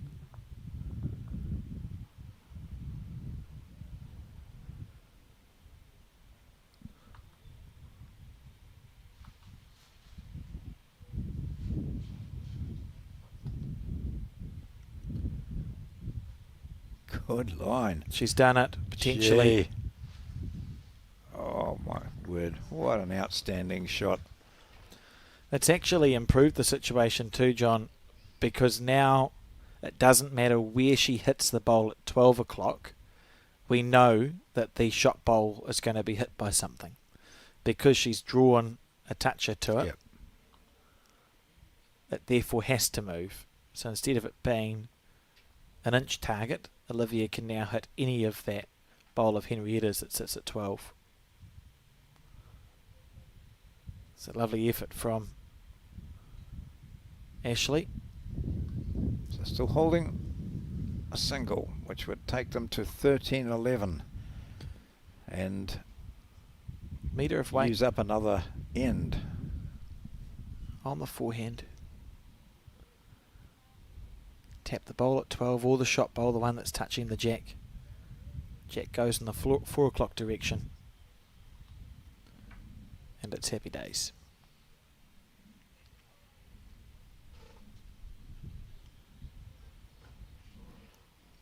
Yeah, it's a time to take a moment or two to just determine what shots should be played. We see Derby leading Galloway, Berry still leading Hill. Not much in it in those two semi-finals. But there is a team of Bowls New Zealand people out there supplying Bowls Hub with the live scoring, so you can keep up to date with both those men's singles matches while you're watching this.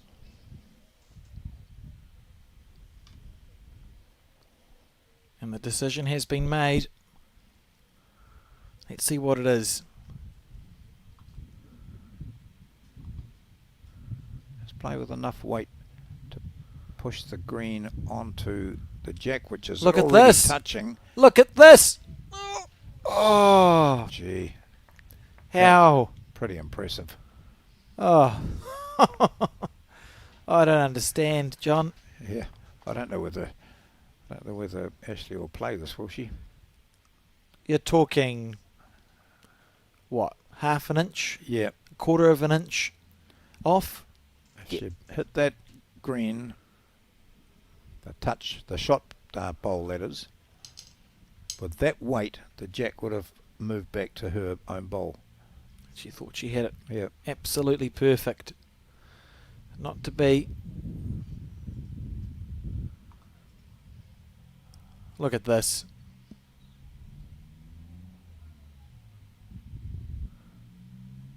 Oh.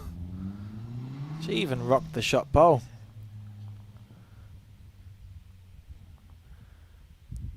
Lisa Prideaux looking for her. No, she didn't play it. Looking for her third title in the women's peers. This time partnered by Olivia Bloomfield. It's a single to Jeffcoat and Scott. 2 shots the difference, 3 ends to go. Oh, tight as. It's been a really enjoyable game, John. I think played to a high standard by everyone. And continuing, I couldn't tell you a winner. 2 the difference. Just got to be one of these leads gets to touch the jack somewhere along the line and stay there. And it becomes, 13-12 or 14-11. Scott gets first chance at it.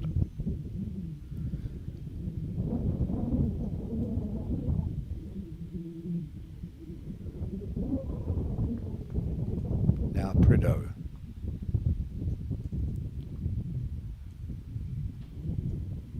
So plenty of room here.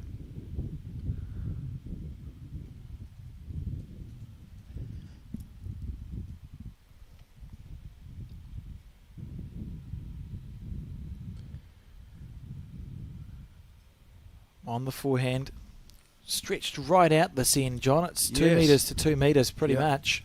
Haven't seen much of that.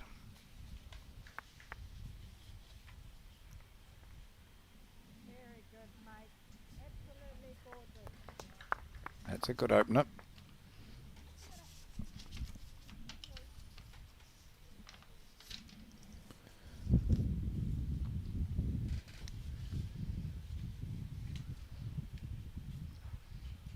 It's brought a line in.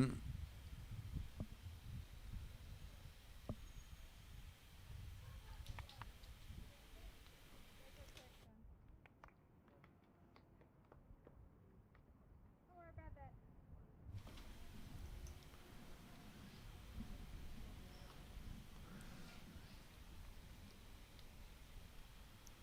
Not since 2008 have Carlton Cornwall had a winning pairs combination in the Open event.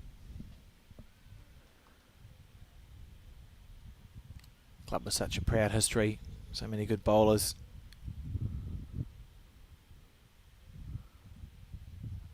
Willing it down, it's not to be.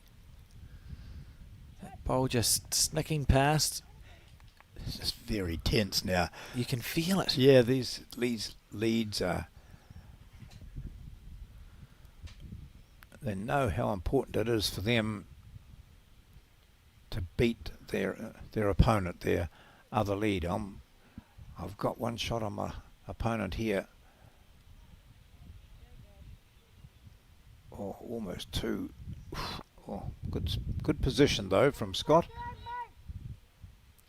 Notice Predo's decided that the other hand might be worth a go. Hasn't played it much.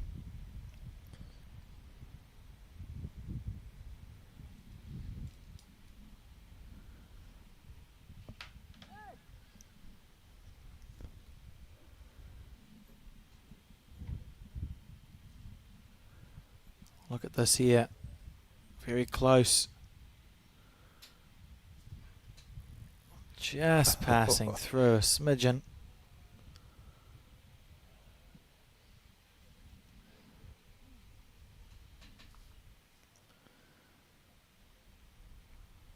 So on the crossover, I would say it's Henrietta who is holding the shot here.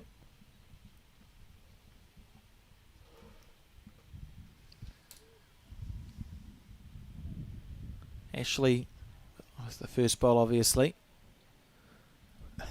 Thought Olivia was going to go over and say a few words to Max. Yeah. Our cameraman over there. Just getting out of the road.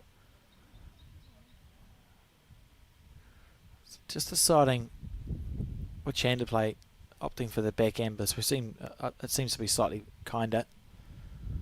Her weight control's been... Oh, stop talking now, John, because as soon as you say that, but she has impressed with her weight control.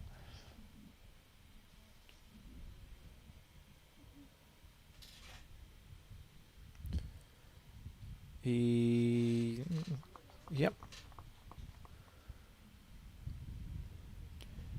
Both those bowls on the 2 metre mark here, which brings them in just inside that Predo bowl, I think, when it comes to a measure. Olivia.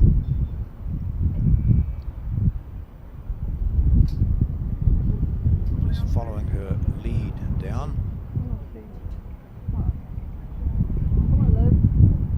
Oh, this is going to be okay for her. Nice weight. Yep, sneaks inside. Good bowl. Is it? Yep, she's got the shot. So little in it. So now there's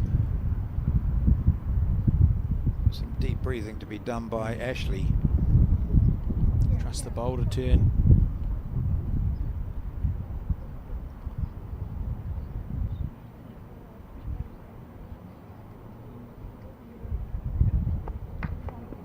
She's turned already before it had reached halfway. So I'm pleased she saved that short bowl for this one rather than when I was talking about her wonderful weight control. Just delayed reaction. Yeah.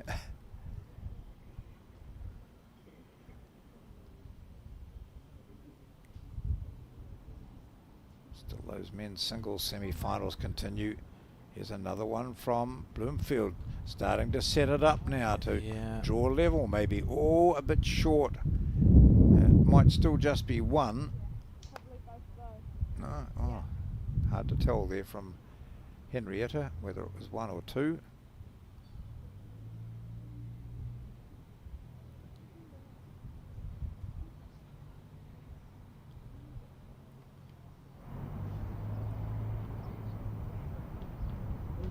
This might be the break point unless Ashley can salvage something out of this. Here we go. She's close, John. When's it going to stop?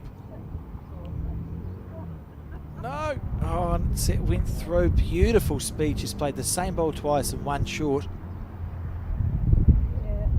And you'd think it's going to be very close to a drawn game in about 30 seconds. But Olivia's still got one to play. So it could well be a 3 here on this end. They're looking closely at it. I think they agree that it's 1 to Bloomfield and Prideaux. And a bonus bowl to be played by Bloomfield. Probably safer on the forehand side, which is to the left of your screen, because you go up and over on your own. There's nothing really you can't sell the farm on the forehand. On the backhand you could accidentally cut it narrow, pop the jack back. That'll be the logic here. Oh yeah, and also she's played her 2 previous bowls. And played them well. Yeah.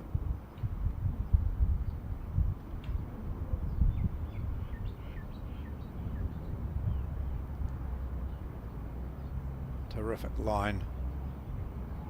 She wouldn't dare come in through that gap, would she? She's done it. She's done it. Beautiful. Oh my word, that is sublime bowls. She deserves to smile at her own effort there.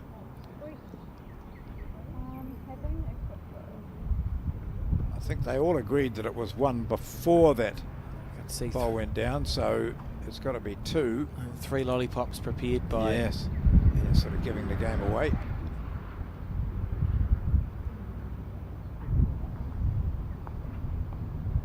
I've put 3 up and I stand to be corrected. Yeah, well, the lollipop lady has got 3 all ready to go.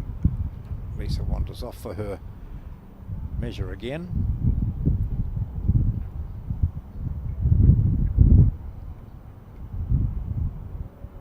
See there, Callaway in the background playing Keanu Darby. There's been a dramatic shift in that game. It's 19-11. 19-10 to Keanu. It was 10-all before, and look at this from Olivia Bloomfield. That was just an outstanding bowl, wasn't it? Stunning. Absolutely brilliant. Just 2, is it? Where's the lollipop lady gone? I didn't look. She's still there. She's just taken them down. I think it was 2. We'll see when the board is changed, because it will be changed quickly by... Oh no, the players are doing that, are they? I stand corrected. Not the first or last time I'll be wrong, John, but 13 apiece on the penultimate end. Great pairs final we have witnessed so far, and still you feel plenty to go. Olivia asking for a short end here. Sort of getting one.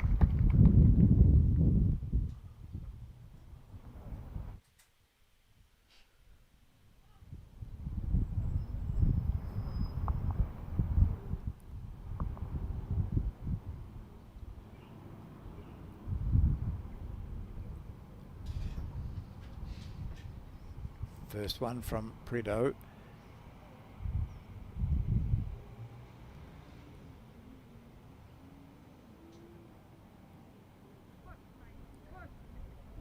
That's a good bowl.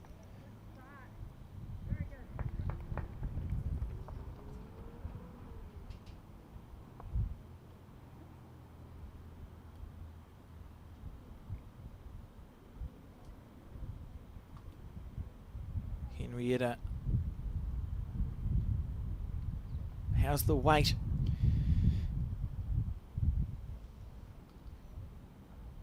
Wow, good shot. Yeah, Well played. that is a good shot.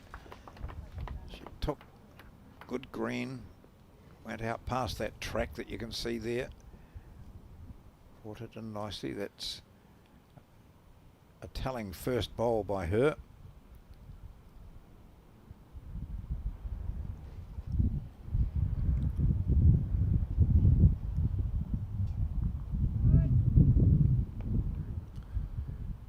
Nice shot.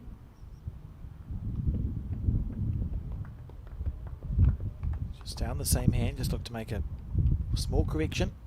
Can tell viewers that Keanu Darby now leads Mike Galloway 20 shots to 10. So a remarkable recovery will be required for Mike to make another final here in Auckland. Other game, 11-9 to Matt Berry over Liam Hill, so plenty of life left in that one yet.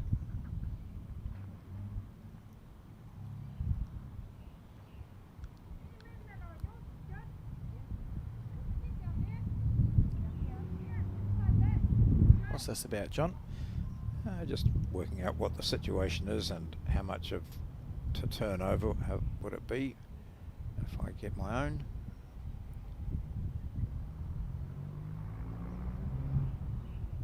She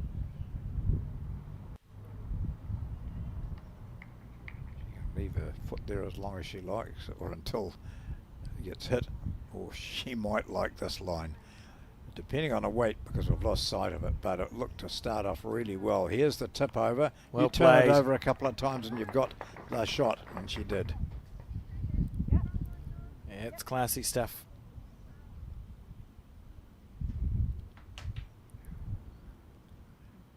One thing Ashley won't be wanting is anything short here. She'd like something just up and over if she can't draw the shot. Oh, it's just a little bit disappointing, isn't it? As you said, John, on the crossover, it would be nice for Ashley to have had just even just reaching one that, bowl a little bit that past. white bowl or past there somewhere, you know, just because as it stands, that bowl is out of play. I mean, unlikely to feature. You know, you'd all know that she would just Oh, want yeah, to be a yep. little bit Yep. heavier than that. Quite good. Ashley just coaxing her along nicely. Seemed to be a fairly affable combination. She's very easy to play bowls with.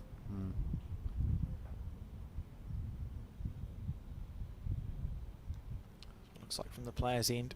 It's good too when she knows she's capable of playing any shot going, so she won't be at all phased by this.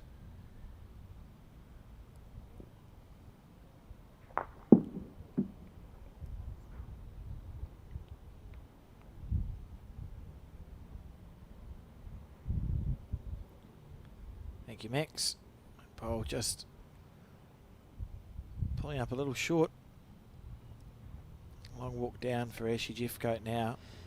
Yeah, she's been there. She's seen what it looks like, and she's seen the weight that Lisa played to just turn over a second shot, 4 shot. That's how she views it there. So there's drawable on her backhand, or even if she taps Henrietta's bowl, it might be enough if the weight's right. So we'll see how close she is with this one. Doesn't want to go out too far on this hand. Still, it's just slightly holding out there if you go too far, but she's got it coming in. Tap not that green, we didn't expect that one to feature, but so that's the other green. Just see in the background there, that's it. So it'll be Keanu Darby through to the final of the men's singles to be contested later this afternoon. I saw a shake of the hand. Callaway, a great effort to make the semi-finals. Got a very good record at the national singles, but Keanu Darby, newly capped blackjack, on a mission.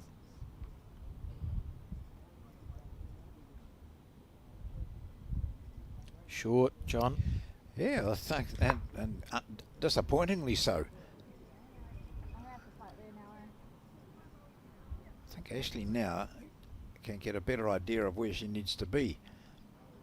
She's seen that bowl of Olivia's hold up.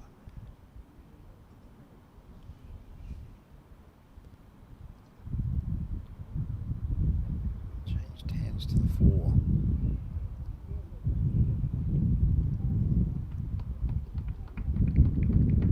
Oh dear. Not quite.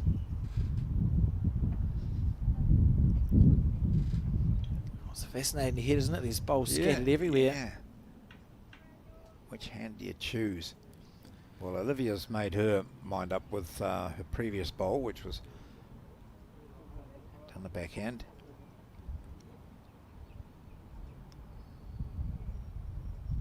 This could be the big break. Lisa springs into action, thinks it's close. No, it's not.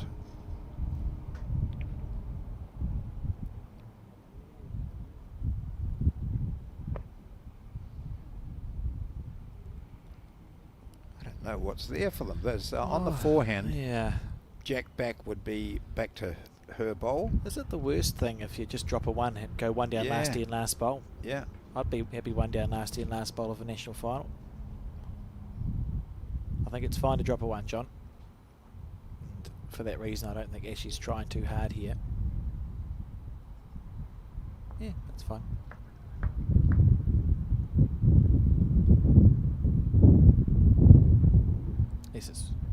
Unless it's two. Yeah, that's right. Then it sounds a bit different, doesn't it? Unless it's two. Looks for all the world like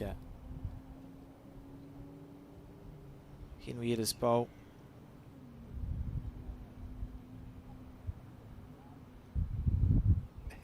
Henrietta's. Just the That's one. one. It was tight though.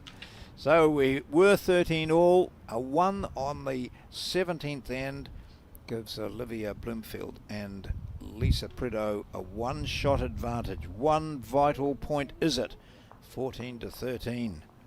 This is the final of the Summerset National Women's Peers Championship. In the background we see one men's singles game remaining.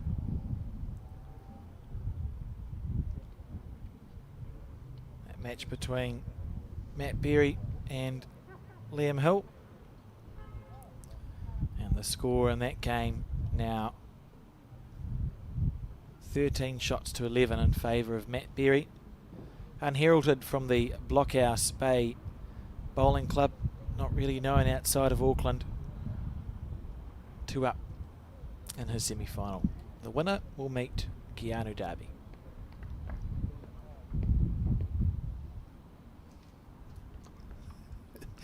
I just wondered whether that jack was going to get up. They've gone short. Prideaux with the first, looking for a toucher or close to her with her first to give them the advantage at the start of this final end.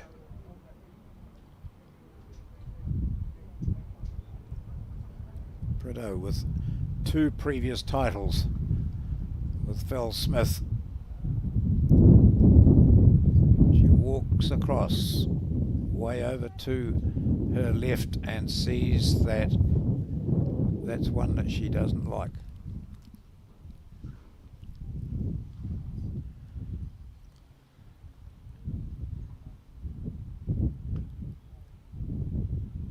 Henrietta, like her opponent, looking for the perfect start.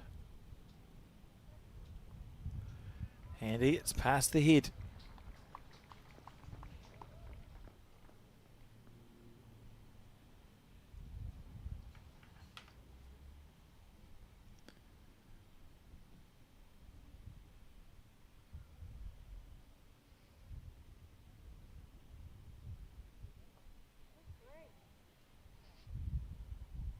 From the Auckland Bowling Club, this pair, Olivia plays out of Helensvale in Australia, but that's the shot that she required.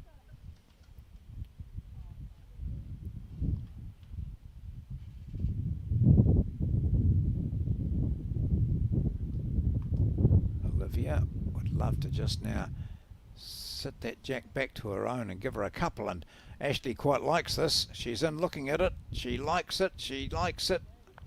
Wow, really good shot. Not far off it.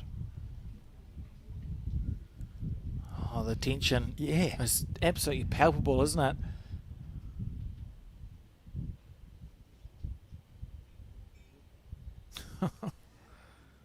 NSS, no short stuff.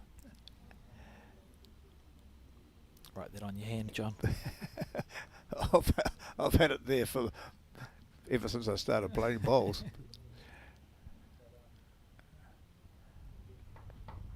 Doesn't work. Here we go. Not coming in.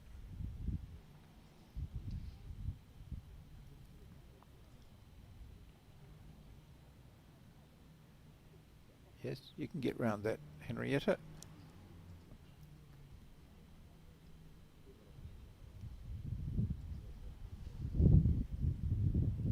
Oh, she's close here, John. Yeah, I think so. Look at this. She's close. She's close. Closer than close. Wow. There's You talk about playing got to be low fives at least here. High fives, indeed. how to play a good ball under pressure there. That is brilliant.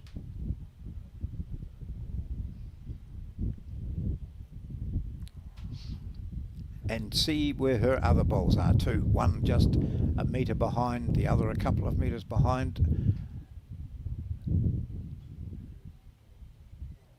Really good.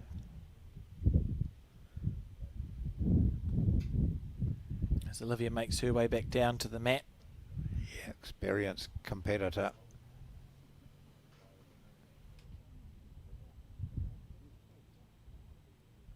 Last end of the final.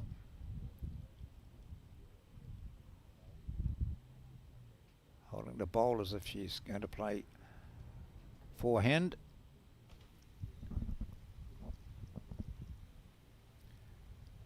Here we go.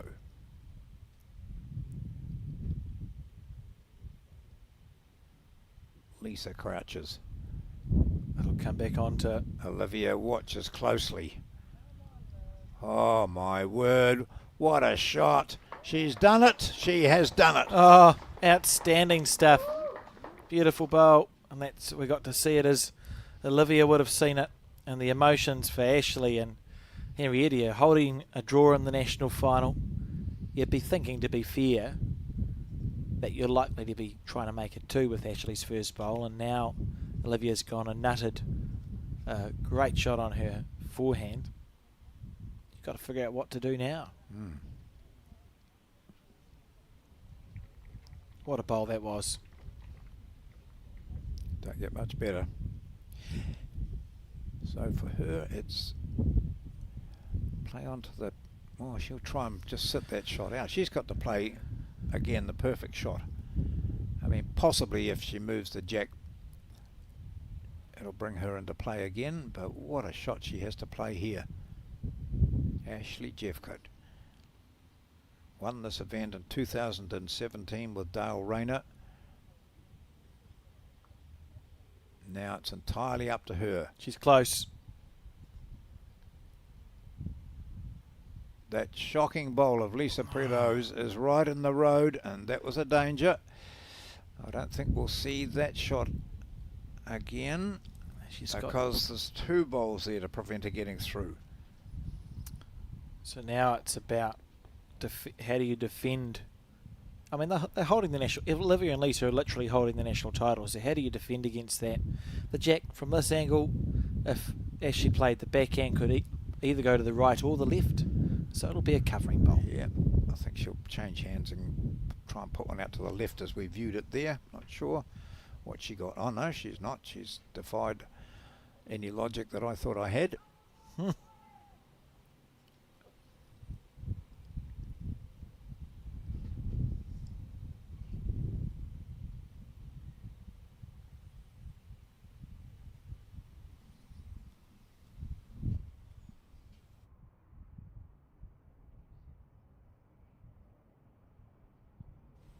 And past the head, lovely.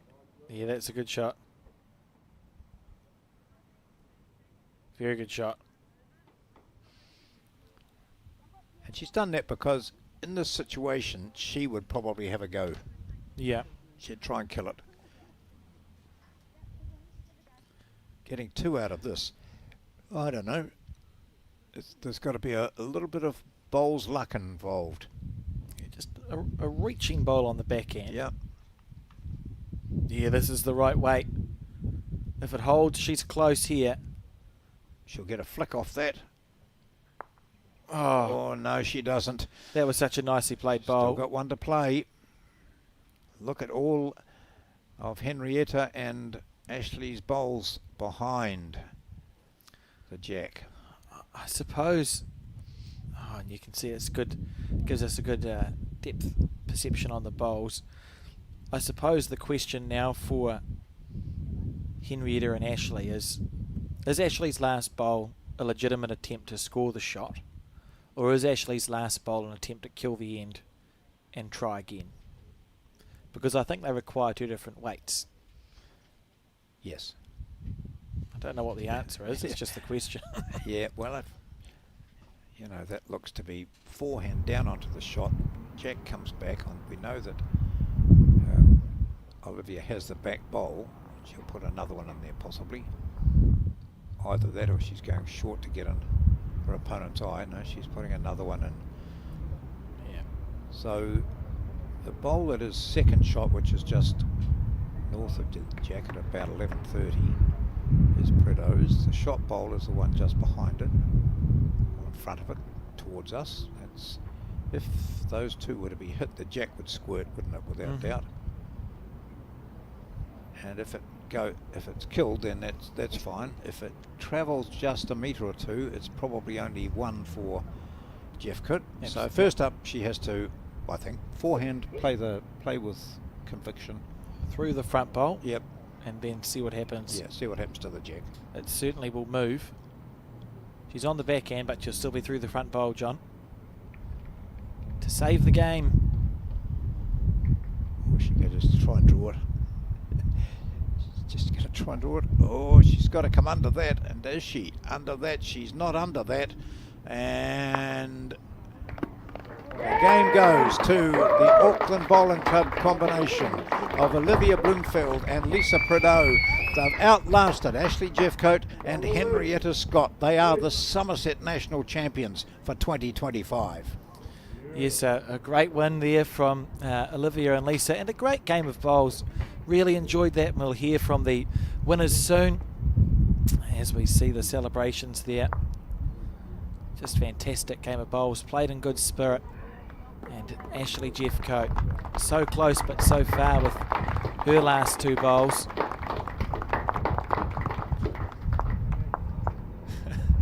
You can hear the applause from the supporters, of which there were a lot. Good to see that. Looking forward to hearing from Olivia and Lisa, and that adds to Lisa's illustrious New Zealand National Open record. She now holds 3 New Zealand Open pairs titles, have all been off the front, all leading. And for Olivia, that's her first one of the Open grade. Already holds a number of Silver Star events and goes nicely with her Australian Open pairs title, which she got skipping for Paris Baker. In the background there you can see the semi-final that is ongoing between Liam Hill and Matt Berry. Already through to the final, as we've said, is Keanu Darby, who was able to defeat Mike Galloway in his semi-final. Can tell you that the score in that game now between Matt Berry and Liam is currently 15-14 in favour of Matt Berry. And just gathering the troops, you can see there John Macbeth on the left of your screen saying to Olivia, come on, let's have a conversation, see how you're feeling. I do not have a profanity buzzer available to me, but I think we'll be okay. John making his way across. Such a good game of bowls, and don't forget, folks, that we have the men's singles coming up at 5 o'clock, or maybe slightly before, depending on when this one finishes. And I can see that John is looking like he may be ready to go, so we will throw to him very shortly, or any minute now. Whilst we wait for that, I'll just remind you, if you're looking for the full results, you can go to bowlshub.results.co.nz, and John's got the winners now, so I'll leave it to you, John. Have fun. It was tough dragging these two away from the celebrations, hugs all round, and obviously the promise of a drink afterwards, I think. But what a tense match that was, Olivia, wasn't it? Right throughout. Absolutely, it was. I think my mate here just banged it from the front. I just had to clean up, so I really had an armchair ride. So I'm happy. No, I don't agree with that. No, the young ones played really, really well. You know, we were lucky and we just had some bowls in the right positions. Well, but, you know... Absolutely, and everyone was playing exceptional bowls. It was a tight final, a really gripping one. You were up by 5-0, and then they came back. I think they were up by 12 to something, weren't they, against you? So all the way through, you cannot have relaxed at all. No, you can't relax in this game because the wind, the conditions. We played with the conditions, windy conditions, and then we come here and it's quite a nice day, and then our bowls, we don't know what to do with them. But I'm glad my battery and my remote worked. That's okay. For you, it's a first Open title, Yep. So you'll be thrilled with that, and a lot of people will remember you from playing so well on the Australian Peers a couple of seasons ago. So congratulations on that. And for thank you, you. Lisa, a couple with Val Smith, this would be just as exciting, I would imagine, as those two no. previous ones. Yes, it's all good. It's You're beautiful. good. Yeah, any And title's good. Absolutely. So a special word to the people who played against you, Ashley and Henrietta. Yeah, They're gritty. Yeah, Henrietta played very well for Ashley up the front. Yep. Ashley did tidy up, but it's just unfortunate. I hate having a loser, but you got to have a winner too. So, you know, I congratulate them. They played really well. Yeah, they did. Yeah. Look at them, grinning, and they deserve to. Somerset National Peers Champions for 2025. Thank you. Thank you very much. Brilliant. Well done.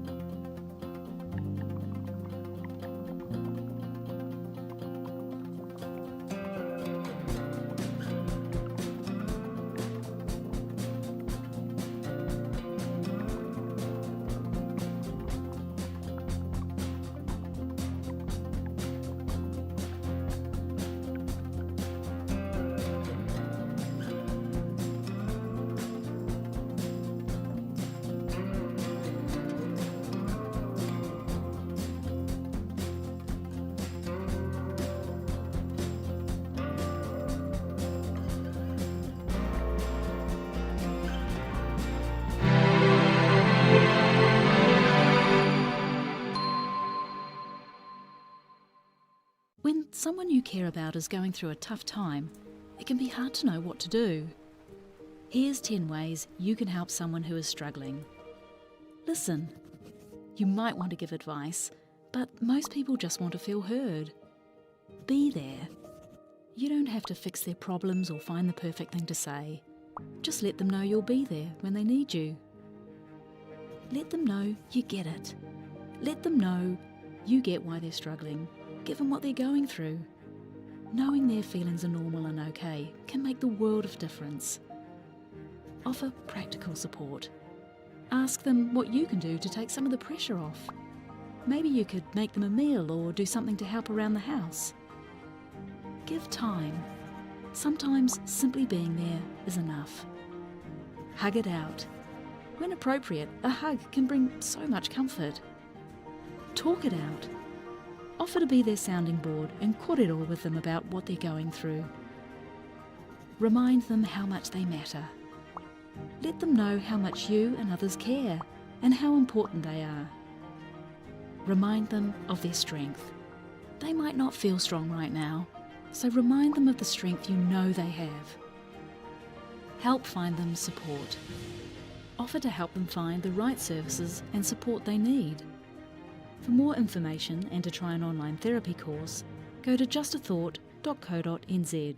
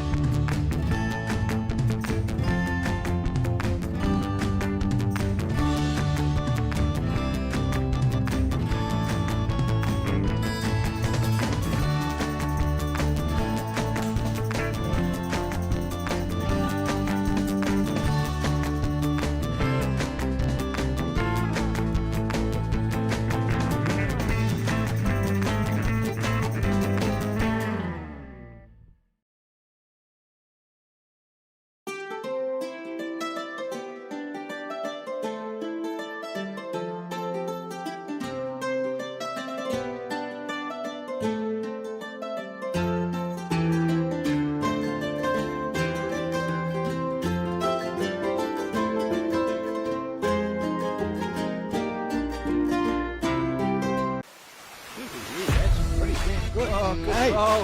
Good shot. It's still going. He's done it. Oh, what a shot! Beautiful ball. Need a shoulder, he might just pick the jack up. Look at this. Look at this. Oh, Yeah, This. what a goal! Look at this. Could Go, be look, good. That is outstanding ball. Oh, and he's tucked it in.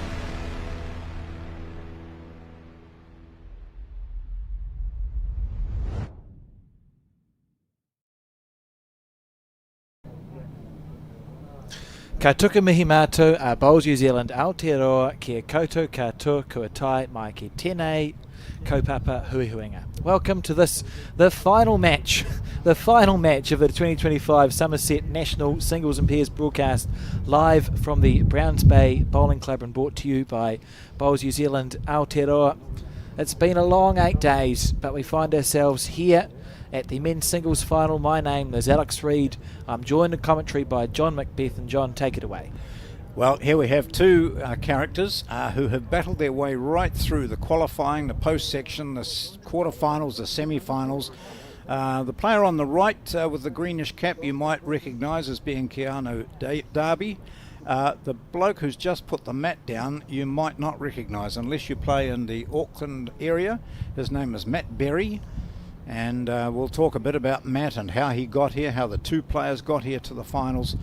But when we talk about national championships, and we've talked already about the number of big names who've dropped out of it, we haven't constantly talked about players that we don't know too much about or have seen much of. And Matt Berry is one of those. And here he is. As he said, I can't believe it. I'm in the final of the national singles, and all I want to do now is try and carry on. He didn't even want a break, did he, between games? He just said, I'll go to the toilet and come back out again. So we'll look at their paths to the final during this game. Or now, if you want. Here we go. That's good. So you see Berry up there, beat Steve Hoff this morning 21-14, and then went on to play Liam Hill. Liam, the 15-year-old who had an excruciatingly exciting match against Gavin Hamlin, and then went on to play against Matt Berry, and Matt Berry won that 21-16.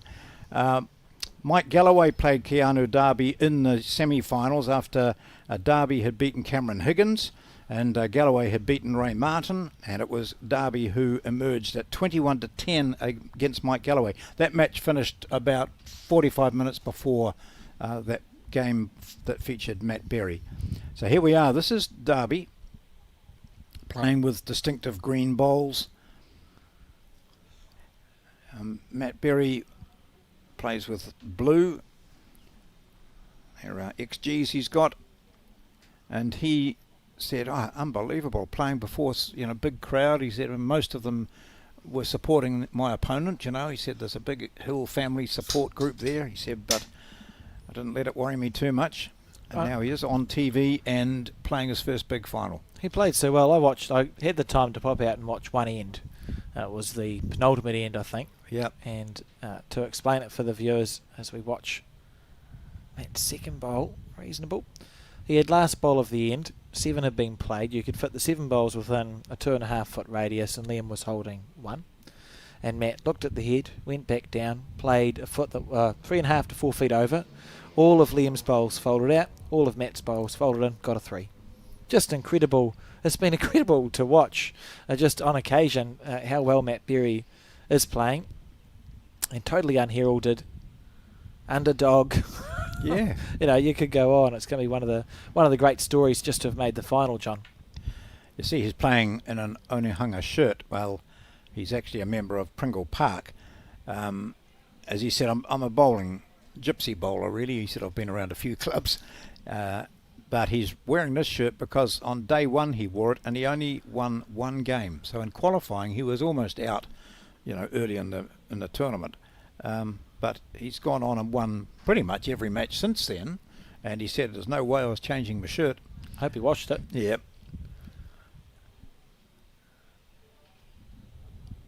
Keanu Darby, being very recently named in the senior blackjack squad, will be very pleased with this performance. Doesn't yet hold a Open national title. That's on the high side. Well, he didn't expect to be in this final this morning when he was playing Seamus Curtin and was down by 8 to 20. Yet here he is.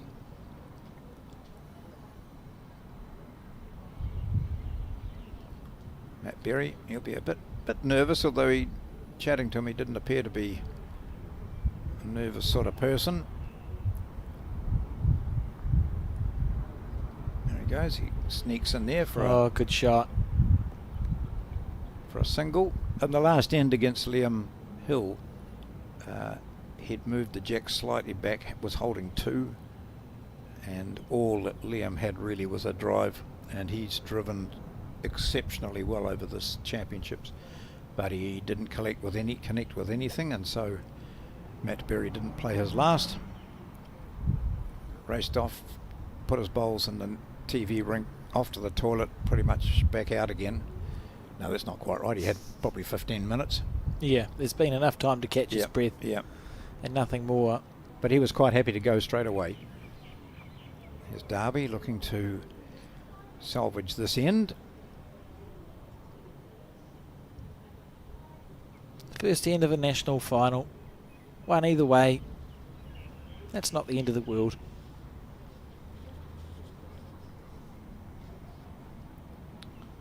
It will be 1 to Matt Berry on this, the first end. Unlike the other games we've broadcast today, for viewers' information who may not watch a lot of lawn bowls, this game is a race to a shot target. So the other games we've had, you play X amount of ends. This one is the first bowler to achieve 21 shots wins. Which can make for some very long games, John. Oh, yeah. And some very short ones. Matt Berry's first game this morning on the last 16 round, 21-0 win, was over and done with in about 7 ends.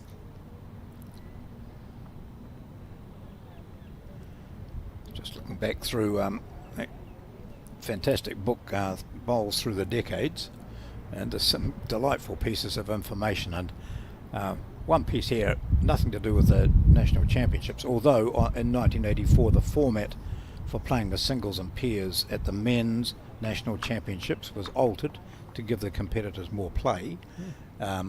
So I presume that was, I don't know. More bowls. More bowls. Yeah, more bowls. They, and it's interesting, the men's national championships, because at that stage they were both individuals, but Kapiti, formerly the northern sub-centre of the Wellington Centre, was awarded full centre status by NZBA 4 years after the Kapiti women became a centre in their own right. The first councillor was the noted All Black front row forward Johnny Simpson, who was had been the president of the club I'm at and was also national president a couple of years after this. So if you want to have a look at some good information, it's Bowls Through the Decade, that history of the bowls in New Zealand, which was produced in time for their centenary, yeah, 1914. Matt Berry. Wow, look at that. He's on fire, John.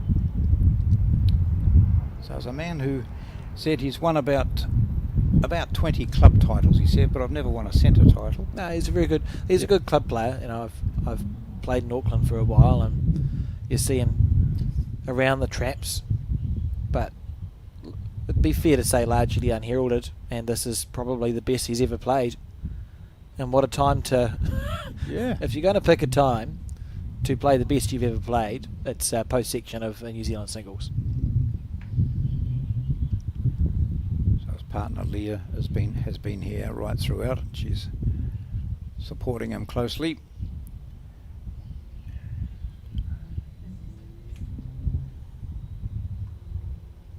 Doesn't look quite so happy with that bowl.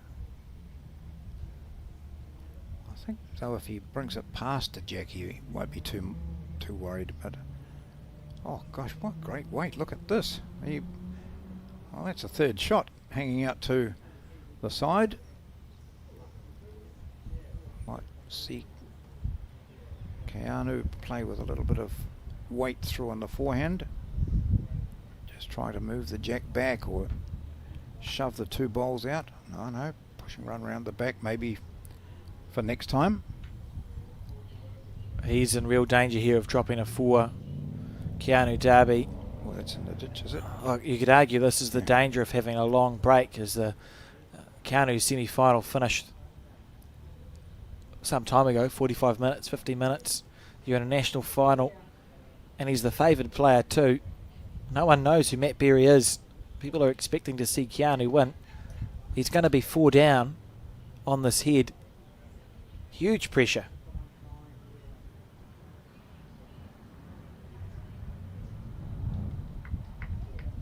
And nothing really on, John. That's brilliant bowling from Matt.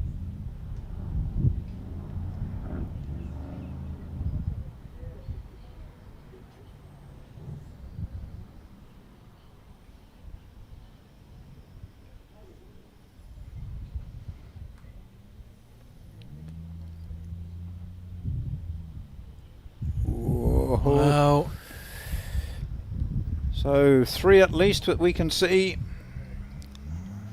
Just the sort of start the underdog would want.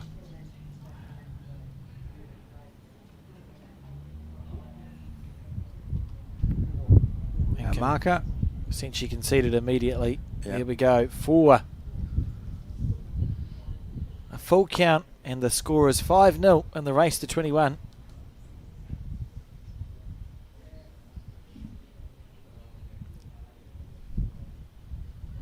Right, here we go again. Matt Berry getting a sensational start. He, with his on the first end, was a bit scratchy, but did play one really good bowl, which gave him the shot. There'll be no sign of panicking with Darby. He's played enough top-level bowls to know that you don't lose it on the first 2 ends.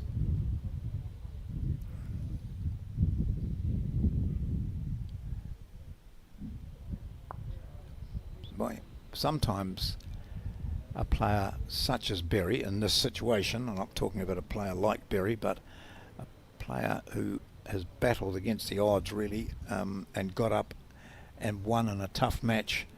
So much adrenaline is used then, and then they get to the grand final, and there's that almost, wow, I've made it, I'm into the final, and they get blown away.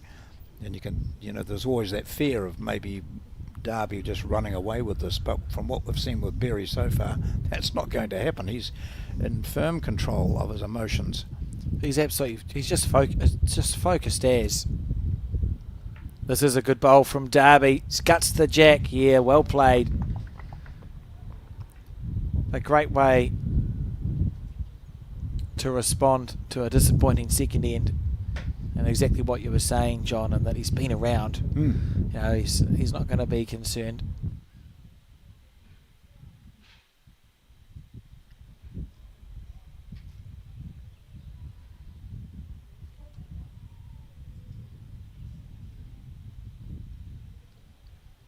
He's reading this green pretty well. Hasn't been out here. The jack's moved across, and he's picked it beautifully. Just going to be a bit shy. Well, all the signs are there that this is going to be a real contest between Matt Berry of Pringle Park and Keanu Darby of Forbury Park. Forbury Park in Dunedin.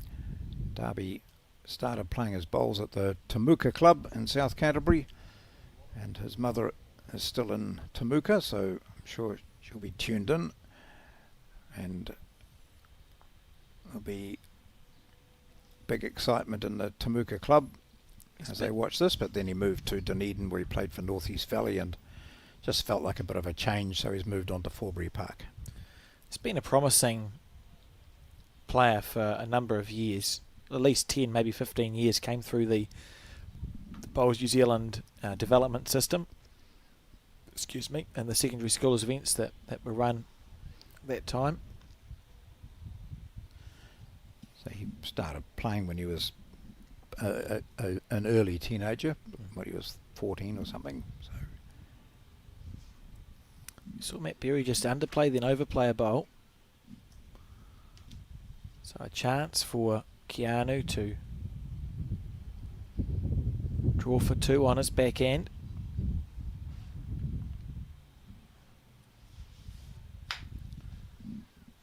Needs it to pull up. Needs it to pull up. I'm surprised at that bowl. Just joining Matt on the ditch.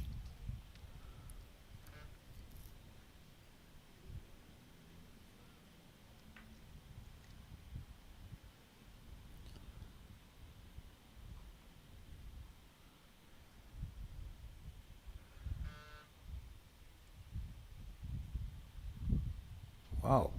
Underneath this. Oh, look at this. Oh, good try. Oh, I thought that held up a bit. I thought that was, without doubt, was going to just sit on the jack. If it had moved it slightly, he would have had a couple.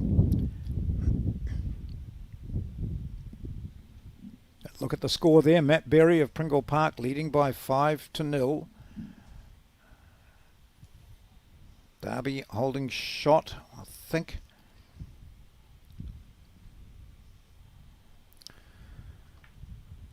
And perfect weight. You'll be happy that's a good start, right? You're on the board in a national singles final. You've got your one. And we spoke about Darby's comeback in the quarterfinals. That usually gives the players a bit of confidence. And I don't mean that. Oh, no, that's a silly thing to say. But if you've been able to claw your way back, you just have the belief. Both Matt and Keanu seem to have just had a run in post section. You just have the belief. I think they both know they're going to win the title here today. Yep. Well, I think Berry, in one of his post section matches, I think his opponent never got on the board. Yeah, first game up. Yeah.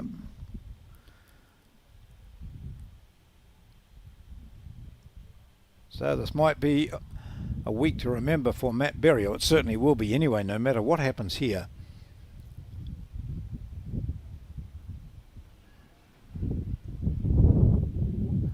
Bit of hilarity out in the clubhouse here. President Peter Sheehan's birthday today, so he's said, I'm heading home now. It's been 9 days of full-on activity, starting at 6 in the morning and going right through the day, so every reason to just head off now, have dinner with his, I think, his 5-year-old grandson. Has he abandoned the club, John? Yes, he has. He's decided it's a good family time. Birthday, 5-year-old grandson here, so Pete and his wife are off, taking him out for a meal, and he said, I'm going to go home and watch what you guys make out. You've been talking. I want to go and watch some of it now. So Keanu immediately to the long ends. Into the shadow.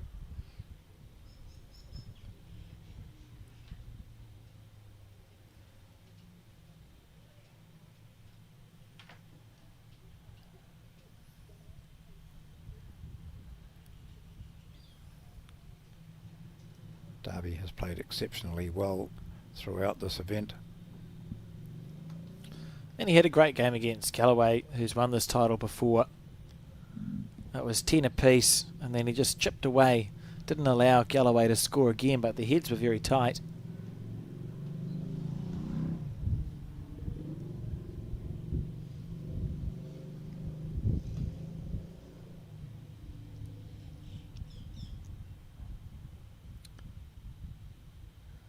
Galloway did really well. He was involved in a match with Ray Martin, in which there was a bit of friction, you know, and that happens in matches.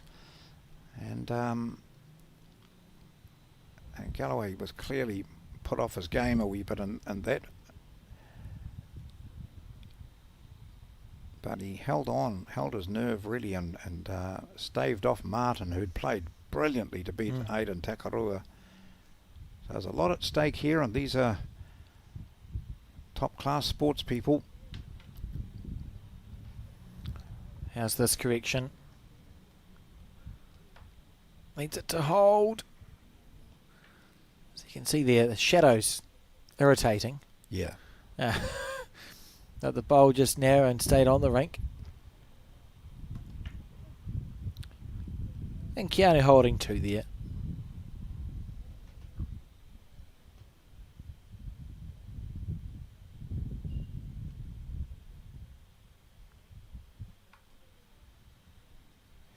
Down into the shadows can be a bit off-putting sometimes. So if this stays on, we'll cut out one of those shots.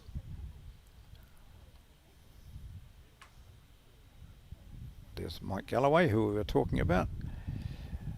Won the title 4 years ago, and a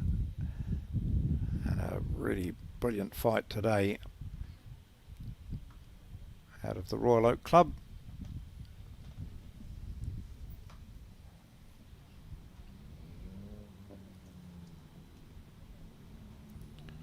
Such a classy bowler. Well, I like the fact that, you know, New Zealand, the selectors take form into account, and when and he'd been playing so well, Mike Galloway, for a number of years. He'd been in the national team previously, but after that win in 2021 and other really good performances from Galloway, he was back into that New Zealand team.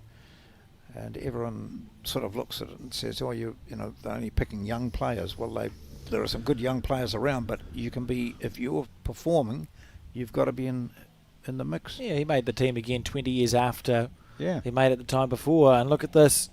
Look at this. Down onto the jack. That's a beautiful bowl. Well played from Keanu. He'll be happy with that. I think it's about settling in a 4, dropping a 4, a little bit nervy in that first couple of ends, but settled in already. And Matt on one of, I'm not sure what hand he's on. I'm not sure what hand he's on. Looks like he's going backhand, doesn't he? Oh, he is, yeah.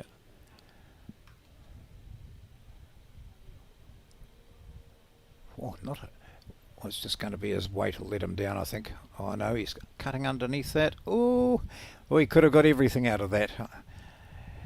That shot there had all sorts of possibilities. I don't know if he played that hand previously. He concedes this 2. It's a 2.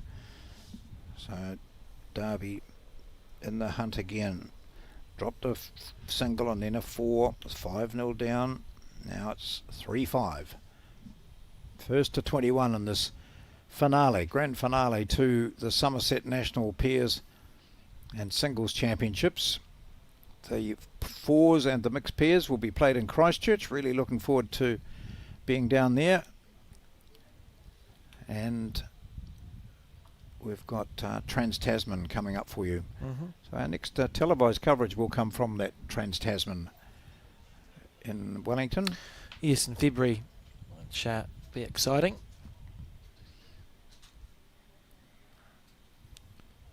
Derby doesn't show too much emotion. He was not at all obviously concerned about the first couple of ends. Might be more concerned about this bowl here than he was about dropping a 4.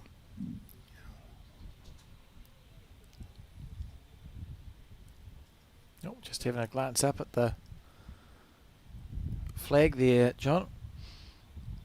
Yeah, and that's something that Matt Berry said. We've been playing in such difficult conditions, the windy conditions. He said it's nice to be here today where there's not the same effect. I mean, you can see the flags up higher blowing around, but there's not much wind activity at ground level.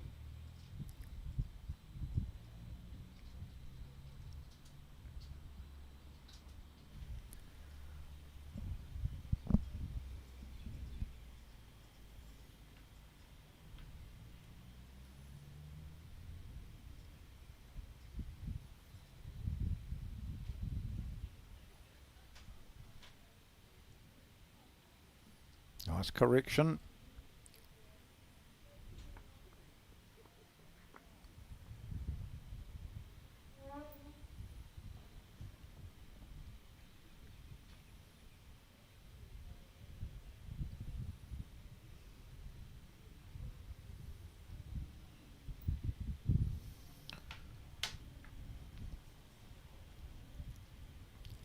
You've really got to have nerves of steel here, don't you? When you're playing in a national final for the first time. I think he's been in some centre titles. I think he's had a couple of runner-ups. Matt Berry, been involved in teams, I think, but you know, gosh, he's looking around him now, and behind him if he turns around, there's a room full of people watching. He knows there's lots of people watching on television or on YouTube. And all he's got is himself, John. Yeah. But those who like singles, that's what they enjoy about it. It's just me. Me against the world. I want to... Everything relies on what I do. I've got no one else to blame.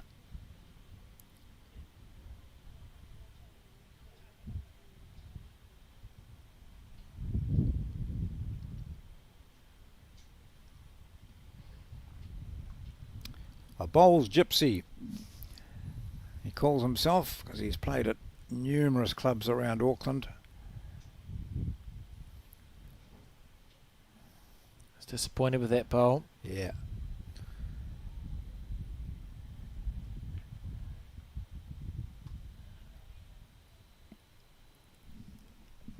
Partner Leah. He's been here all day. Yeah.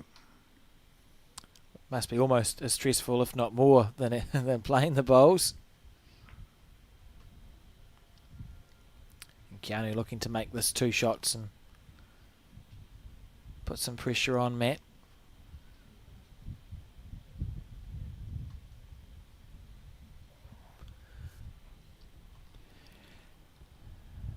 He's on a good line. And I don't think he'll mind if he finishes slightly out here to the left, because there's a shot that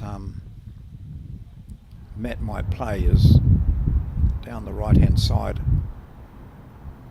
onto his own to promote it, or onto the shot bowl to dislodge it. We see him play with a bit of intent here, or another draw early in the game. So here he is looking to... Oh, he's going to be too narrow for that, either of those shots. So it'll be a couple of... Oh, is it? A couple? One anyway, one and a measure. Oh, is it a measure all round? I think it's 2. Yeah. Yeah. Look at those. 2 it is.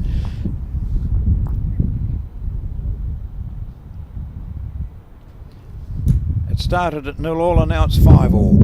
We had a single and a 4 to Matt Berry. After 2 ends he was up 5-0. Now it's 5-all.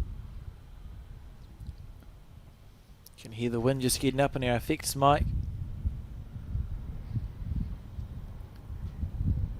But that mic's a couple of metres up in the air, isn't it, I think? Or is it? Yeah, it is. Yes, Yeah, it's not height, a ground yep, level. no. Not a ground level, no. Another long end here. I think definitely this is Keanu Darby's game plan, John. When he has the mat, he's going... Look at the mats right back on the 2 metre mark and delivering the jack long. So he must back himself over these distances. And if you were Derby, you'd finish your game 40 minutes early. Would you be taking some time just to have a look at how your likely opponent was playing, or not? That's interesting. And we'll have Taylor Bruce in the commentary later on. Oh, good. In this game, we can ask her Yep. her that question. But it's Well, it makes sense too, doesn't it? Just have a look and see. Oh, he's playing short ends all the time and nailing it, so I won't be handing him that advantage if there's that sort of information to come out of it. Must be a lonely place to be when you know you're in a New Zealand singles final and you've got 45 minutes to wait until you play it. I wouldn't want to be anywhere near people. Yeah. You know, because you're going to get well wishes. But Keanu's trying to stay. He's trying to stay focused and in his headspace. It must be a real challenge to keep on the level, John, when it's such a big event and means so much to these players. Well, in fact, I wandered around to see if I could spot him, and I couldn't see him anywhere. So I think you're right. He went somewhere seeking a bit of solace somewhere.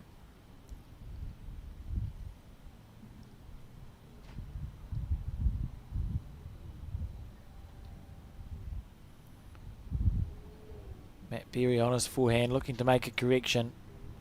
Oh, he's in danger now of just showing some nerves. He was straight into it, but there seems to be some looser bowls in the last couple of ends.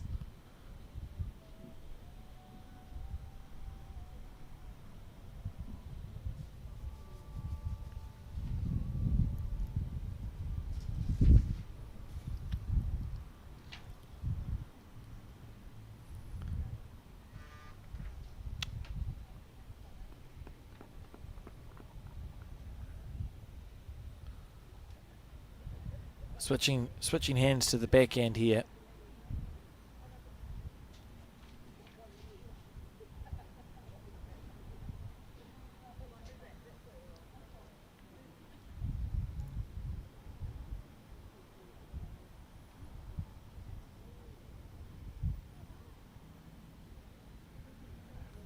Little feather. Yeah, oh, not to be. That would have been enough. With that weight, that probably would have tickled up for at least second shot. The warning bells will be ringing, John. This is the same four we saw coming in this direction on the second end, but for a different player.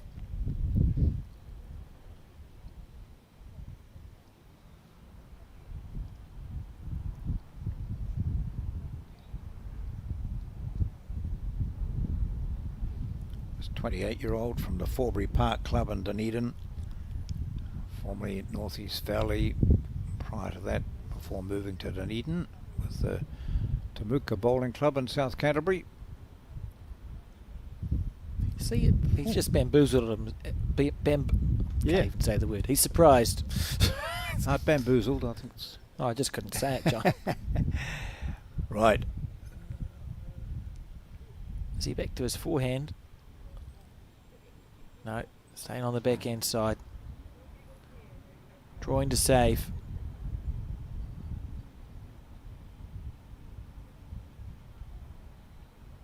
Oh, you don't. Just that's putting real doubt in his mind now. Look at that, 2 greens right on the white line, and that's a 3. Yep, a 3 to Darby, who takes the lead first time. I've decided, John, on an unrelated but similar note, that we need to bring back the bowls spider. I was looking through that history book we mentioned, and yes, in 1975 in Wellington there was a giant spider, not the arachnid, but the thing where you surround a green. 400 people surrounded the green and delivered a bowl when the bell rang, and it was a helper from the kitchen with a borrowed bowl that won the prize, the sponsored prize in 1975. And I thought, what a good idea that is to finish a Nationals. That'd be quite good to even to do it in between, when we're waiting. Bit of fun, yeah.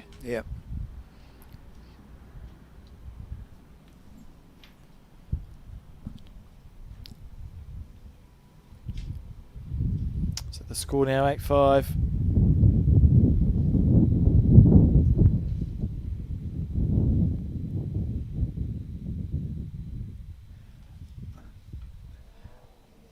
I like too when you were talking about the youth of players winning the title, and we had, Phil Skoglund was in his, he might have been late 20s when he won one. I'm not sure, can't remember really, but other younger players. But then when we had that person who was 34 years of age, Jack Raybone, the youngest man. Yeah, the following year, George Littlejohn from the Hut won it at age 74.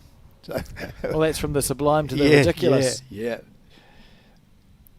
They say more than twice the age of the previous year's winner. There'll be some Hut members saying, I remember. There's a photo of him somewhere. Yeah. So he was that good, was he? He won a national title. I didn't know that. Oh gosh, now this is starting to look a bit serious, as even though Darby's not at the top of his game at the moment, Matt Berry, the surprise package at these national championships, is faltering.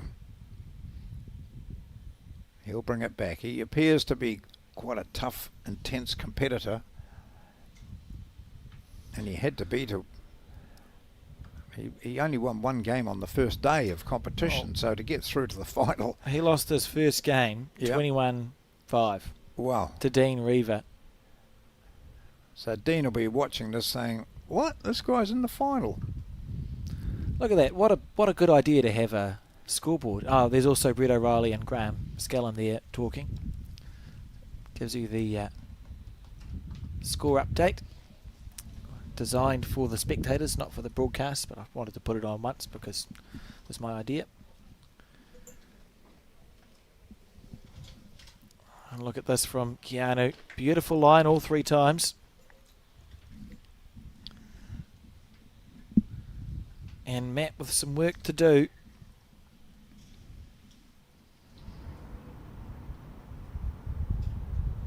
On his forehand. Said he just read the book Better Think and Play Better Bowls by Peter Ballas and Mark DeLacy. Really, yeah. John, and it's had an impact on him. That's a well-read book. There wouldn't be many bowlers around who have either never heard of it or haven't read it. Here we go. Berry looking to get himself back into this game. He's only 8-5 down, but he's been scattered after a good first couple of ends.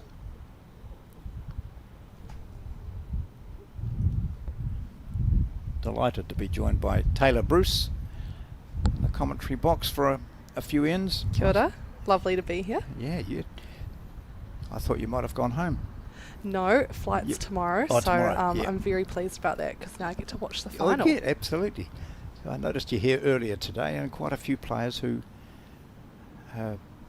didn't reach this stage have stayed on to watch and support. And one thing we were chatting before about Keanu and how he'd finished about 40 minutes before Matt. Yes. So in that situation, I went looking for him, couldn't find him. So the idea is you don't sit around and watch what your opponent is doing or like the opponent is doing. You take time out. Yeah, no, he was just getting organised and I was going to go and get some dinner and he decided to go on a walk as well and just get away from the green and fuel up for the next round, which hopefully will put him in a good place for this final, because Matt, has come off a really big game and he'll be fresh off the green and he'll be able to take that form through to this game too. So it's good to, everyone's different, everyone manages the next game differently. What does it feel like? And I'll stop talking soon because I was supposed to, but I had a question. Can you imagine them? And the score not 9-5, similar to the question John just asked, but you've participated in a few national singles final. Yes. Can you just put us into the head of like these players? What's going through your mind immediately before you start this national singles final? How does it feel? Look, I can't speak for anyone else, but personally, it's just a matter of trying to keep your cool a little bit. I mean, you've played so many games to get to this point and played so well to make the final.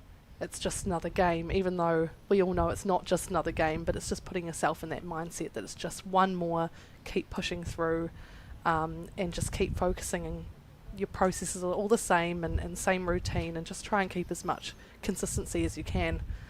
There's definitely nerves, I'm sure, and I think we saw that a little bit at the start. I feel like Matt really embraced them and started off with a hiss and roar, and Keanu's more sort of settled into the game and quite different starts. And yeah, it's exciting to see how people handle the big moments. It's also quite exciting to see how Matt bounces back from 2 or 3 really ordinary ends, and to see if he can regain his composure, going through the mental processes, I suppose, when you end up, things aren't going well, go back to those basics, your steps. Yeah, for sure, and he's just come through a marathon game against Liam Hill, so he'll know that he can rise to the pressure. Keanu I know well, played as a teammate over the years and a really close friend, so he's been in a few situations and big games before. Be interesting to see what happens. Yes. Well, he went through that remarkable match where he was out of the game really at match point and got up to win it against Seamus. That was, yeah, that must have been a test. Gosh. Yeah, no, I didn't see the game, but I've seen the others going through, and I feel like all the players today have really battled it out, and the conditions aren't easy here. I mean, you can hear a bit of that breeze. It's pretty windy, and there's been some really good heads and quality games in the conditions as well. Yeah, I suppose we've seen you in action here in days playing on the other green it was, and the other direction, and how difficult the wind was there. That was really tough. Yeah. And I think that's the cool thing about outdoor bowls, right? I mean, the conditions can be such a leveller, and I think we've seen that in this tournament where there's been a huge range of abilities and experience coming through these final rounds. We started taking count of the number of jacks that were thrown into the ditch or out of the rink at one stage. Glad I didn't have that job this year. Yeah. Gosh. There's Right. a good-looking bowl coming in here from Matt Berry. Yeah, looking to make second. Yeah. Possibly. So that's a much more that's the most compact head we've had for a while. We're playing it's the 8th end, so they've had plenty of opportunity to settle into this. Both hands are slightly different, both directions are slightly different, so there's no chance to lose concentration. Yeah, exactly.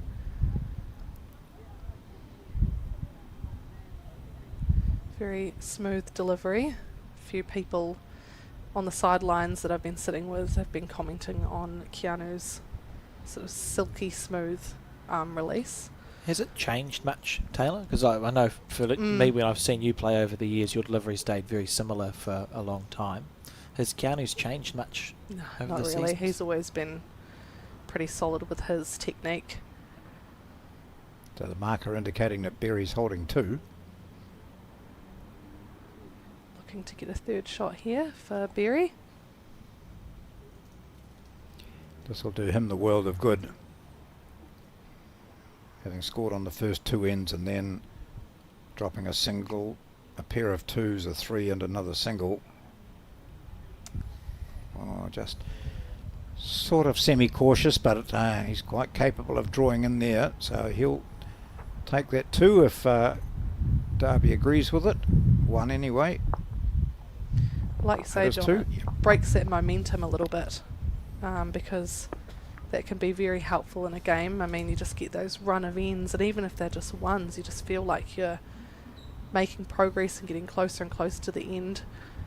But now that's sort of evened it back up.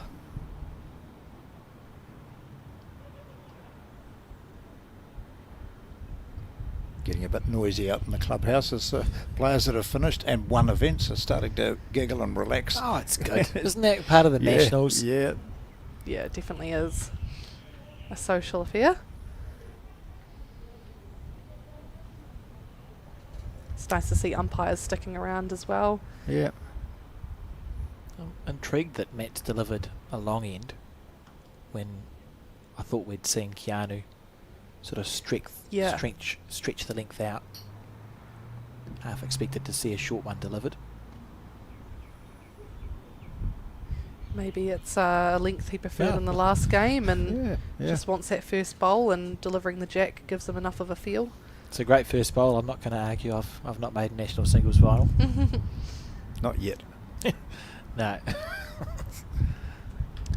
Yeah, that's great. Look about the perfect weight, transfer of weight, and the delivery. There's no bouncing at all, is there? It's smooth.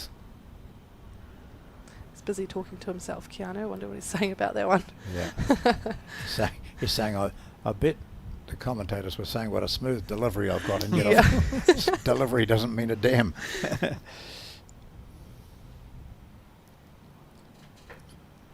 A speech bubble. This is the switching off that you've talked about often. You know, when you've played a bowl, you switch off. Yeah, it's a bit of an art. Yeah.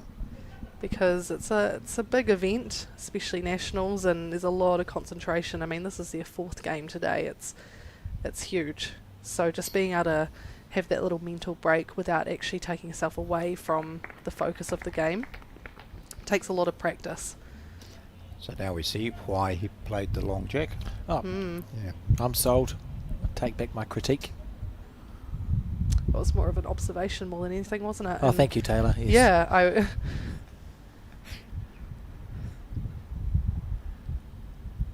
Oh, this looks like it's tracking pretty well. great bowl. It's going to get that little finish at the end to flop in for one.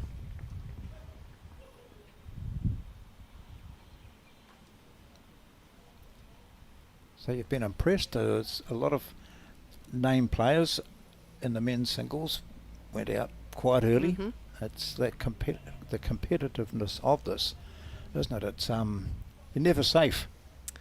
No, never in the game of bowls. No. Same with the women, actually. Yes. It's been a lot of upsets. Oh, goody fit. Oh, Gee, thought he was right on it. it was a little unlucky there. And both his bowls have gone into the ditch, which is not the best place for them to be.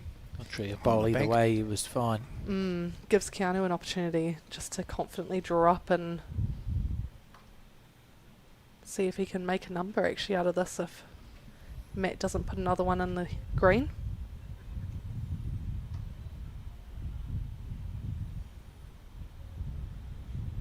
Yeah, handy spot.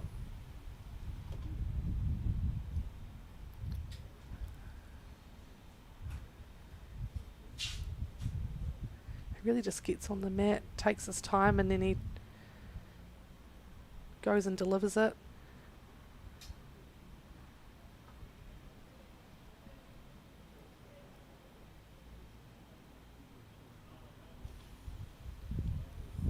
Can't be far away.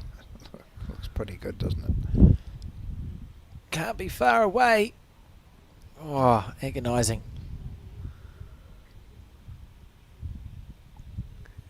They're showing some good touches, and you've got to have every shot in your armoury if you've made the final of the national singles. Dave Had Simpson. you seen him in action before at all? Did you know? No, No. I don't know much about Matt Berry at all, actually. Probably the locals are more knowledgeable than me. And that's again what we were saying about entering the nationals. How if it's in your area or even not, enter the nationals because it's a hell of a good thing to do. And who knows? As Matt said, he's won some club titles. He's played at a few clubs. And he said, God, I never thought I'd get this far. I lost my first game 21-5 in qualifying. So he pretty much had to win everything since then. And as an unheralded player, he's here in the final. Yeah, it's a pretty big achievement. Yeah. Lots of locals coming through the finals today. Yeah. Hopefully that's the case when it's down in Christchurch Yes, for that's the right. fours and mixed pairs. Yep. So what's your four down there? So I'm playing in the fours. I'm leading in that with Amy as second, Amy McElroy, Kirsten Edwards as 3, and Mandy Boyd as skip. So that'll be really awesome. I turned 30 during that event, so Oh, I'm really God. excited that I get to spend the day with really close friends and good bowlers. Yeah. I mean, it's an okay team. Yeah. Look, to be fair, I've always dreamed of playing with Mandy in the nationals, so it's a bit of a Yes. special opportunity. And then I've got Keanu in the mixed pairs. Oh, great. Yeah, so he's in good form. That helps.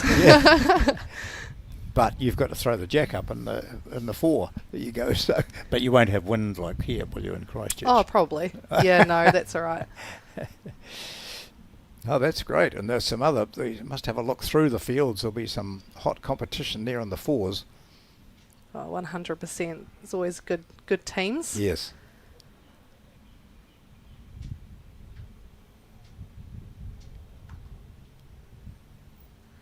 Looks like it's got quite a nice line down there if it drifts in with the breeze. Oh, he's looking away, so he knows it's heavy. Too heavy. Yep, it's in the ditch. Such a sick feeling as a bowler when you do that. For me, it usually happens when I let my bowl go well. You just watch it and you're like, oh, I've got the right line. And then you just sick as it trundles into the ditch. But hey, at least it looked like Matt knew straight away that it was heavy, so that's one good thing. He can feel it. Yeah. It's worse if you think it's good and then it just keeps going in the ditch. Your mind's gone, hasn't it? Yeah. What do you I do next? Clearly don't have the touch. Yeah. Yeah, I don't really know how you fix that. If you think you're judging it right and then it's not quite. Panic. Yeah, believe what your eyes tell you. Is he switching to the backhand here? I can't see with I'd his say foot so. placement. I think he wants to play onto the shot. Chopping and changing. Well, I guess if he's adding a bit of extra weight, it might give him a bit of confidence that he can land something at least. So maybe plays with a little bit more freedom and confidence. Nice weight. First to 21. This is the grand finale to the Summerset National Singles and Pairs here at the Browns Bay Bowling Club, the headquarters for this event. Of course, the winner going through to the Champion of Champions, the World Champion of Champions, which is a very exciting event to go to. Yes. Only occasionally do they get flooded out. It's too soon.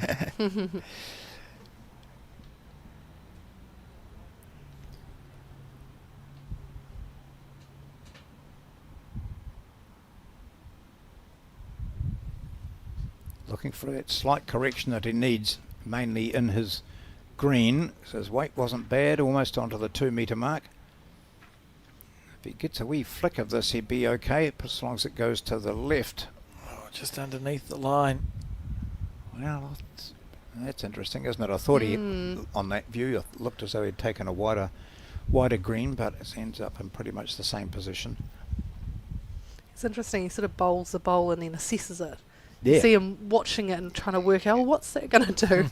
So maybe he's just not super sure about the lines and speed going in this direction. After that beautiful start he had in that second end. Gosh, all within a mat width. Great shot here. Yep. That's outstanding. So he certainly won't be short, you'd imagine, here. He's got a nice target there of the jack and 2 bowls, if that's what he's going for. He plays aggressively. He played it accurately and aggressively in his previous games. Oh, it's a nice little target there for him to sit on. If he spews the jack back, not Gosh, a mile that away. line is beautiful. Yeah, gosh. Oh! Wow. Anyway, he cut it down anyway. That was very accurate. I thought he might have had a wee go at that, but we see the Keanu bowl might have been in his eye a wee bit. But he played the sensible shot, drops a single. That's retrievable. Quite impressive for him to have that confidence to get around that short bowl on that perfect weight. Guess he had done 2 decent speeds with that, 2 bowls before that, so he obviously knew what he was doing there. It's a great shot.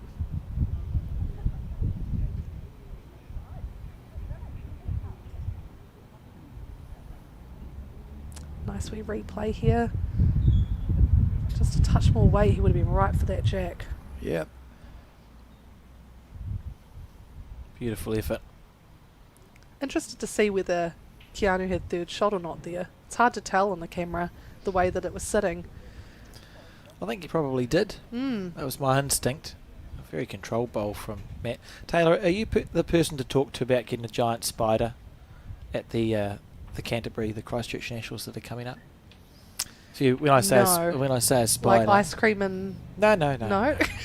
So I'm thinking the soda drink. Yeah. I would actually love a giant spider. Yeah. 1975 at the Championships in Wellington, the #1 green in Victoria, they surrounded it with players and spectators and officials, and everyone got one bowl, and they all delivered the bowl to the centre of the green towards the jack, and there was a prize for it. I think we should bring it back to the Nationals. Oh yeah, I love a good spider game. We should do that. Yeah, we should. That would be hectic though, Just wouldn't put it? it out into the universe on one of the days. Burnside Bowling Club, which would be the headquarters. Because your mother, she'll have spider. nothing to organise down there, will she? Oh, look, Dad's actually I think he's the main contact Oh, is for he? Burnside down there, so he'll be busy with that. So maybe he's the right person to talk Brilliant. to. I'm sure he's tuning in and listening. Here Yeah, you go. yeah. Plant the seed. So there you go. That could be quite fun, though, couldn't Yeah, it? I think it'd be great fun. You have to make sure everyone. I always get irritated when people let the bowl go early or late because that's cheating. You have to ring the bell and everyone does deliver the bowl at the same time. Imagine that, a couple And then hundred they'll people. smash into each other, and you know, you just got to go in with a bit of weight and close your eyes, walk away. Now, here's the other question for you and idea that we've discussed here, particularly because we've seen so many jacks rethrown. The idea now is that New Zealand leads the way and says if you have the advantage of the mat and the jack and you misuse it, i.e. you put the jack out into the ditch or to the side and it's replayed, the other player has the right to place it where he or she wants and place the mat where he or she wants, so that you sort of penalise losing that advantage of throwing the jack up, which you've won by winning the previous end. But you make a mess of it, then don't just have it another throw. We have the opposition player places it. Gosh. Saves time. Revolutionising the sport, John and I. Yeah. You guys are harsh. Yeah. I mean, I feel like in this wind, it's so hard sometimes to deliver that jack. Exactly. I mean, they get bowled down and then it goes off in a gust, and you can't really help that. It's not the player's fault sometimes, and I mean, I don't mind the traditional format, especially if it's a big time limit. If it was a quicker time limit, definitely. So good to be able to just place that jack and keep moving. Yeah. Yeah. Well, that was a very So reasonable. we'll think about it. That was a very reasonable answer to that question. Yeah. No, I'm a bit more forgiving, I think. Answer. Yeah. When we throw these things at you by surprise.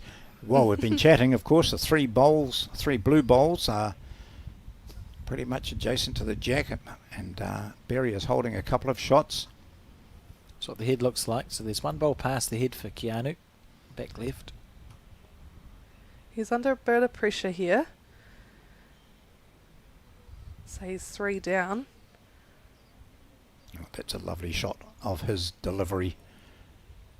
A bit like you holding your pose for a while after the bowl's gone, hands still up. He's undercut that. He might land the third shot though. Not enough. So it's bizarre scoring on this match. We're likely to see 2 4s. So the number of ends that Matt will have won will be minimal.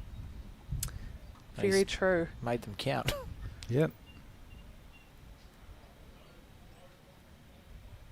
Just whistling a bit here. He can get the bonus shot.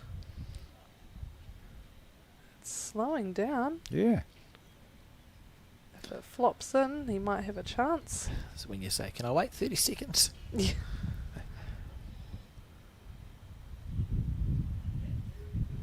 Three it is.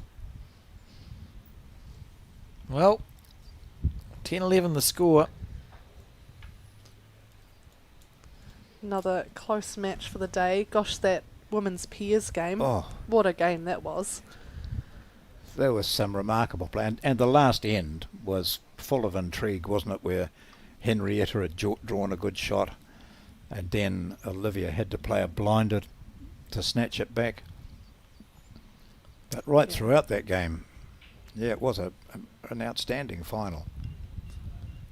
It was a bit of a feast that round, to be honest, because all 3 games on the green were just incredibly close and some really great bowls. Didn't mind sitting on the sideline and watching those with all those games on. As much as I prefer to be out there myself, but they've earned that right, and gosh, they made the most of it. Tracking in quite nicely here. He's starting to settle back in after his little lull. Yeah. He had 5 ends where he didn't score and he dropped 9 shots. But now he is certainly in this game at 11-10.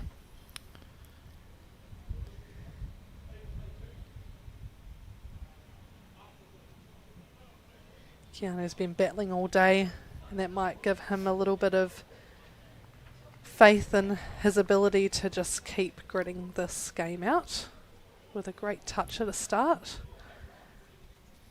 I think both of them, I mentioned it earlier, he says, having not supposed to be commentating. Anyway, I mentioned it earlier. I honestly believe that these players, they both know they're going to win the New Zealand singles title, right? Like they have that affirmation, I'm going to win today. Keanu made that incredible comeback against Seamus Curtin, then kicked on against Mike Galloway. He was 10 apiece and won 21-10. And we've seen Matt Berry create similar magic. He won his first game this morning 21-0. It was over in about 35 minutes. He knows he's going to win. Keanu knows he's going to win. One of them will be wrong. Yep. But that I think is honestly the attitude that they've come into this with. It was a huge achievement to make it this far. It'll be interesting to see what happens as the game gets closer to 21. I think that's when people will really see what these players are made of. The nerves come into it. Yeah. So what's Matt attempting to achieve here? I remember when I played the national singles 3 years ago and managed to come away with the title, and I tried pretending it was first to 25 in my head because I just wanted to play through the score, not to the score. Yep. And it actually did help in that moment because it just meant so much to me, especially on home greens. Great effort there. Just missed. So, yeah, just different approaches for different players. And, you know, when you get close to that 21, it can be a little bit scary.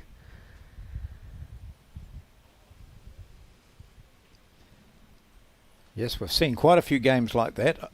Not just here, but over the years, where someone can be almost thinking about their next match, which is a danger, you know, on 20, and it takes forever to come if it ever does. We saw there Matt Berry only just miss. Yep. See how close he gets with this one after gathering a bit of information after that wee near miss. He's lining up for it.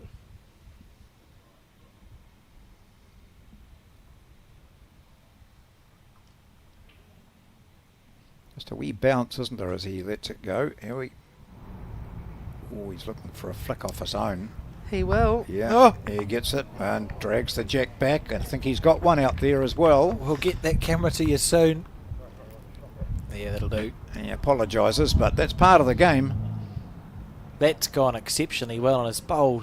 That's not even his collision bowl. That's one of the ones that was awry. Yep. Has ended up catching the jack. What an incredible result that was. Thank you, camera team.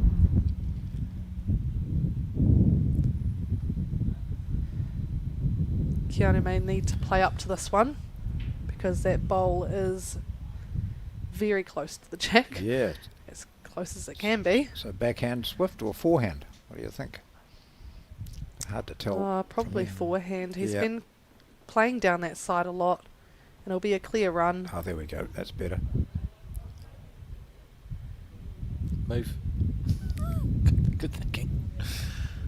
I always find that so stressful as a spectator when you accidentally walk in front of somebody. We don't want to introduce sight screens. Oh, he is going backhand, so yeah. that's good. He can see that from the mat and that it looks nice. He's quite good at these shots, so I wouldn't expect him to be too far away. Look at Shot this! here. Oh, what a bowl! That was amazing. You could see it clearly. There was Brilliant. a line inside that green and the blue one. So the left of the jack. So straight into it, kills the end. Great wee graphic there. That's made my day. Is that your first time today? I think that's the first kill button I've pressed today. Yep. Yeah. Like the giant jack. So some good bowls in this particular end. Firstly from Matt Berry, who managed to wrest the shot away with a nicely weighted shot, which had a collision, came across, took the jack over to one of his he was holding to, and then that superb bowl by Keanu Darby. Killing it. He leaves the rink and goes to fill the water bottle while Berry sends beautiful. the jack down. Yeah, that's a lovely shot. I can tell you that Matt Berry Started his bowls in approximately 2001. And he played a season at Birkenhead, and Trish Crook, Tony Grantham, Matt Berry and Trish's son Mitch played in a tournament with 2 juniors in 2 seasons, which they won. So his first taste of success at the turn of the millennium, and here he is now in a national singles final. Very cool. He's been playing for a long time then. Be interesting to see if he's played that whole time or whether he's come and gone from the game. No, yeah, he said it. He didn't mention that he'd had a break, so he has been playing quite consistently. He called himself a gypsy bowler because he's been around a few clubs. He's wearing an Onehunga shirt, but he's not a member of Onehunga. But he used that on the first day, and because he only won 1 game, and then carried on from there, he's decided that that's a lucky shirt. Very good bowl. He was in the list there as Blockhouse Bay, I think, wasn't he? But Blockhouse Bay advised us he's not a bowler here, not a club member. Now he's Pringle Park. He's I Pringle can't Park. keep up, but yeah. I can't relate either. I've only ever been at Burnside and won clubs. He plays out of Auckland. There you go. Yeah. No, but then that's okay. But he's back in this game. That's encouraging for him and his supporters, because it looked to be just easing away from him. Those few ropey ends. It was a great first bowl by Keanu. I think first bowl effectiveness will be important in this game, especially in this wind. There's a bit of a matter of who can get there first. Puts the pressure on the opposition.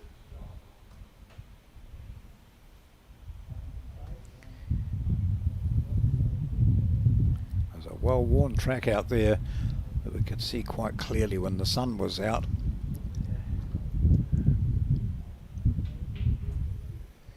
Yeah, not a bad call by Keanu. This guy's Matt Berry is quite keen to have a run shot. We saw that in his match against Liam Hill where he had to.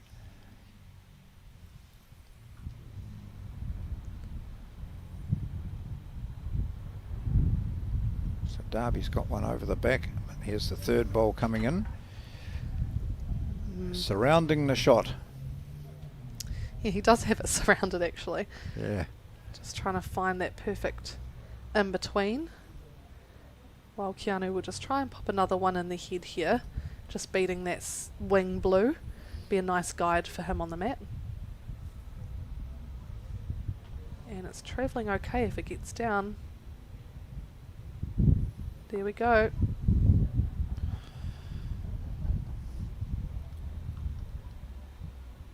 It should be 2, you'd think, with that last.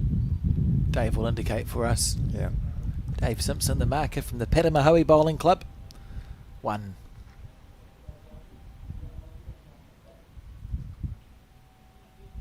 I had to think there for a second because Matt's got the blue bowls. Yeah, yeah.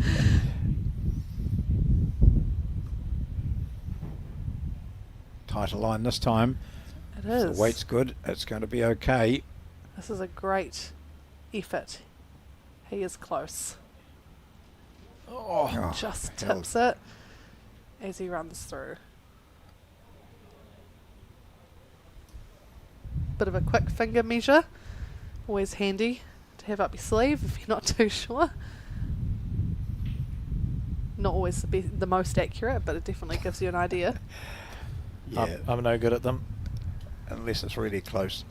Yeah, if you can get it, you can get an idea. But when you're a marker, it's awful, isn't it? Someone says, okay, what's the story? Hang on a moment. And you go around them all, and then you say, measure all round.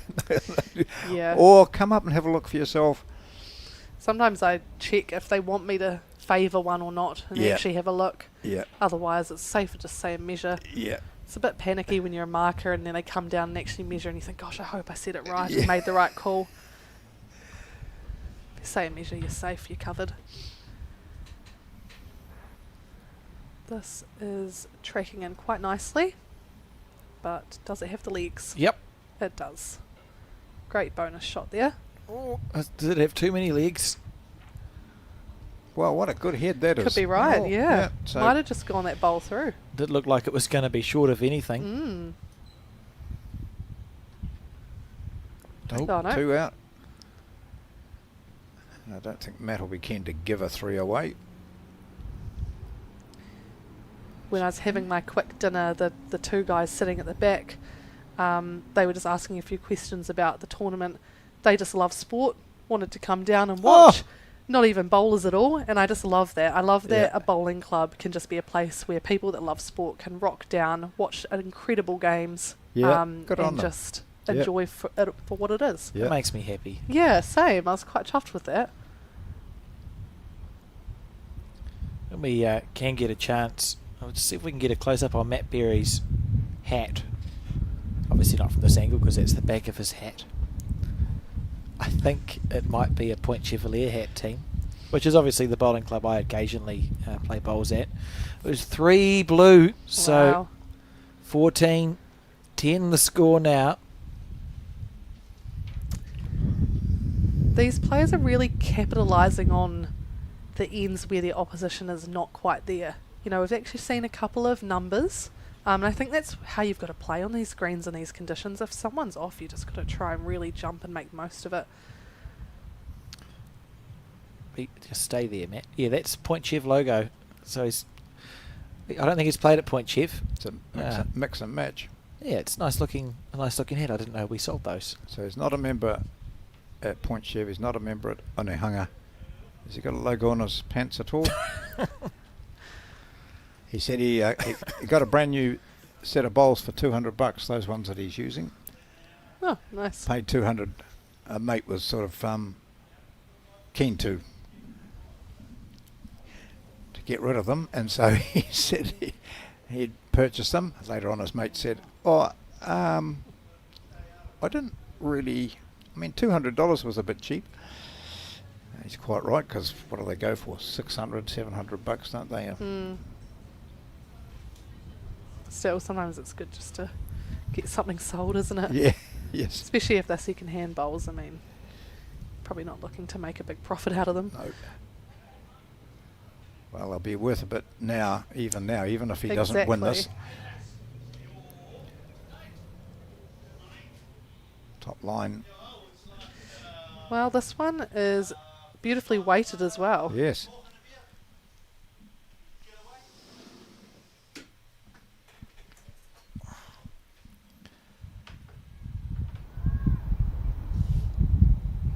Keanu had the line sussed with his first. See if he can just put a metre on.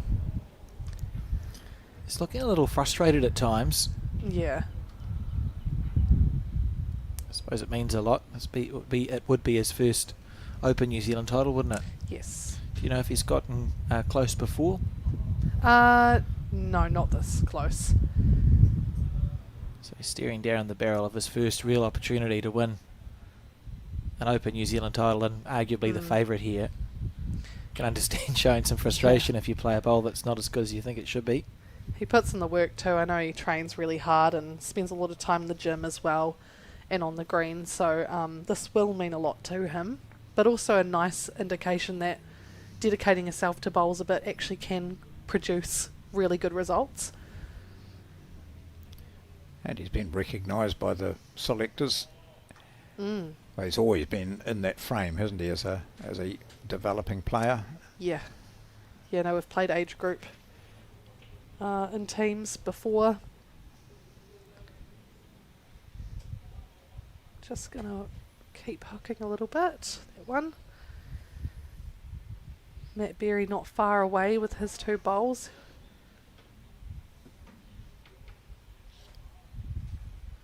A few practice swings. Yes. It's almost like he's getting ready to deliver with a bit of weight.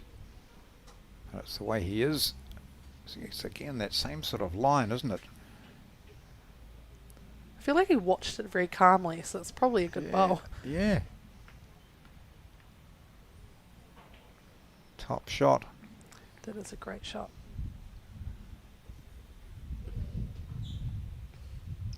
What do you do here, Taylor? You draw for shot? Yeah, I would. I mean, he had the weight pretty much with the last one. It looks really nice and open. You can just confidently draw down there, even if it's just a bat width past. Plenty of options to hopefully get a good shot or a second shot. But he's just on the wide side, I think.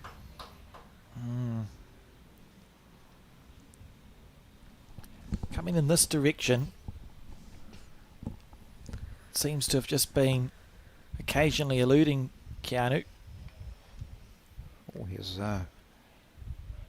holding a couple. It's tough too, because when you're on 14, you're like you're 2/3 down. Yeah. And just another point or two, you actually feel like you're making Careful. it to the crunchy Oh, end. Sold the farm. Oh, gosh. That's unfortunate.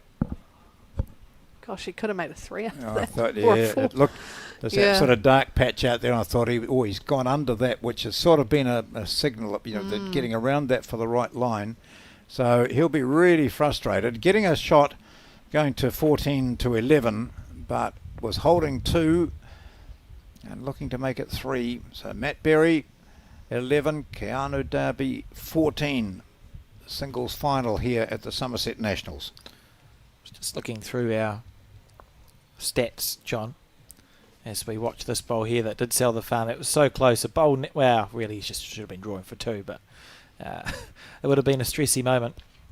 1955, so 70 years ago now, that same year where we saw the attendance of PC Skoglund at 18 years old, and the youngest ever singles winner at that point, 34. The conditions of play, the singles, they played 21 ends. The time limit was 1.5 hours.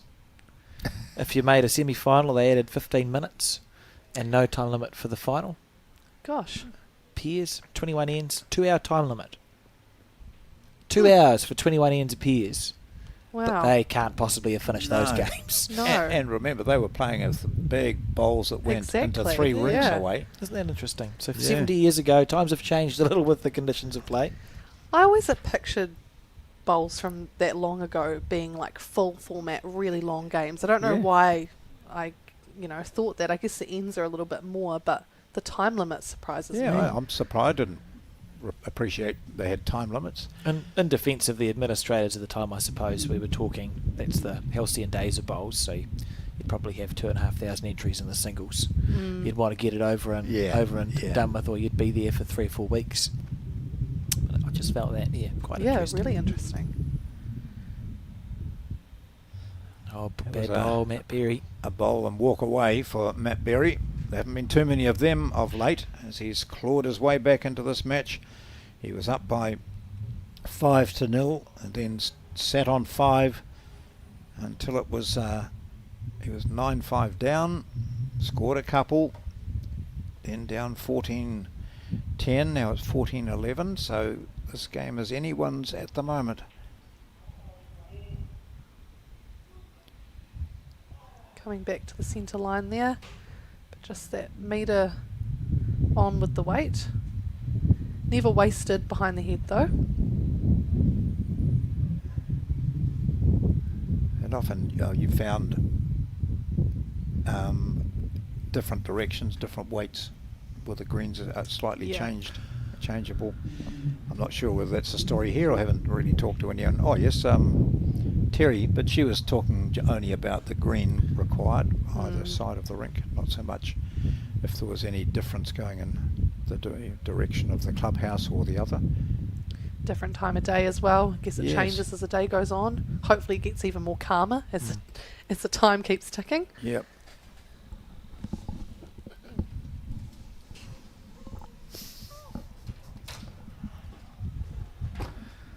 Keanu willing this bowl down. Oh, 3 in a bunch. Lovely effort. Might have cut it down to 1 and just got second shot there. It's quite a hot little room here, and then when you open the door you hear all the noise from next door. Haul the window across and suddenly a group gathers out there and chats away. Get the cattle prod out to get people away from in front of the commentary booth. Picking his line well again here. What's that weight going to do for him? So it's just cutting short. Yeah. We'll see another opportunity there for Berry. He missed out on an opportunity at the previous end. But still, he's got a spring in his step, and he will be overjoyed at what he's managed to achieve here. Definitely, and I think sometimes those are the players to watch, you know, when they feel like they've got nothing to lose. Everything's just a bonus, and they're just absolutely stoked with what they've already achieved. They go in with no fear.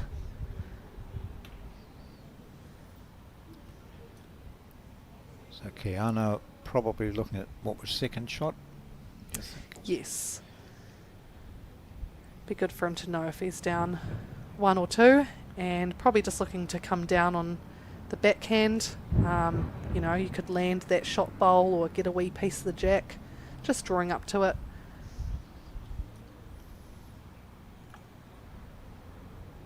Very deliberate with that foot placement. It's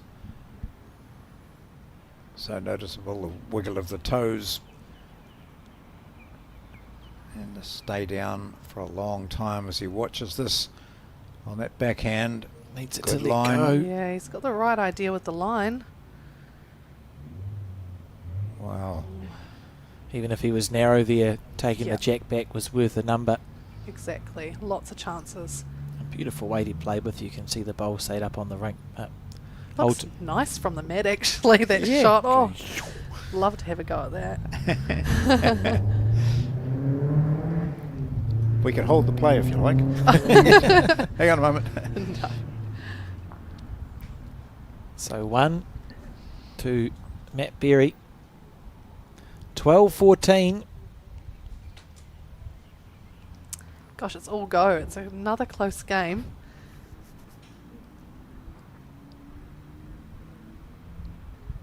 Beautiful spot here at Browns Bay.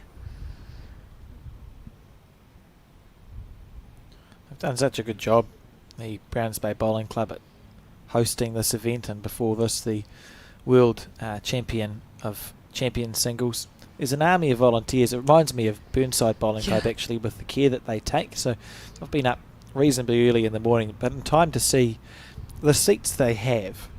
A lot of people would go, yeah, it's the morning, we'll just let the seats dry themselves. They have people out there with mops. Wow. Mopping the seats down to get rid of the water off the seats, so that players at 8:30 in the morning can sit on a seat without fear of of it causing any issues. And that's the sort of care that they take of their club here. You know, you're right. It does take a lot of volunteers, and coming from a club that's the same, I know exactly what you mean. It does take a lot of hours for these people. I know they probably go home absolutely shattered, but it's all worth it because the players have an awesome experience and they want to come back, and that's what it's all about too. Yeah, that's a great team, no doubt about that, here at Browns Bay and other clubs, as you've mentioned, mainly beginning with B. Here's Matt. Oh, Berry.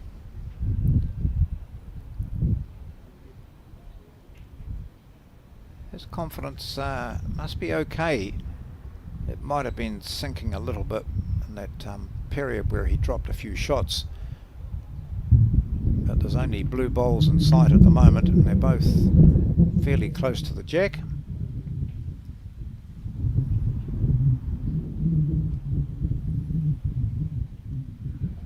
Tournament director to the right there, Colin Williams. Obviously things are running smoothly now. Yeah. Nice for me to sit back and actually enjoy what the tournament is at the end. Gone. Oh no, he's off to do some work.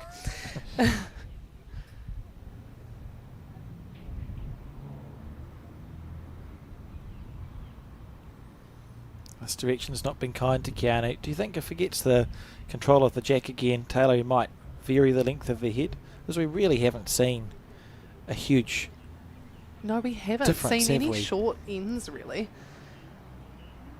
But it's, I don't know, sometimes you wonder if they get a bit comfortable in a final, and it's it does feel quite nerve-wracking to make a change, and it's sort of taking a bit of a risk. Oh gosh. But it can pay off. Yeah. So it's been brave, right? Mm-hmm. Matt will be annoyed about that. Yeah, it's a bit of an opportunity. Yeah. You know. If your opponent is just stumbling a little bit, then you want to make it pay. Because with the quality of Derby, you know that stumble won't be for long.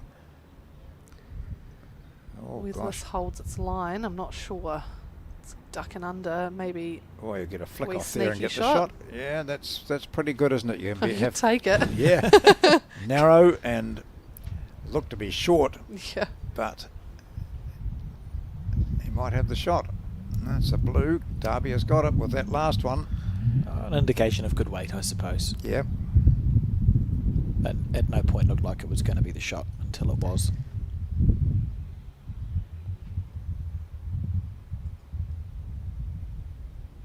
This is looking like another nice line. He's starting to really understand the tracks here. Yes. It's making for some very good bowls. That's a stunner, isn't it? It is, but be interesting to see if Keanu's playing right up into that with that back bowl behind. Chances, isn't there? What's the danger? You chip your own bowl off somehow, I suppose, would not be ideal. But you'd like to think something's going to move. If you're removing your own bowl at 2 o'clock, surely you've also moved other things. Yes. You'd be unlucky to get it and not have any jack movement. He just doesn't want to move the other one. Well, I thought that in the first game of the singles, and it was the first end. I had 2 seconds, played a runner, got them both out, ended up 4 down. I was like, oh, that's great. You know, you just think, oh, you got it all covered, and then you just make an absolute blunder of it, but that's okay. These things happen. It's first end, lots of time to make up for it. Yeah. Bowls New Zealand president to the right and the future president to the left. How far to the left, John? The scaffolding. And it's 1 in the end to Matt Berry. So the score now... Oh, gosh. 13-14. This is how it happened. We saw Keanu under the line, but with perfect weight. Sort of held on for the shot. And then that around the bowls, in for 1. Beautiful bowl from Matt Berry. Great singles final we're witnessing here. It sure is. It's nice, close nail bite. I'm not sure how their support people will be feeling at home or here at the club. If I'm not sure about Matt Berry's team, whether they're here watching it live. I know that Keanu's got plenty of support at home watching him, including his dog, settled in, ready to watch. So it'll be a bit nerve-wracking, I think. Matt's partner Leah's certainly she's been here all day watching. Awesome. Yep. And it's back in the clubhouse. Oh, how comfortable does that look? That's very what a great clever. setup. That is very clever. I'll get 2 and a Whittaker's cushions. slab. That's great. Oh. She's a perfect woman. Now I would like chocolate.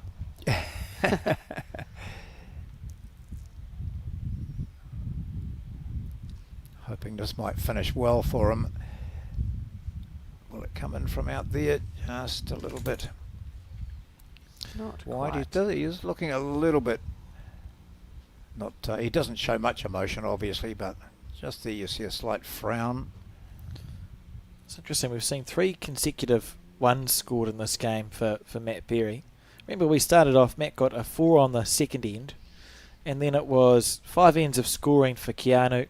He got a 2, a 2, a 3, a 1, and you'd be forgiven for thinking, cool, he's on a roll. That's likely to continue. But Matt's put up such a fight here. He stymied it. He scored a 2. He scored a 3 a couple of ends later. And 3 in a row now. We find ourselves 13-14. It's been a fascinating game. Lots of ebbs and flows. Yeah.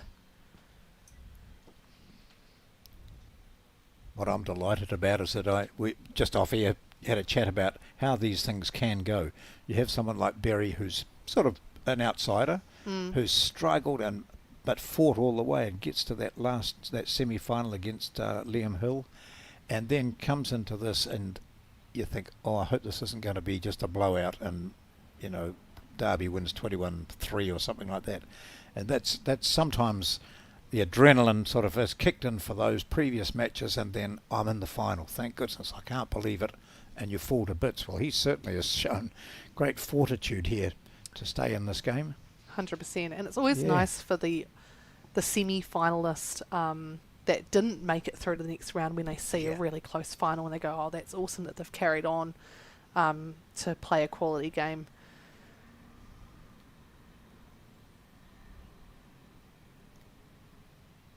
He's just looking to sit the shot bowl or cut inside it, and he might just do that. Inside, outside, on it, inside. Oh, what a bowl. Yeah. It's a great shot to try and make it to 14 all. Keanu will be looking to stay on that backhand. He can sit that shot bowl or get a wee toucher and make 2. Just clarifying that he's down. Might look a little bit different from the mat. It does. So that right-hand green bowl has just passed the jack, so that's a nice line there for him to capitalise on this. If he can get it up to the jack, then he will get the shot or 2. Here he goes.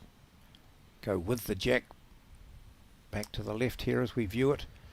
That'll give him a couple. I think he's going to get tied up. Will he get inside or outside? Oh, he might give them another one. Yeah. Oh, he'll be feeling a bit frustrated with that.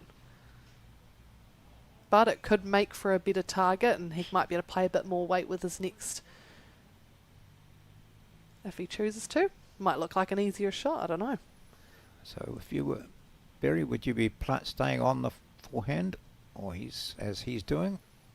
Move to the back, has he? Must be going past. Yeah, must be, because if you're looking to get another one, I personally would back that same line just to play and beat Keanu's shot. He's decided to a bit of caution. Right. Still looks viable there for Derby. He goes backwards down the rink. Cool. It does look a lot different down on the mat. It does look nice for a wee trail of the jack. Yeah. So backhand onto the jack, move it back, get a couple. More bowls, New Zealand staff there. Martin McKenzie to the right. Never stops working.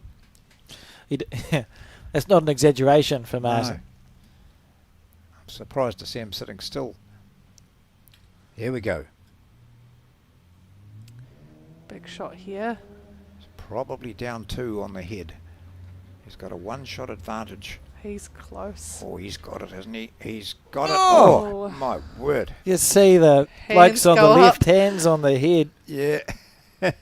They're showing that much. It missed by that much. God, he couldn't have missed that any closer. This is Berry in front. We think 2 it is. So Matt Berry gets back in front. He had an early lead at 5-0. Derby caught up with him at 5 all and went past him and continued to score more often than his opponent. But Berry has won the last 4 ends. Look how close this is. He's got it. He's got it. He's somehow not got the jack. The only positive is that he executed the shot probably as best as he can. I mean, whether it's going to turn or hold is hard to tell, especially in the conditions. So that's always nice as a player. You know, you couldn't have really done much more than that. Just wasn't meant to be that shot, but there's a long way to go. And Matt Berry will be having a sigh of relief. Yeah, and as he stood on the mat there, you could see just puffing his cheeks out, exhaling before delivering this bowl, trying to keep his momentum going. And not really satisfied with that. Well, that's not a bad starter, but he wanted it closer because he's up against a high quality player. He's done so well.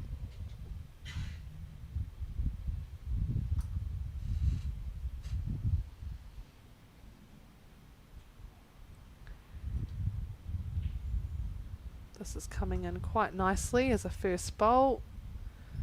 Just trailing through. Hard to stop them.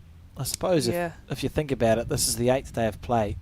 Where do you put your mats down? Where are the heads always? You're going to have more compaction around that 2 metre mark, aren't you? So it would make sense that your bowls could just perhaps travel a bit more freely through that space. Or he was just heavy. Either or. Yeah. They're taking some good green out there, though. That's good to watch, isn't it? This is looking good. Beautiful bowl. That's a great adjustment from that first bowl. Get some applause. People inside watching. Always intrigues me when it's live, but you're sitting inside watching. You're at the venue and you're watching it watching on TV. On the TV. Yeah. But then I guess it's that same thing. People want to chat. Yeah, and that's true. They probably don't want to be noisy and distract the players out on the green as well, so they can just have a bit of freedom in there. Good correction again from Darby. Great effort here and a very good home. Not sure if it's second shot or not. Be interesting to see if it's 1 or 2 to Berry. The one thing that Berry doesn't want to be is narrow here. We saw what happened when he came down, just slightly narrow, and he was holding 2 and almost gave the shot away. So he'll be aware of that positional bowl of Darby's down at the bottom right. Having said that, though, if he does get a wee touch at first, it wouldn't be the worst thing, because it does look quite inviting for Keanu to play up to that head.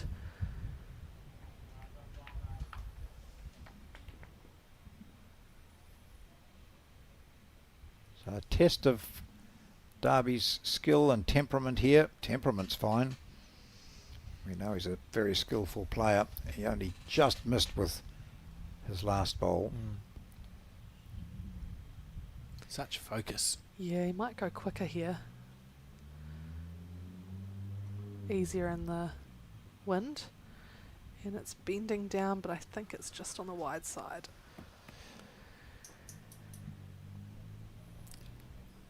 Right. Beginning to get a bit stressy. Just the whole game. Yeah. Just that tension's ramping up.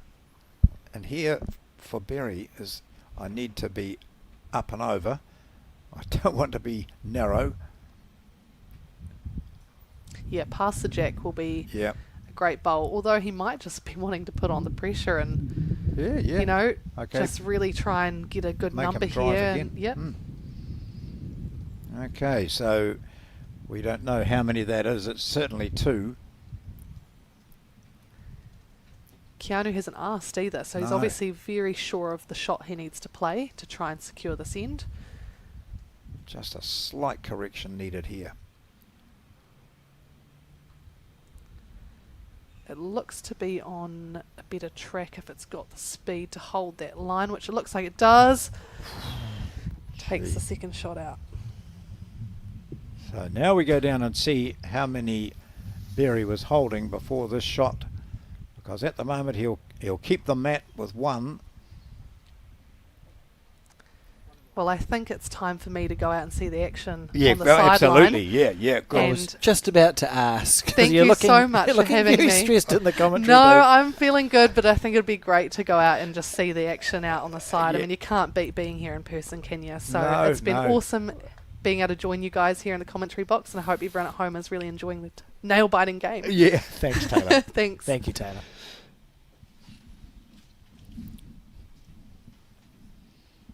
Oh, it's been that's so that close. replay there. That was so close.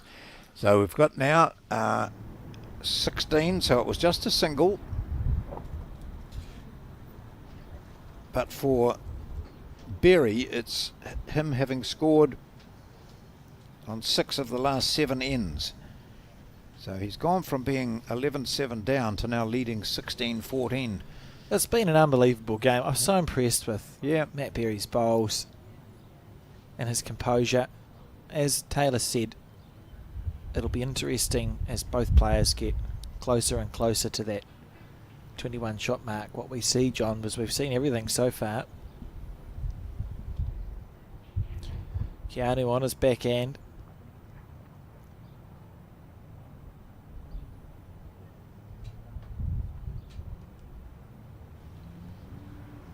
So Berry's left the door open here.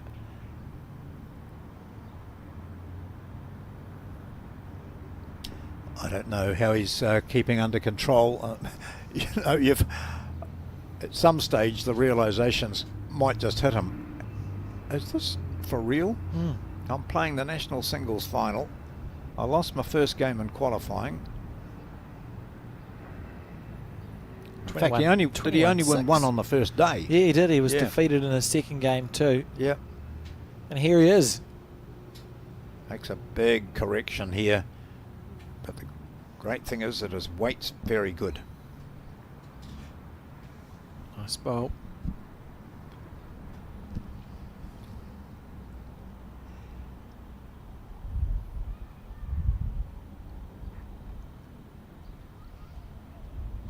Silky smooth delivery. A whole lot of members at the Temuka Bowling Club will be saying, yep, I taught him. And carried on by the Terry Scott Brigade at North East Valley. It's Terry now not there now, of course, having moved into Cromwell. But lots of people, very skillful coaches, have been involved with Keanu Darby's progress.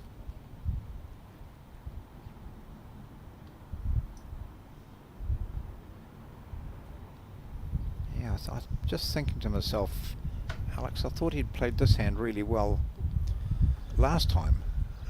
Oh, he sprayed three. Yeah, I was a bit surprised he played the other hand. However, he's out there playing it. It's the furthest away we've seen Matt Berry in literally the last 5 or 6 ends. Yeah. And the first real chance that Keanu's had for that time to score a number here, trailing 14-16. He would have wanted that to be closer, but it's holding 2. Yeah, or even 3.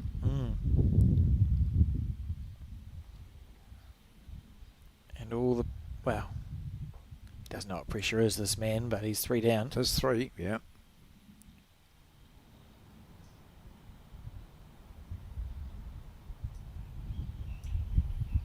Big fight back. He had a great start, then fought back to get in front of Darby. He's close, John.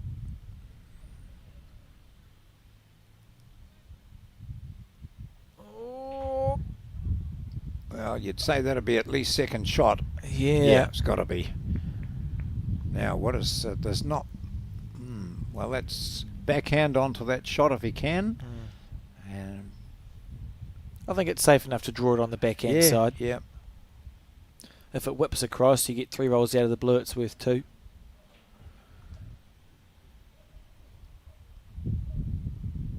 Right, big bowl. Potentially for Darby.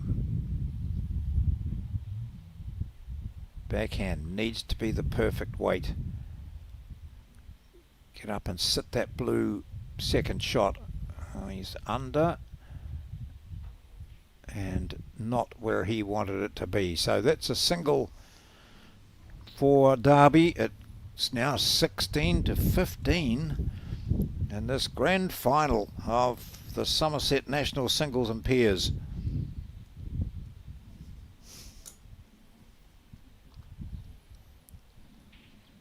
So we've had 1 4 in the match and 3 3s. So 2 of the 3s went to Darby when he was making that surge to recover from being 5-0 down. And then we've seen Darby Berry with that 4 on the second end. And he went for 5 ends without scoring. But he's been scoring on most of the recent ends. And he won't be worried about that length. That's, although the mat's up a bit. So Darby has hauled the mat up. So we'll have the first change we've seen. Yep. Yeah, I think this is really wise call. Really good idea.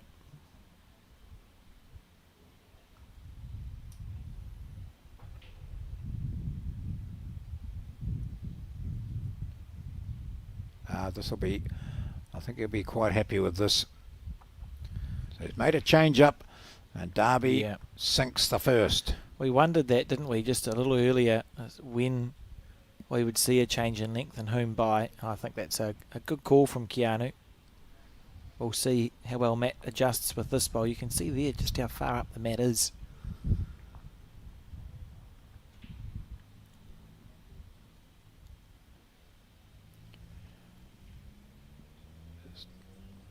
Taylor's gone out and perched up on a seat over on the right there.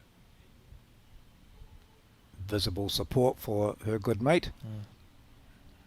Look, two fine bowls as those two are now experts in the background, sitting in the seats. Just sports fans, not necessarily bowls fans. I really like that. That's just nice to see. You saw the advertisement at the finals day was on here. Sitting and watching the final of the New Zealand Summerset Championship singles, and that'll be enough for two from Keanu.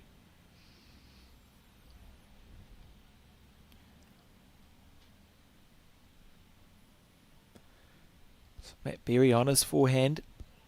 Eyes darting from his point of aim back to the jack, just to sort out his weight. This is not bad either, is it? Oh. That's a beautiful bowl. Yeah. That's an outstanding bowl. Absolutely ideal. They look so comfortable, John. Yeah. I think the story will be how far back is the jack, and it's only looks like about a width of a bowl, doesn't it there? Yeah, he has to switch to the backhand here. Yeah, so he can use his own in more ways than one. He can just reaches to his own, pops the blue out. He draws around and gets the jack. Here we go. This is a really important bowl.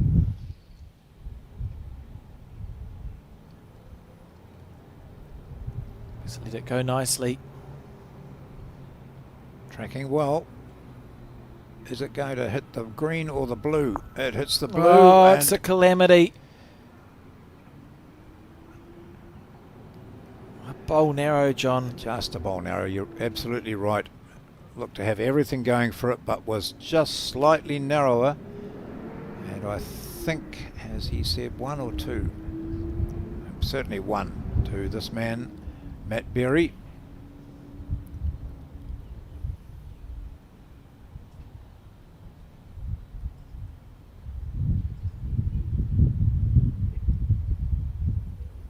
So you're an Auckland selector, Alex, and you're sitting here or sitting at home watching this, and you're thinking, oh, we've never ever considered this man for a rep team. Well, they haven't. No. So what have we missed? That happens, doesn't it? Though, because there was another player who got into from Takapuna, I think, got into the last 8, did he, or the 16? And people from Takapuna were saying, well, playing above what we normally know he can play. So it's the beauty of sport. Yeah. Particularly bowls. Anyone can have their day, and Matt Berry's having his day at the moment.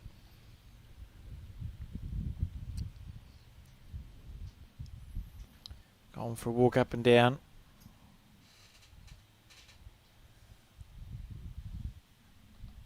He's playing his best bowls and has to continue doing so. This game is far from over, 16-15.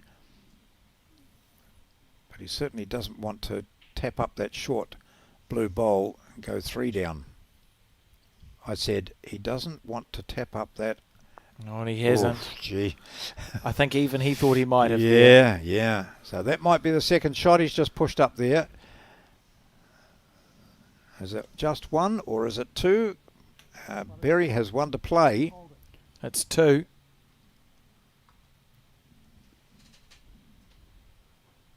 could draw to go to 19 shots here. Yes.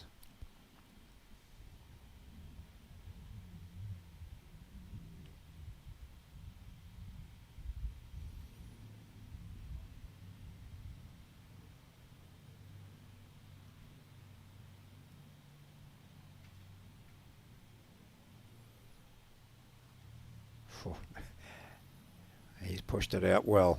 He's close, John. He's played this really well, hasn't he? Oh, he's done it. Gee, what an outstanding bowl. And he's on the brink. Is he on the brink or is he past the brink? He was on 16. 2 conceded.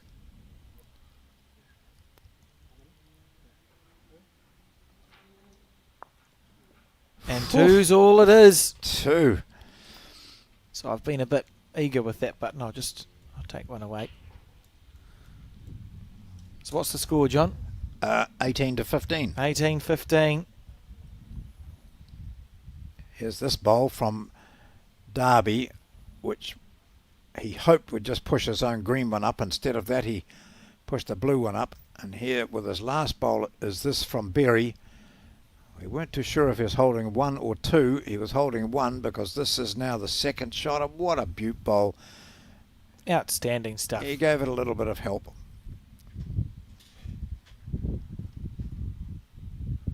$18-15.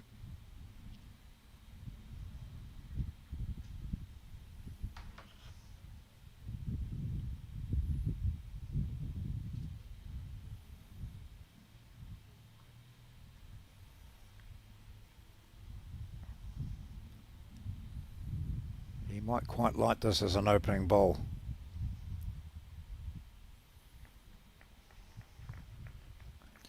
Lovely bowl. He's feeling it.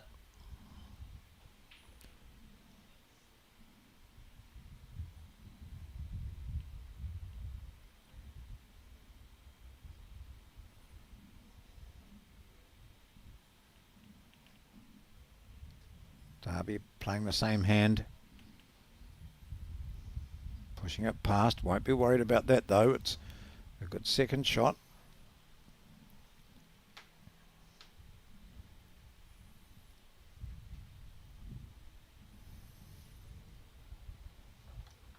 No need to change anything here if he can remember it.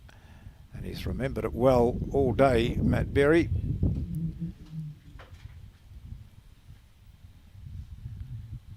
Watches it all the way down. He's on 18 shots in the race to 21. Now he's on 20. Yeah, but he did want that to be another metre further on.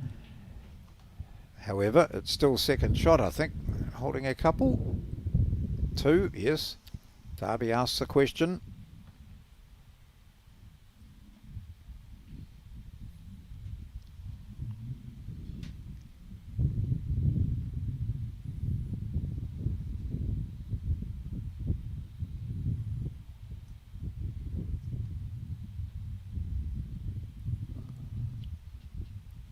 Another good line. Just getting up and past. He's close here. Needs it to stop. Beautiful track twice, John, as you said. You could absolutely cut the tension with a knife. Oh. I need one of those in the background there. That glass of wine's looking Does look very rather tempting. refreshing, Yeah, doesn't it? Yeah.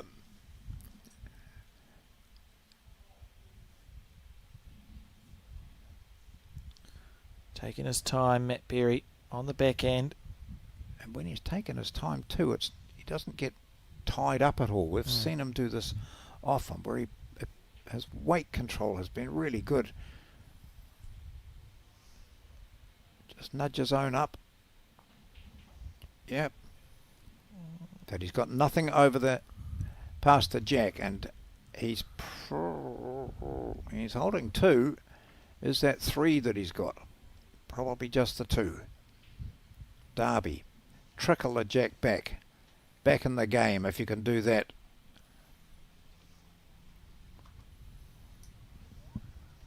A good line. Or is it under? It's under. Well, this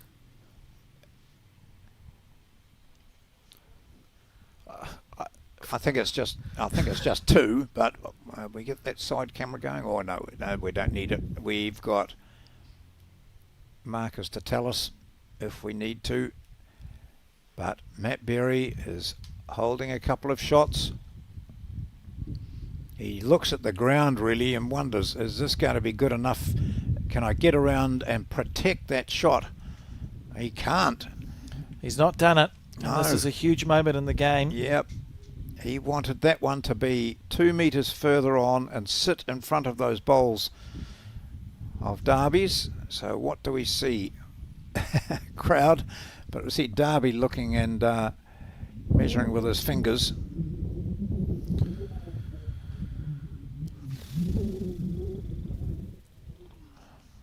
I can't even begin to imagine the pressure that these bowlers are under, John.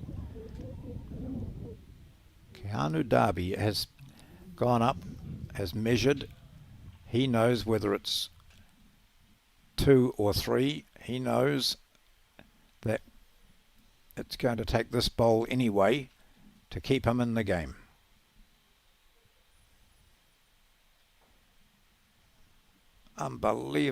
Unbelievable pressure here for Keanu Darby. He's close. Oh, I think he's weighted, isn't he? But it's high. It's high. So was it 2 or was it 3? Will we see a new champion crowned here right now, or is there still more to play in this? Darby has his head down. He goes up, and is he shaking hands, or is that just 2? He has a close look. It's just 2, surely.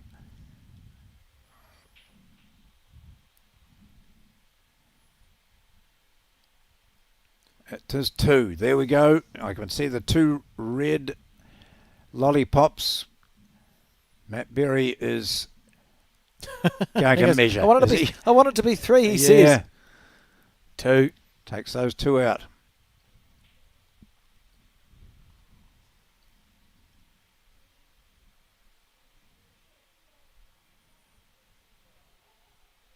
Going to measure. Does he? No, he agrees that it's 2. Oh, more to go in this final. Just, I don't often find myself short of words, John, but I'm running out of them. So, been focused all day. Said that when he played a bad bowl or a bad end, go into the bathroom, look in the mirror and say, you're going to win today. Oof, gosh. But also acknowledging that it's up. This first bowl is so very important here for Matt Berry. If he can put one right on the jack, then, well, you would think that Darby would drive it anyway, but he knows that Darby is such a talent. This is going so well. Are we going to see the jack in a moment? There we go. Good opening bowl. You can see it just wanting to carry on a little bit there.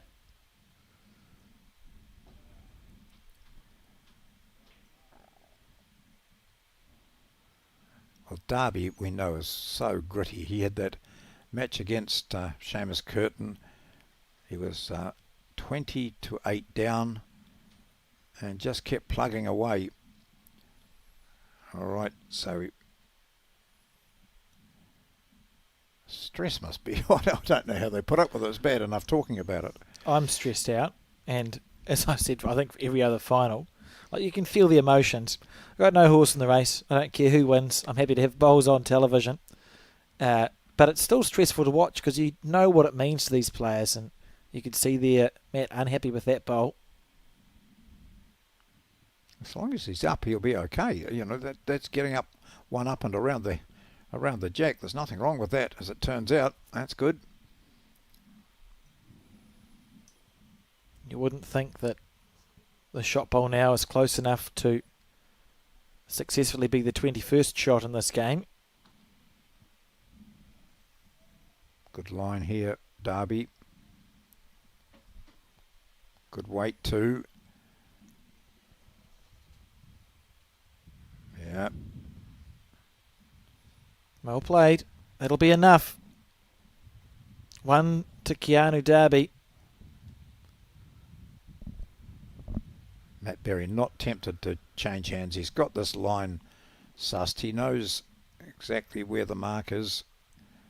They're finishing well from on this hand. That one came out very smoothly.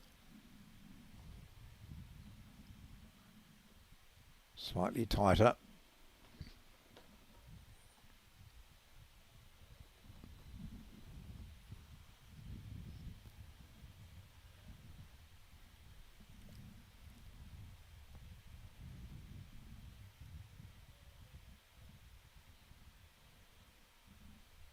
Competition started back on Thursday week ago on the 2nd of January with the men's pairs and the women's singles.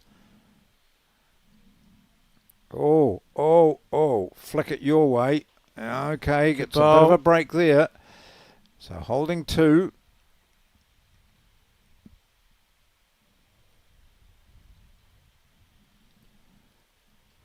And the disability singles back then got through those finals, and we began this competition.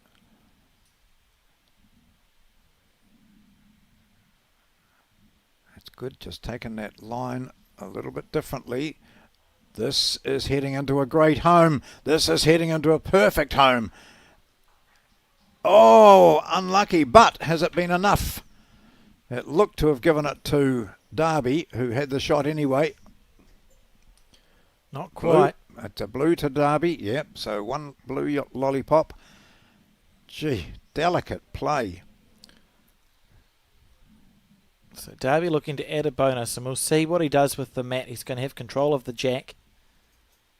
He's been struggling with his weight a little in this game.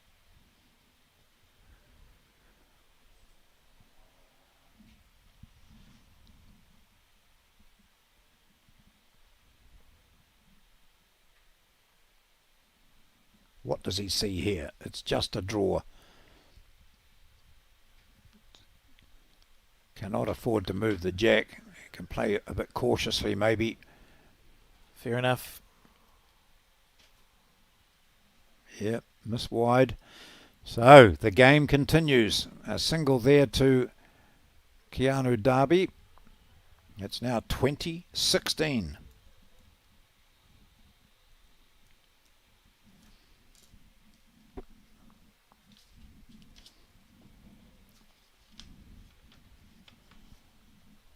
So earlier today we had the Open Disability Peers, which Kurt Smith and Terry Blackburn won, getting away to a great start, just I think 11-0 up at one stage after about 4 ends. It was just so frustrating for their opponents, Chin Nordia and Graham Scallon, but they fought back. Terry and Kurt won that.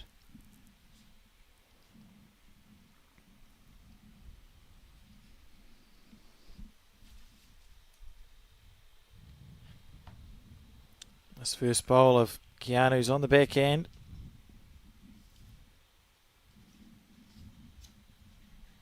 That's a great shot. Well played. Yeah.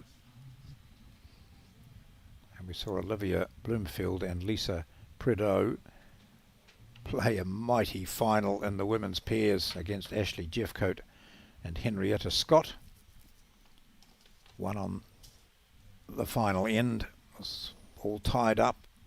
Some outstanding play there. There's Lisa Prideaux standing up with a white cap on there. A 3rd time national pairs champion.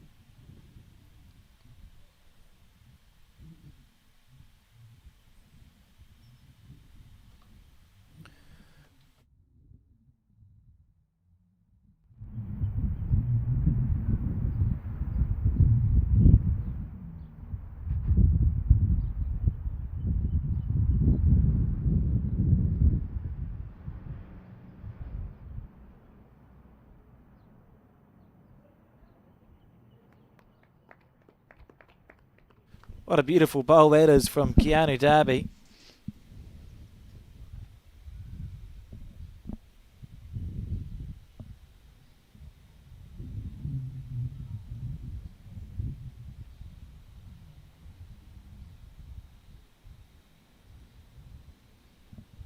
So holding 2 here, and I don't think Matt Berry will be short.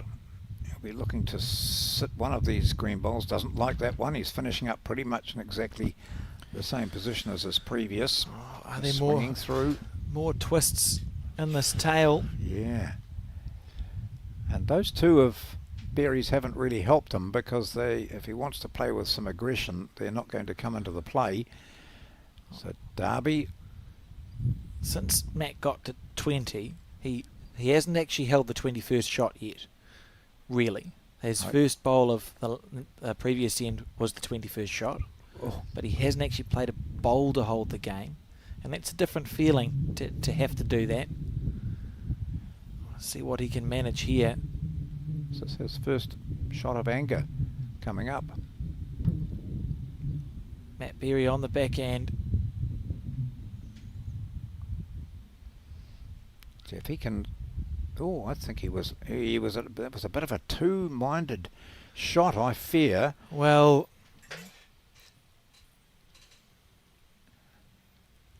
still got another one. You know, hitting that centre bowl, the shot bowl, the jack would come across to his left. You know, that's a chance. Why not put... Keanu here is going, do I put all my eggs in this basket, draw for 4, see if he misses? Because if he misses, we're 20 or last 10 and I've got all the momentum in the world. Or do I try and cover where the jack might go? Because if you draw for 4, you're essentially saying, I'm backing you to choke your bowl. Yep. And that, if it pays off, is brilliant, right? Because you've just got a 4, the psychological advantage, blah, blah, blah. But what if he gets it? That's right. And he takes out all 3 green bowls.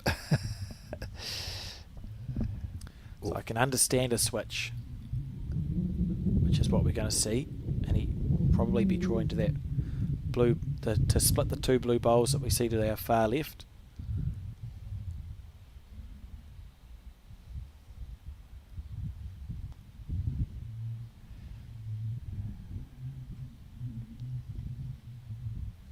Well, he's going to have a bowl for the game, John. Matt Berry, if he plays a similar weight to his last one, gets the right angle. The jack's literally jagging across to the left as we see it. It was I wasn't convinced, or he wasn't convinced, I don't think, that he was playing the right shot with that previous one. It was a bit of both there, wasn't there? It's got to be full on. Although even you'd be happy if he can just a metre or 2 onto that centre bowl, the shot bowl, spring the jack back. Let's see what he does. Here's a big moment in this game. Matt Berry up by 20 to 16, but down 3 on the head. Here's his final bowl of this end.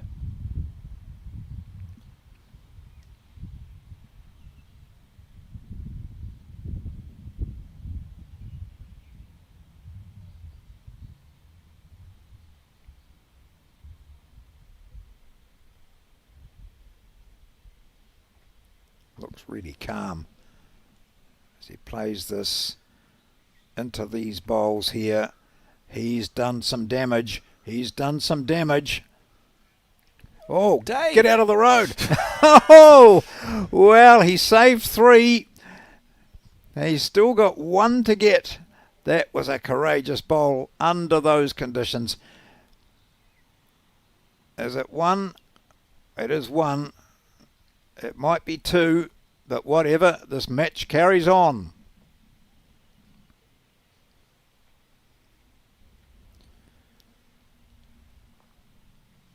Just the 1. Tense. Wonder how Taylor's looking out there. Is she still sitting alongside our camera? She'll be, I think, quite tense. She was almost as tense as if she was playing the match herself when she left the commentary box. There she goes.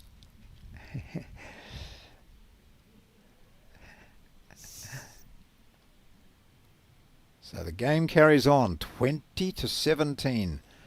Derby played 3 buttes on the previous end.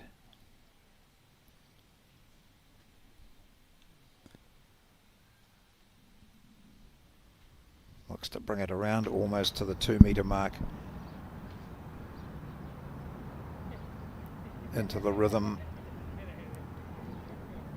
That is to the 2-metre mark.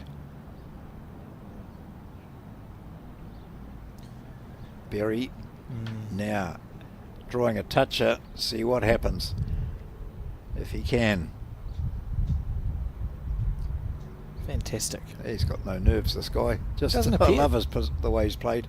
Doesn't appear to. No.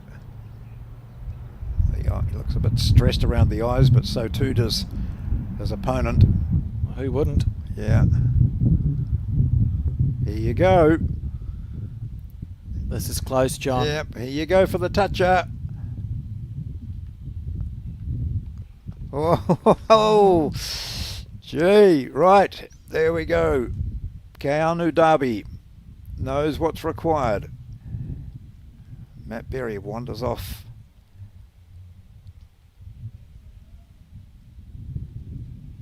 Sun's very bright in their eyes now too.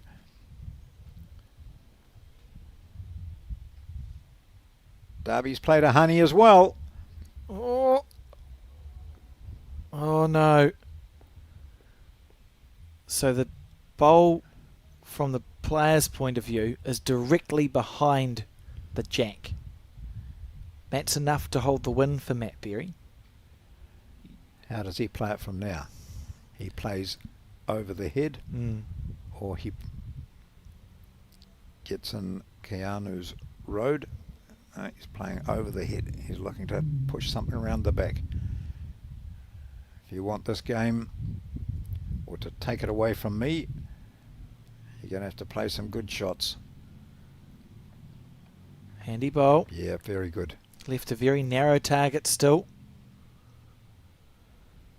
And Keanu with a decision to make, John. There's not that much room there.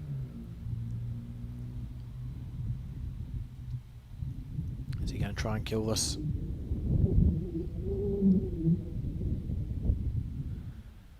He is. Oh, got it. Oh, not got it. What an effort. And we know what Keanu's committed to now. I still don't know what Matt should do. You can't make the target any bigger. Let the bowls speak for themselves.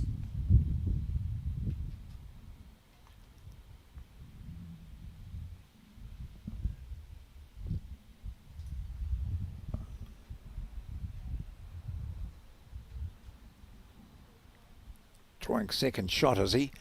To say to Keanu, right, you've got to get rid of both of them. Is that two? Let's see if we can see the marker. Is he giving us any indication? No. Doesn't matter now.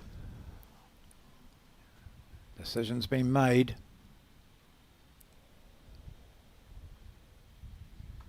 This might be the last bowl of this championship, and yet it might not. Oh my word, fraction in it, and a stunning singles final. The two men shake hands, Matt Berry and Keanu Darby, and Matt Berry from nowhere has become the national champion.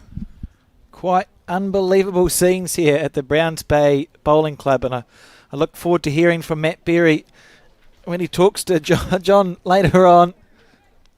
Oh, stay with the broadcast. What an incredible win that is. Literally unheralded outside of the Auckland region. He's won some club titles, never won a centre title, never got close to winning the national title. And here he is, the New Zealand champion for 2025. You could not write the book. Brilliant stuff. And whilst we wait for John to get Matt in front of a camera, I'd just like to thank our viewers for tuning in for the 8 days, and also everyone involved with the production of this broadcast. It's a small broadcast team at Bowls New Zealand, but we're delighted to be able to bring the 8 days of Bowls coverage to you, and we're looking forward to the Trans-Tasman later on. They're long hours, and certainly looking forward to some sleep, and it looks like John is nearly ready to talk to Matt Berry about that win. I can scarcely believe it. I'll just have a wait a few seconds. And over to you, John, for the final words. There are times in a national championship like this where seemingly players have come from nowhere to pick up the national title, and one of those players, such players as Matt Berry, I just want to know, how does it feel now? What are you thinking now? Oh, it just feels surreal, you know, like I only just qualified and then I put this shirt on and I haven't lost a game since. So yeah, pretty happy and surprised, and knew I sort of had it in me, and I read Peter Bella's book and it helped me out. And Really? Yeah, it was good. So yeah. So that would have helped you when it became very tense, I suppose, what you read there, what you learned from a couple of really outstanding bowlers themselves in that book. Yeah, it's just, you know, and writing affirmations and you know, visualising shots and stuff. So yeah, I just gave it a crack and came out on top. You are so calm at the moment, Matt, and I saw you before the game. Not inside. You're not inside, no. But a matter of how difficult was it to sort of control those emotions? Oh, I don't know, I just let it go and hope for the best, really. Yeah. If it, you know. I've got your card here, mate. You've scored a single and a 4 on the first 2 ends, and then you went that period where Keanu just came back at you and looked, and you really went off your game, it seemed, at that stage. You know, if you've got a buffer, you can kind of like rely on it and then try and just refocus and get on with it, I guess. Yep. You were in with a chance right at the end there, the last 2 or 3 ends, sitting on around 20. He kept coming back at you. What that last end, how pleasing was it to draw that shot with your second bowl? Oh yeah, no, it was good, and then he just whipped it across and made it more difficult for him. And then I just thought, I'll just try and put a little blocker in, and he missed in 3 days. There are people viewing here are saying, ask him where he's come from. So you called yourself the bowls gypsy, didn't you? Oh, I've been played at lots of clubs, so yeah, a bit of a gypsy bowler and all good. You're a well-known gypsy bowler now. Yeah. Thank you, Matt Berry. Well done. Congratulations. An outstanding final against a top player. Brilliant. Great, thanks so much. So there we are. That's the final, the winner here, Matt Berry, and that ends our coverage here from the Browns Bay Bowling Club for the National Singles and Pairs. We do have the Trans-Tasman coming up for you. That'll be our next television coverage, and of course the National Fours and Mixed Pairs are coming up in Christchurch later next month. Farewell from Browns Bay Bowling Club.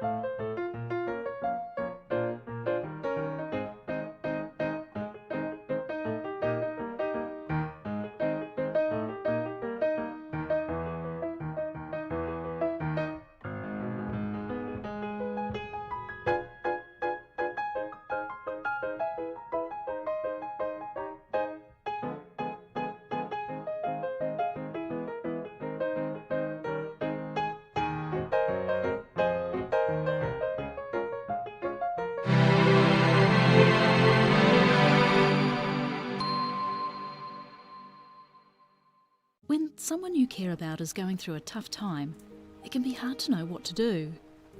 Here's 10 ways you can help someone who is struggling. Listen. You might want to give advice, but most people just want to feel heard. Be there. You don't have to fix their problems or find the perfect thing to say. Just let them know you'll be there when they need you. Let them know you get it. Let them know you get why they're struggling, given what they're going through. Knowing their feelings are normal and okay can make the world of difference. Offer practical support. Ask them what you can do to take some of the pressure off. Maybe you could make them a meal or do something to help around the house. Give time. Sometimes simply being there is enough. Hug it out. When appropriate, a hug can bring so much comfort. Talk it out. Offer to be their sounding board and kōrero with them about what they're going through. Remind them how much they matter. Let them know how much you and others care and how important they are. Remind them of their strength. They might not feel strong right now, so remind them of the strength you know they have. Help find them support. Offer to help them find the right services and support they need. For more information and to try an online therapy course, go to justathought.co.nz.